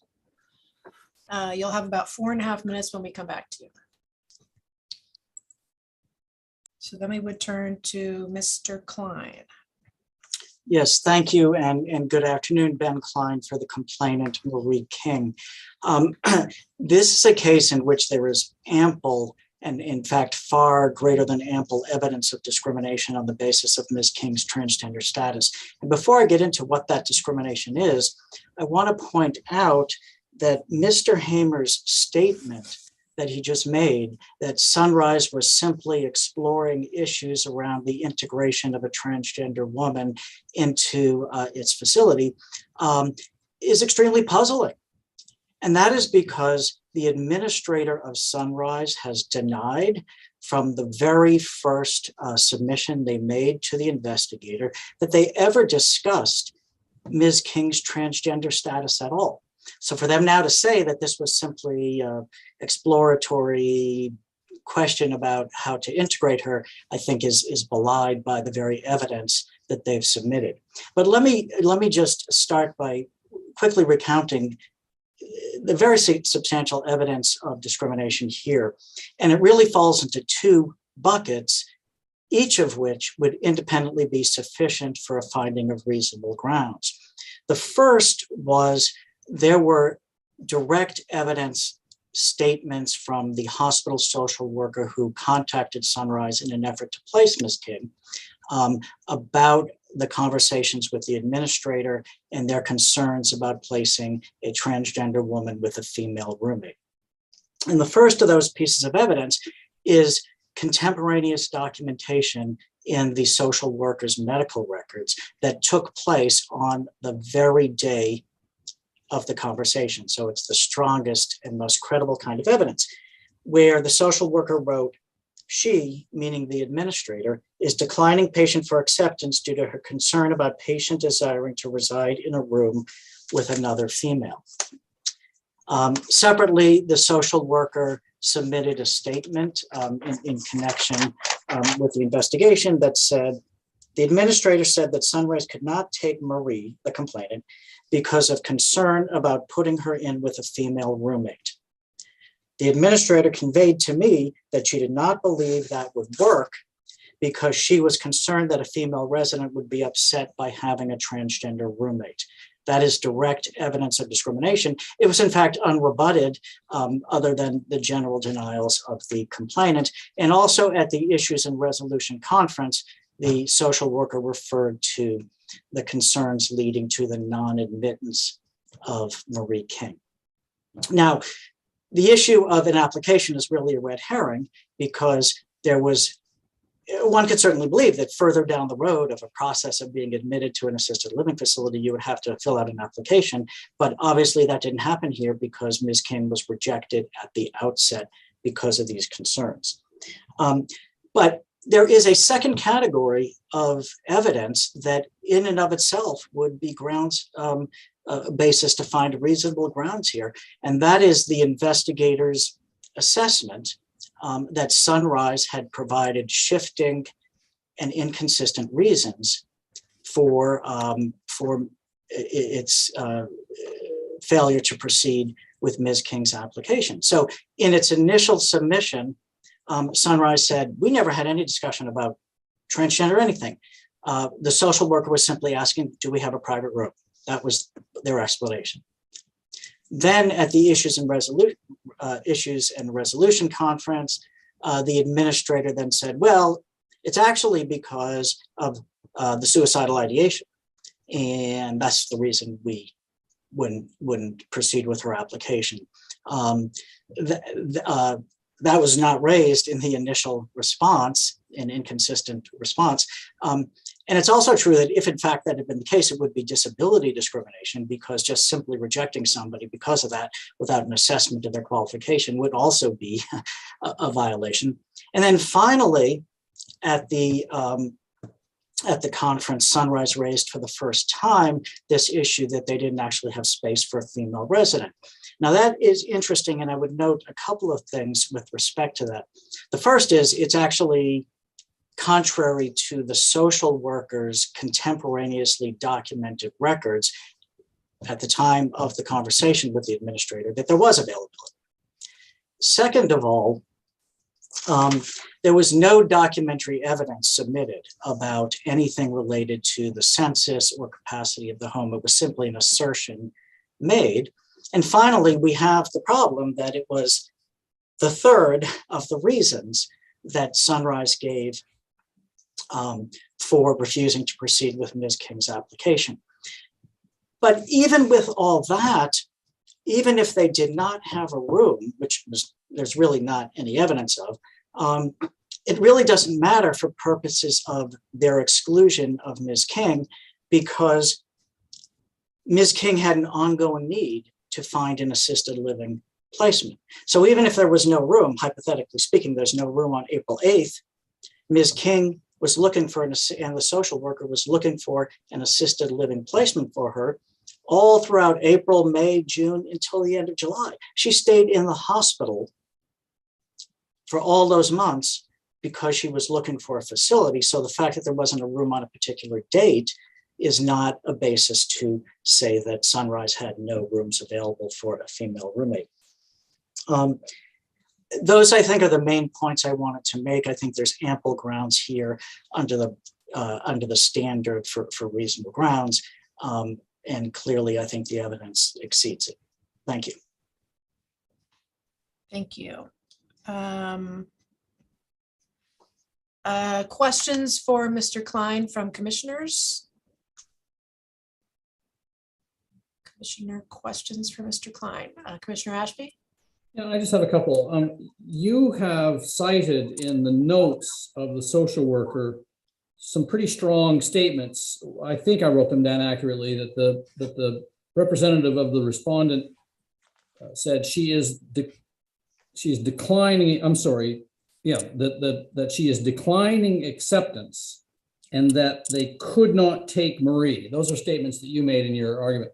Boy, the investigator's report doesn't have nearly as strong statements. I see at the bottom of page 2 of the investigator's report a recitation of what happened. And I wrote my own notes. I wrote, is this even a denial? Because it's so incredibly not clear.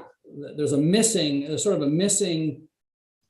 statement from the respondent that would say we're not going to take her. Instead, it looks as if the report says that they stated concerns about whether she might not do well in a room with another woman. And then there's a sort of conclusory statement, paragraph G on the next page, social worker informed complainant that they would not accept her because she's transgender. And then I also look at page 7, which is a summary of the interview with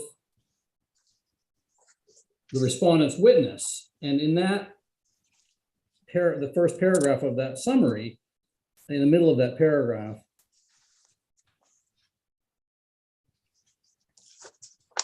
forgive me, I just need to find it again. I'm sorry, page 7, interview summary of the complainant's witness. I'm sorry, on page 7, the fourth paragraph down, in the middle of that paragraph, it's important to state that this person was not in any way disrespectful. She just had some concerns regarding her emotional well-being. If she had a roommate, how would that affect the complainant? And then again, it just says, I think there was at the very bottom, I think there's some concern overall for everybody's emotional well-being. So Marie was not accepted into that facility at that point. That's a pretty passive, transitive, passive statement. I don't see any express evidence in the record that there was an actual denial or declination of acceptance. Can you help me with that? Sure. A couple of points there, and I appreciate the question. I think I read accurately the social worker's contemporaneous notes from the medical records that were submitted as evidence, as well as her witness statement. I read, those were the two things I read from. Now at the IRC, she, I think there's it was a longish interview, and at the IRC, she clearly said, let me just find that from a transcript that my office prepared, when the investigator asked if the concerns, if the reason for the denial concerned the social worker, and she said, so it did concern me. That would be a stumbling block of why she wouldn't be able to be admitted.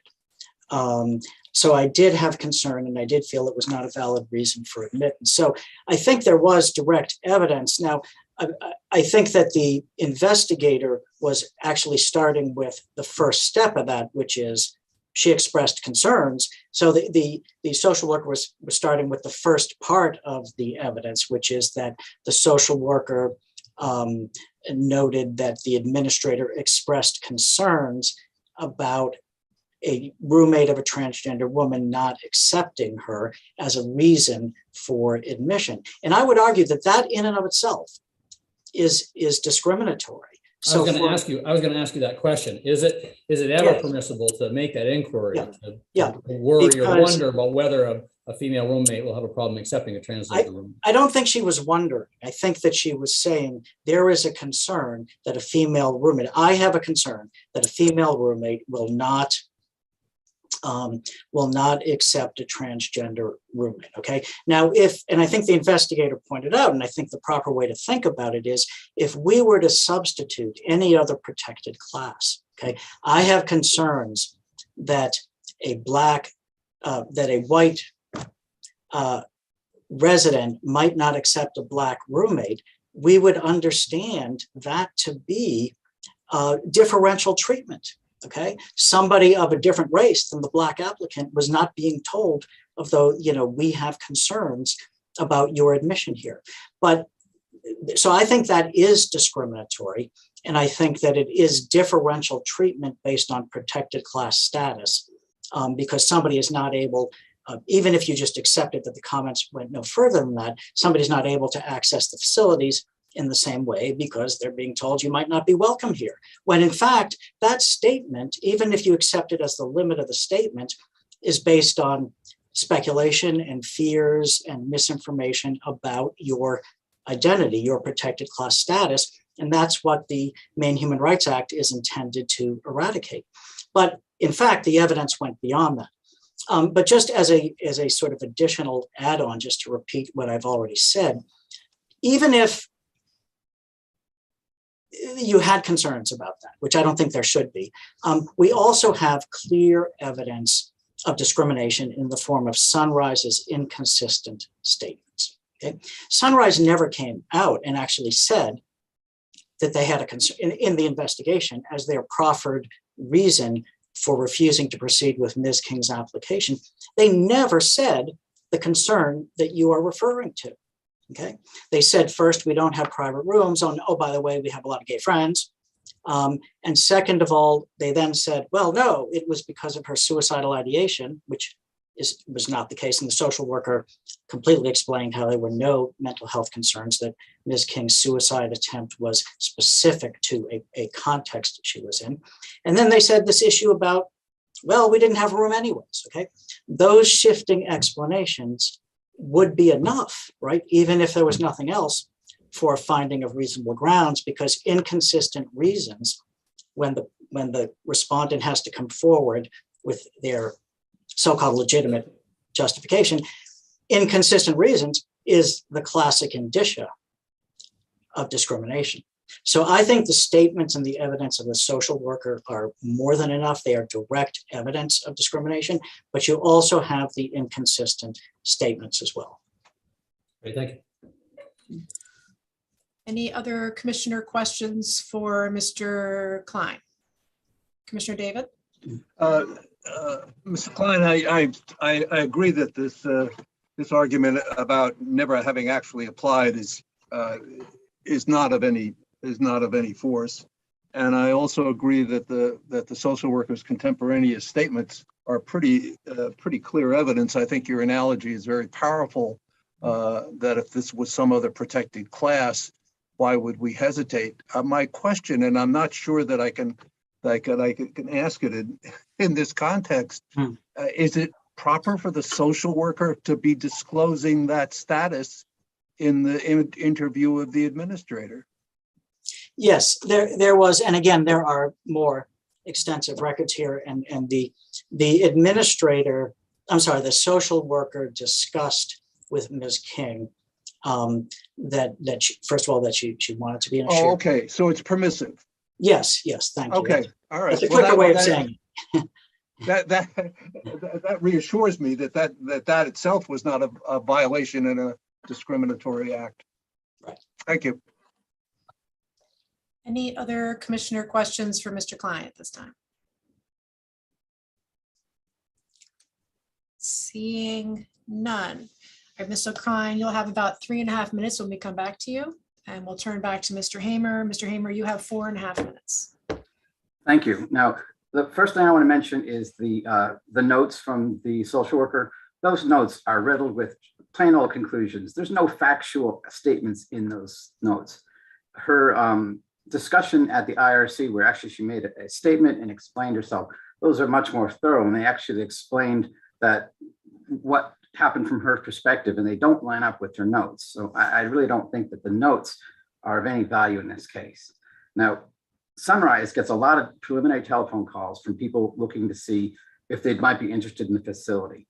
In this case, the social worker called up and said, I have a person who is transgender and wants to be there, and she is suicidal or had been in the hospital because she had tried suicide because of her prior residential situation. So it's, of course, the administrator is going to discuss, gee, are there any problems that could arise that could be problematic for the complainant's emotional well-being? This was not a denial at all. This was the administrator trying to figure out, gee, is this something that's going to possibly endanger this person or not? And it was a preliminary 5-minute conversation. The social worker decided, no, this isn't the facility, and never called back. So there was no opportunity for Sunrise to ever follow up on that to see if there would be any continuing availability down the line. The social worker decided at that point, I don't want to deal with these folks, because she jumped to the conclusion that they didn't want her. But that was an unreasonable jump. That was an unreasonable conclusion. She's the one who started this conversation about the transgenderness. She is the person who started the conversation about the person being in a bad living situation and having to end up in the hospital. The administrator is getting this on the phone for the first time in 5 minutes and says, gee, well, what could happen? Well, what happens if this person is put with a person who doesn't understand transgender and isn't accepting of it? Is that going to be a problem? So this very easily could have worked out had the social worker not given up on the situation. Now, the first submission by Sunrise may not have been complete, but throughout the investigation, all these reasons of concerns came out. Now, the whole question about the suicidal ideation being a concern, that was, again, the Sunrise was engaging in sort of an interactive process to find out what did this person need. The suicidal portion of this directly relates to the transgender portion of this because it's what landed her in the hospital in the first place.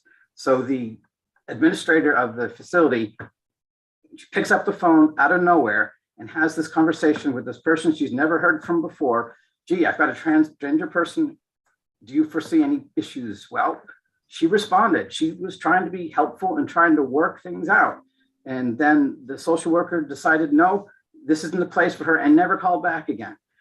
The administrator did not deny the complainant. The social worker gave up on ever having any sort of relationship with Sunrise. She's the one who said, I don't think this is going to work out. It wasn't Sunrise's decision, it was the social worker's decision. And I think it was unfortunate because it was a preliminary decision that she made that wasn't really justified under this situation. She was probably under a time constraint and had a lot of other things to do. And if she had followed up a little bit more with Sunrise, I think we would have a very different situation. So that's my rebuttal. Thank you. Thank you. Any follow-up questions for Mr. Hamer from commissioners?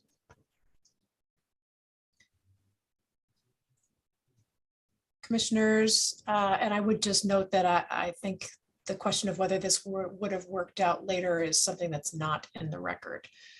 And last call, commissioner questions for Mr. Hamer. Seeing none. Thank you, Mr. Hamer. We'd come back to Mr. Klein. You have 3.5 minutes, Mr. Klein. Yes, I will not repeat what I've said, except for one thing that I think bears emphasizing again, which is that Mr. Hamer is attributing to his client and the administrator communications that they never made. The administrator has never said that all that the administrator said was first they talked about a private room, or first she asked for a private room and we didn't have any. Then the social worker, then we found out the suicidal ideation was only raised after our client disclosed it herself at the IRC. And then there was this issue later on about the rooms.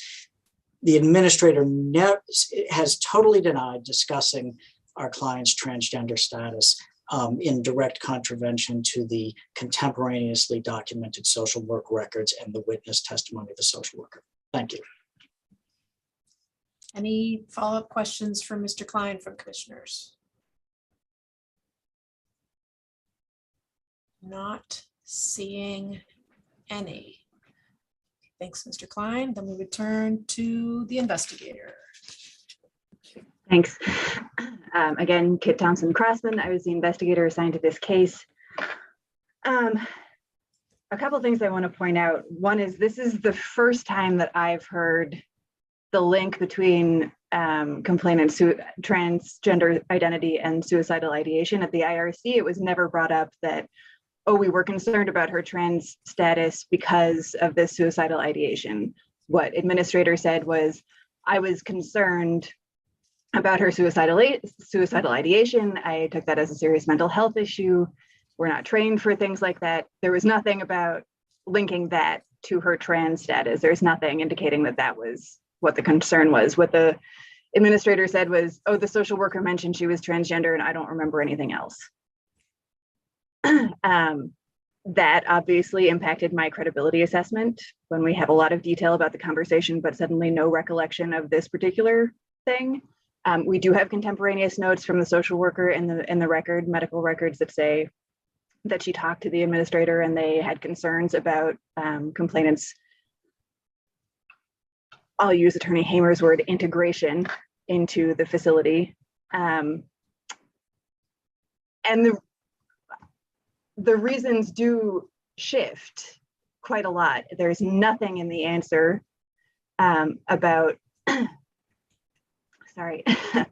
I've got my toddler's cold, so if I can't speak for a minute, that's why.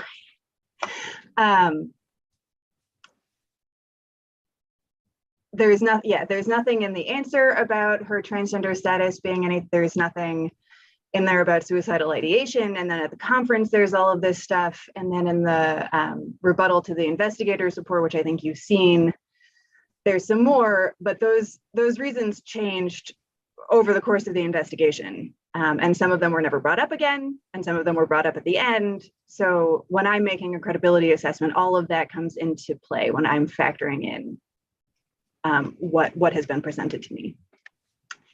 I do think the analogy that both I and Attorney Klein have made, that if this were another protected class, it might seem a lot clearer. If this was somebody saying, oh, I'm not sure that a white roommate would be comfortable with a black roommate, or somebody who is able-bodied saying, oh, I'm not sure that that person would be comfortable with a person with a disability, or somebody saying, well, I don't know if if a resident would be comfortable with somebody who was, for example, Muslim or Catholic or something like that, that this might feel a bit clearer than it does, but it seemed fairly clear to me, given the facts presented in this case. I'm happy to answer. Oh, no, one more thing. The social worker, I don't think, said, do you see any issues with complainant being transgender? She brought up that complainant was transgender at complainant's request because of the previous living situation. And then there was a very brief but fairly clear discussion about that afterwards. I'm happy to answer any questions that you have in my very froggy voice. Thanks, Kit. Any questions from commissioners for the investigator? Commissioner Ashby is right up front. Okay. Thank you, Kit. Even without the analogies, I understand the concept about the inquiry being potentially discriminatory. My questions to Mr. Klein, though, went to the issue of whether or not there was an actual, did you find that there was an actual denial of acceptance or refusal to the notes of the social worker seem to indicate that much more strongly than the findings that you made in your investigator's report and in the summary of the interview of that person? Yeah, so it is true that they never got as far as officially applying for a room for complainant. And I think that's because social worker had this conversation. It became clear pretty quickly that this was not going to be an appropriate place for complainant to be, that this wasn't going to be a safe place for her to be because of these concerns about her being transgender. And so they didn't apply. Whether or not there might have been space later on is not in the record. Whether or not it might have worked out later on is not in the record. All we have is this one conversation where the social worker felt very strongly that respondents' concerns about complainant's transgender identity were a signal that this was not going to be an okay place for her to be. Sure, and I'm aware that there was no application, therefore no notice of denial in the formal sense. But did you understand them to say, we will not accept her?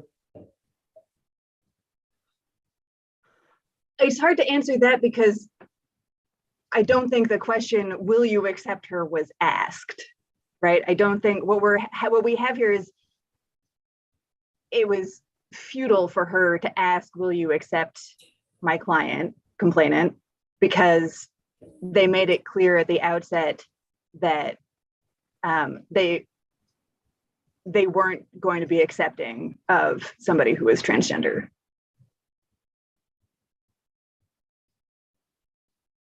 It's not like there was a specific roommate who was going to be asked to live with her. It was just a general, well, we don't know if a female roommate would be comfortable with a trans female roommate.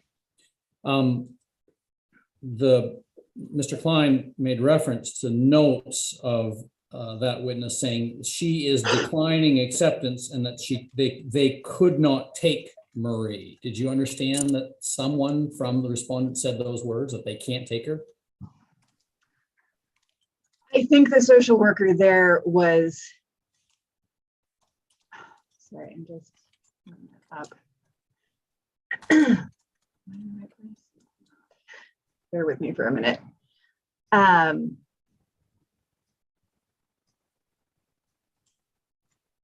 Here we go. So I have notes saying,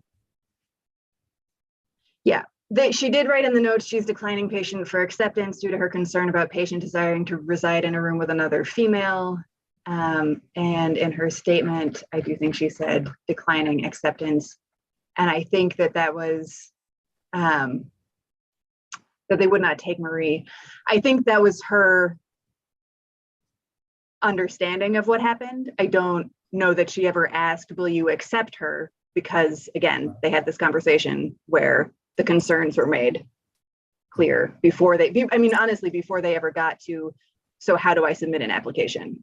Right. All right. That's very helpful, Kit. Thank you so much. Any other questions for Investigator Thompson Crossman? Commissioner Whitworth? Yeah. So you're saying it's not conclusive? What's not conclusive? The decision about the application and about whether or not her application would have been accepted. It's not conclusive, correct? I think it's not. So there's no, she didn't apply. That it's conclusive that she didn't submit an application. Okay. And so there was never a decision about she wouldn't be accepted. What I think is conclusive is that respondent signaled basically, don't bother applying, right? Like this isn't going to be an accepting place for her. They didn't say that explicitly, but that was what the conversation signaled to the social worker. And is the social worker the one who makes the decisions? About whether to apply? Yes. Yeah. It's from my understanding of the record, yeah. So the social worker on behalf of the potential resident makes. Sorry, I didn't mean to interrupt. No, that's okay. I'm just trying to understand how the process works. So the social worker makes the decision with or without the applicant's knowledge or consent, or? No, she took that conversation back to complainant and said, here's what I heard from the administrator. It doesn't seem like that is what you're looking for, and complainant confirmed that didn't seem like a good place for her to be. I think that's in her summary, that she heard that she heard that conversation from the social worker. She was told that they couldn't take me because I was transgender and they didn't have any single rooms. She didn't like it. She didn't think it was right. I do think that there's some in the social worker let her know that she wasn't going to be able to go there. And Marie said, if that's going to be a potential issue, I guess that's not a place where I should be. So they had a conversation about what was said, and then they decided not to apply after that. Okay. But they did not apply formally. They did not apply. Okay. No. Thanks. Commissioner Whitworth, you all set? Yes, thank you. Okay. Commissioner David? Kate, you summarized that in your own findings, that social worker informed complainant that respondent would not accept her because she is transgender. That's the bottom line of that interaction between the social worker and the complainant about what the social worker had found out. Mm-hmm. Correct? Mm-hmm. Yeah, I'm just pointing out that you seemed a lot clearer about it in the report. You seem to have boiled it down to that conclusion. So that they wouldn't accept her. Yeah. Yeah, yes. Yeah. Nothing else. Kit, were you about to say something? I'm just looking at my report here.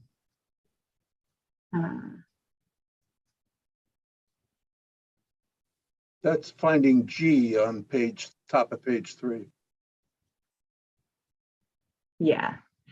Yeah, and that is what social worker told complainant.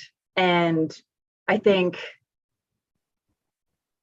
it's a little bit, I maybe could have used a better word there, right? Like it wouldn't accept her application. It was that they were not accepting of her transgender identity. Sorry, that maybe wasn't very clear in the report, but Yeah. Any other commissioner questions for the investigator? Seeing none. Thank you, Kit. Okay, so you've heard from the parties and the investigator, and at this point, we will be looking for a motion.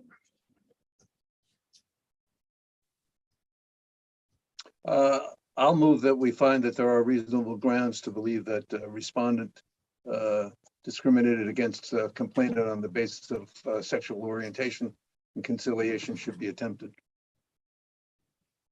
Just to be clear, the recommended findings talk about sex, sexual orientation, or gender identity. So I just want to be clear the subject of your motion. I mean, I was picking that out. Is it? Oh, okay, that's fine. That's why I wanted to clarify. Yeah. So you're making your motion based on. I'm sorry. No, I'm a dinosaur. It's a gender. I think it's gender, sexual orientation, gender identity. So the term in our statute is sexual orientation or gender identity. Yeah, right. Discrimination on the basis of those two. Okay, so you're not including sex in that reasonable grounds motion. I'm not including sex. Okay. I don't think that's significant. Oh, you muted yourself. I said, I don't think that's significant, but maybe it is. Well, it's only significant in that the recommended finding says sex and sexual orientation or gender identity, and the complainant alleged discrimination based on sex and Yes, also and based on sexual orientation or gender Right. identity. And she identifies as female. So I will make a motion that we find that there are reasonable grounds to believe that respondent discriminated against complainant on the basis of sex, sexual orientation, or gender identity. Commissioner Doosan, are you seconding? Yes, ma'am. Okay, and Commissioner David, thank you for allowing me to poke at you about that. No, thank you. I just don't want to leave anything out. Right. So there's a motion and it's been seconded. Is there any discussion among commissioners? Well, I'll speak to the motion since I made it. I mean, it's just absolutely clear to me that this business about not having submitted a formal application in the face of that is a reasonable thing not to waste your time on. And it's also fairly clear to me that the administrator's reaction to the being told that she's transgender is, well, some hypothetical female roommate might object is a transference of their own statement that they're objecting on behalf of the facility. It seems clear to me. So, Commissioner Whitworth? I'm going to vote against the motion, and the reason is that without following process, we can't predict the outcome. So the application wasn't formally submitted. We don't know what the outcome could have been. We can suppose, but we don't know conclusively what the outcome would be.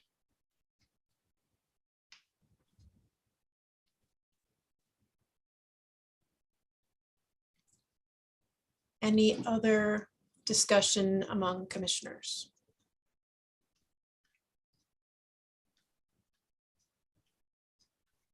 Seeing none. So the motion is to find reasonable grounds to believe unlawful discrimination occurred based on sex and sexual orientation or gender identity. If you say yes, you are in agreement with that reasonable grounds finding. Commissioner Whitworth? No. Commissioner Ashby? Yes. Commissioner David? yes. Commissioner Doosan? Yes. Commissioner O'Brien? No. So the vote is 3-2 in favor of a reasonable grounds finding. And so, hold on, I just want to write this down. So the commission will be in touch to confirm that and also to discuss the conciliation process. And we thank the parties and council for being here today. And that is the end of our hearing agenda. I think, Barbara, do we need to go back into executive session briefly to discuss litigation and the commission's rights and duties? Commissioners, we know it's been a long day. You've been champs. Hopefully we can keep this fairly brief. But I will need a second motion to go into executive session that cites the proper parts of the statute. I think Deb is the resident pro at that. Deb, do you mind doing the honor? No? I can do that. Okay, thank you. Pursuant to 1 MRS Section 4056E, I move to go into executive session to consult with our attorney regarding pending and contemplated litigation and the legal rights and duties of the commission. Is there a second? Second.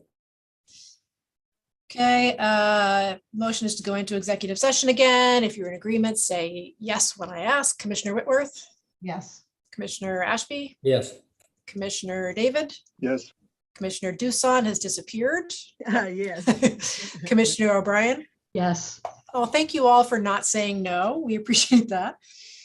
All right, so I'm going to try to move everybody back to executive session. Hopefully this will work.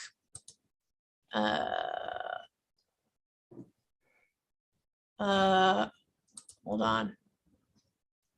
It kind of disappeared. You're actually giving an invitation, Amy. I mean, people I need to know, but that, yeah. but You're it's not doing the moving, you're inviting us to click. but it disappeared actually. The invitation. Is it under All that's breakout left rooms? is no, it's the executive session is still there. My only Oh, if the executive session is still there, then when we as individuals click on breakout rooms in our toolbar, we get the message you've been assigned to a breakout room and we click on join. So Can you do that? goodbye.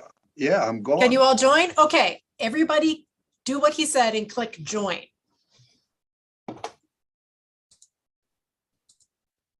I don't have it. I don't have join.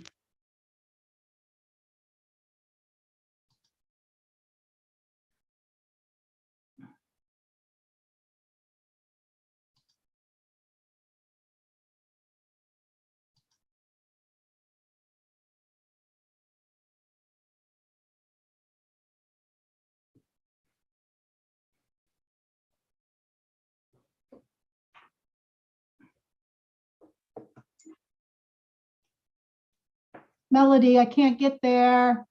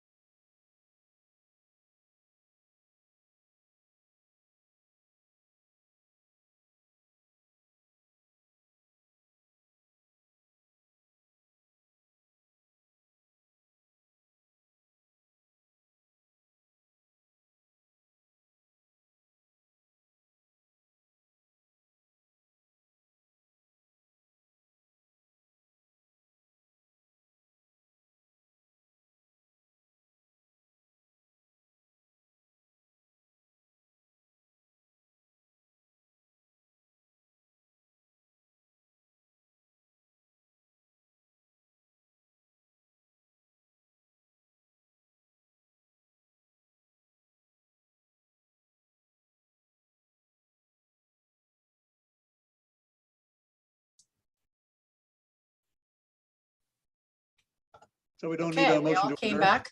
1, 2, 3, 4, 5. Okay. You want a motion to adjourn anyway? I like it. I move we adjourn. Second. All those in favor, oh, now I have to ask you one by one. Commissioner, wait, nope, doesn't count. Commissioner, oh, it doesn't say, you can all say it at once. Yes. Yes. I only heard 2 yeses. Yes. Yes, I was on. All right, mute. great. Yeah. You all said it out loud and voted so we can see you. So thank you. Oh, who left Jeff is already? already Wow. gone. Darn. Okay, whoosh, thank you all. Bye. See you later. Bye-bye.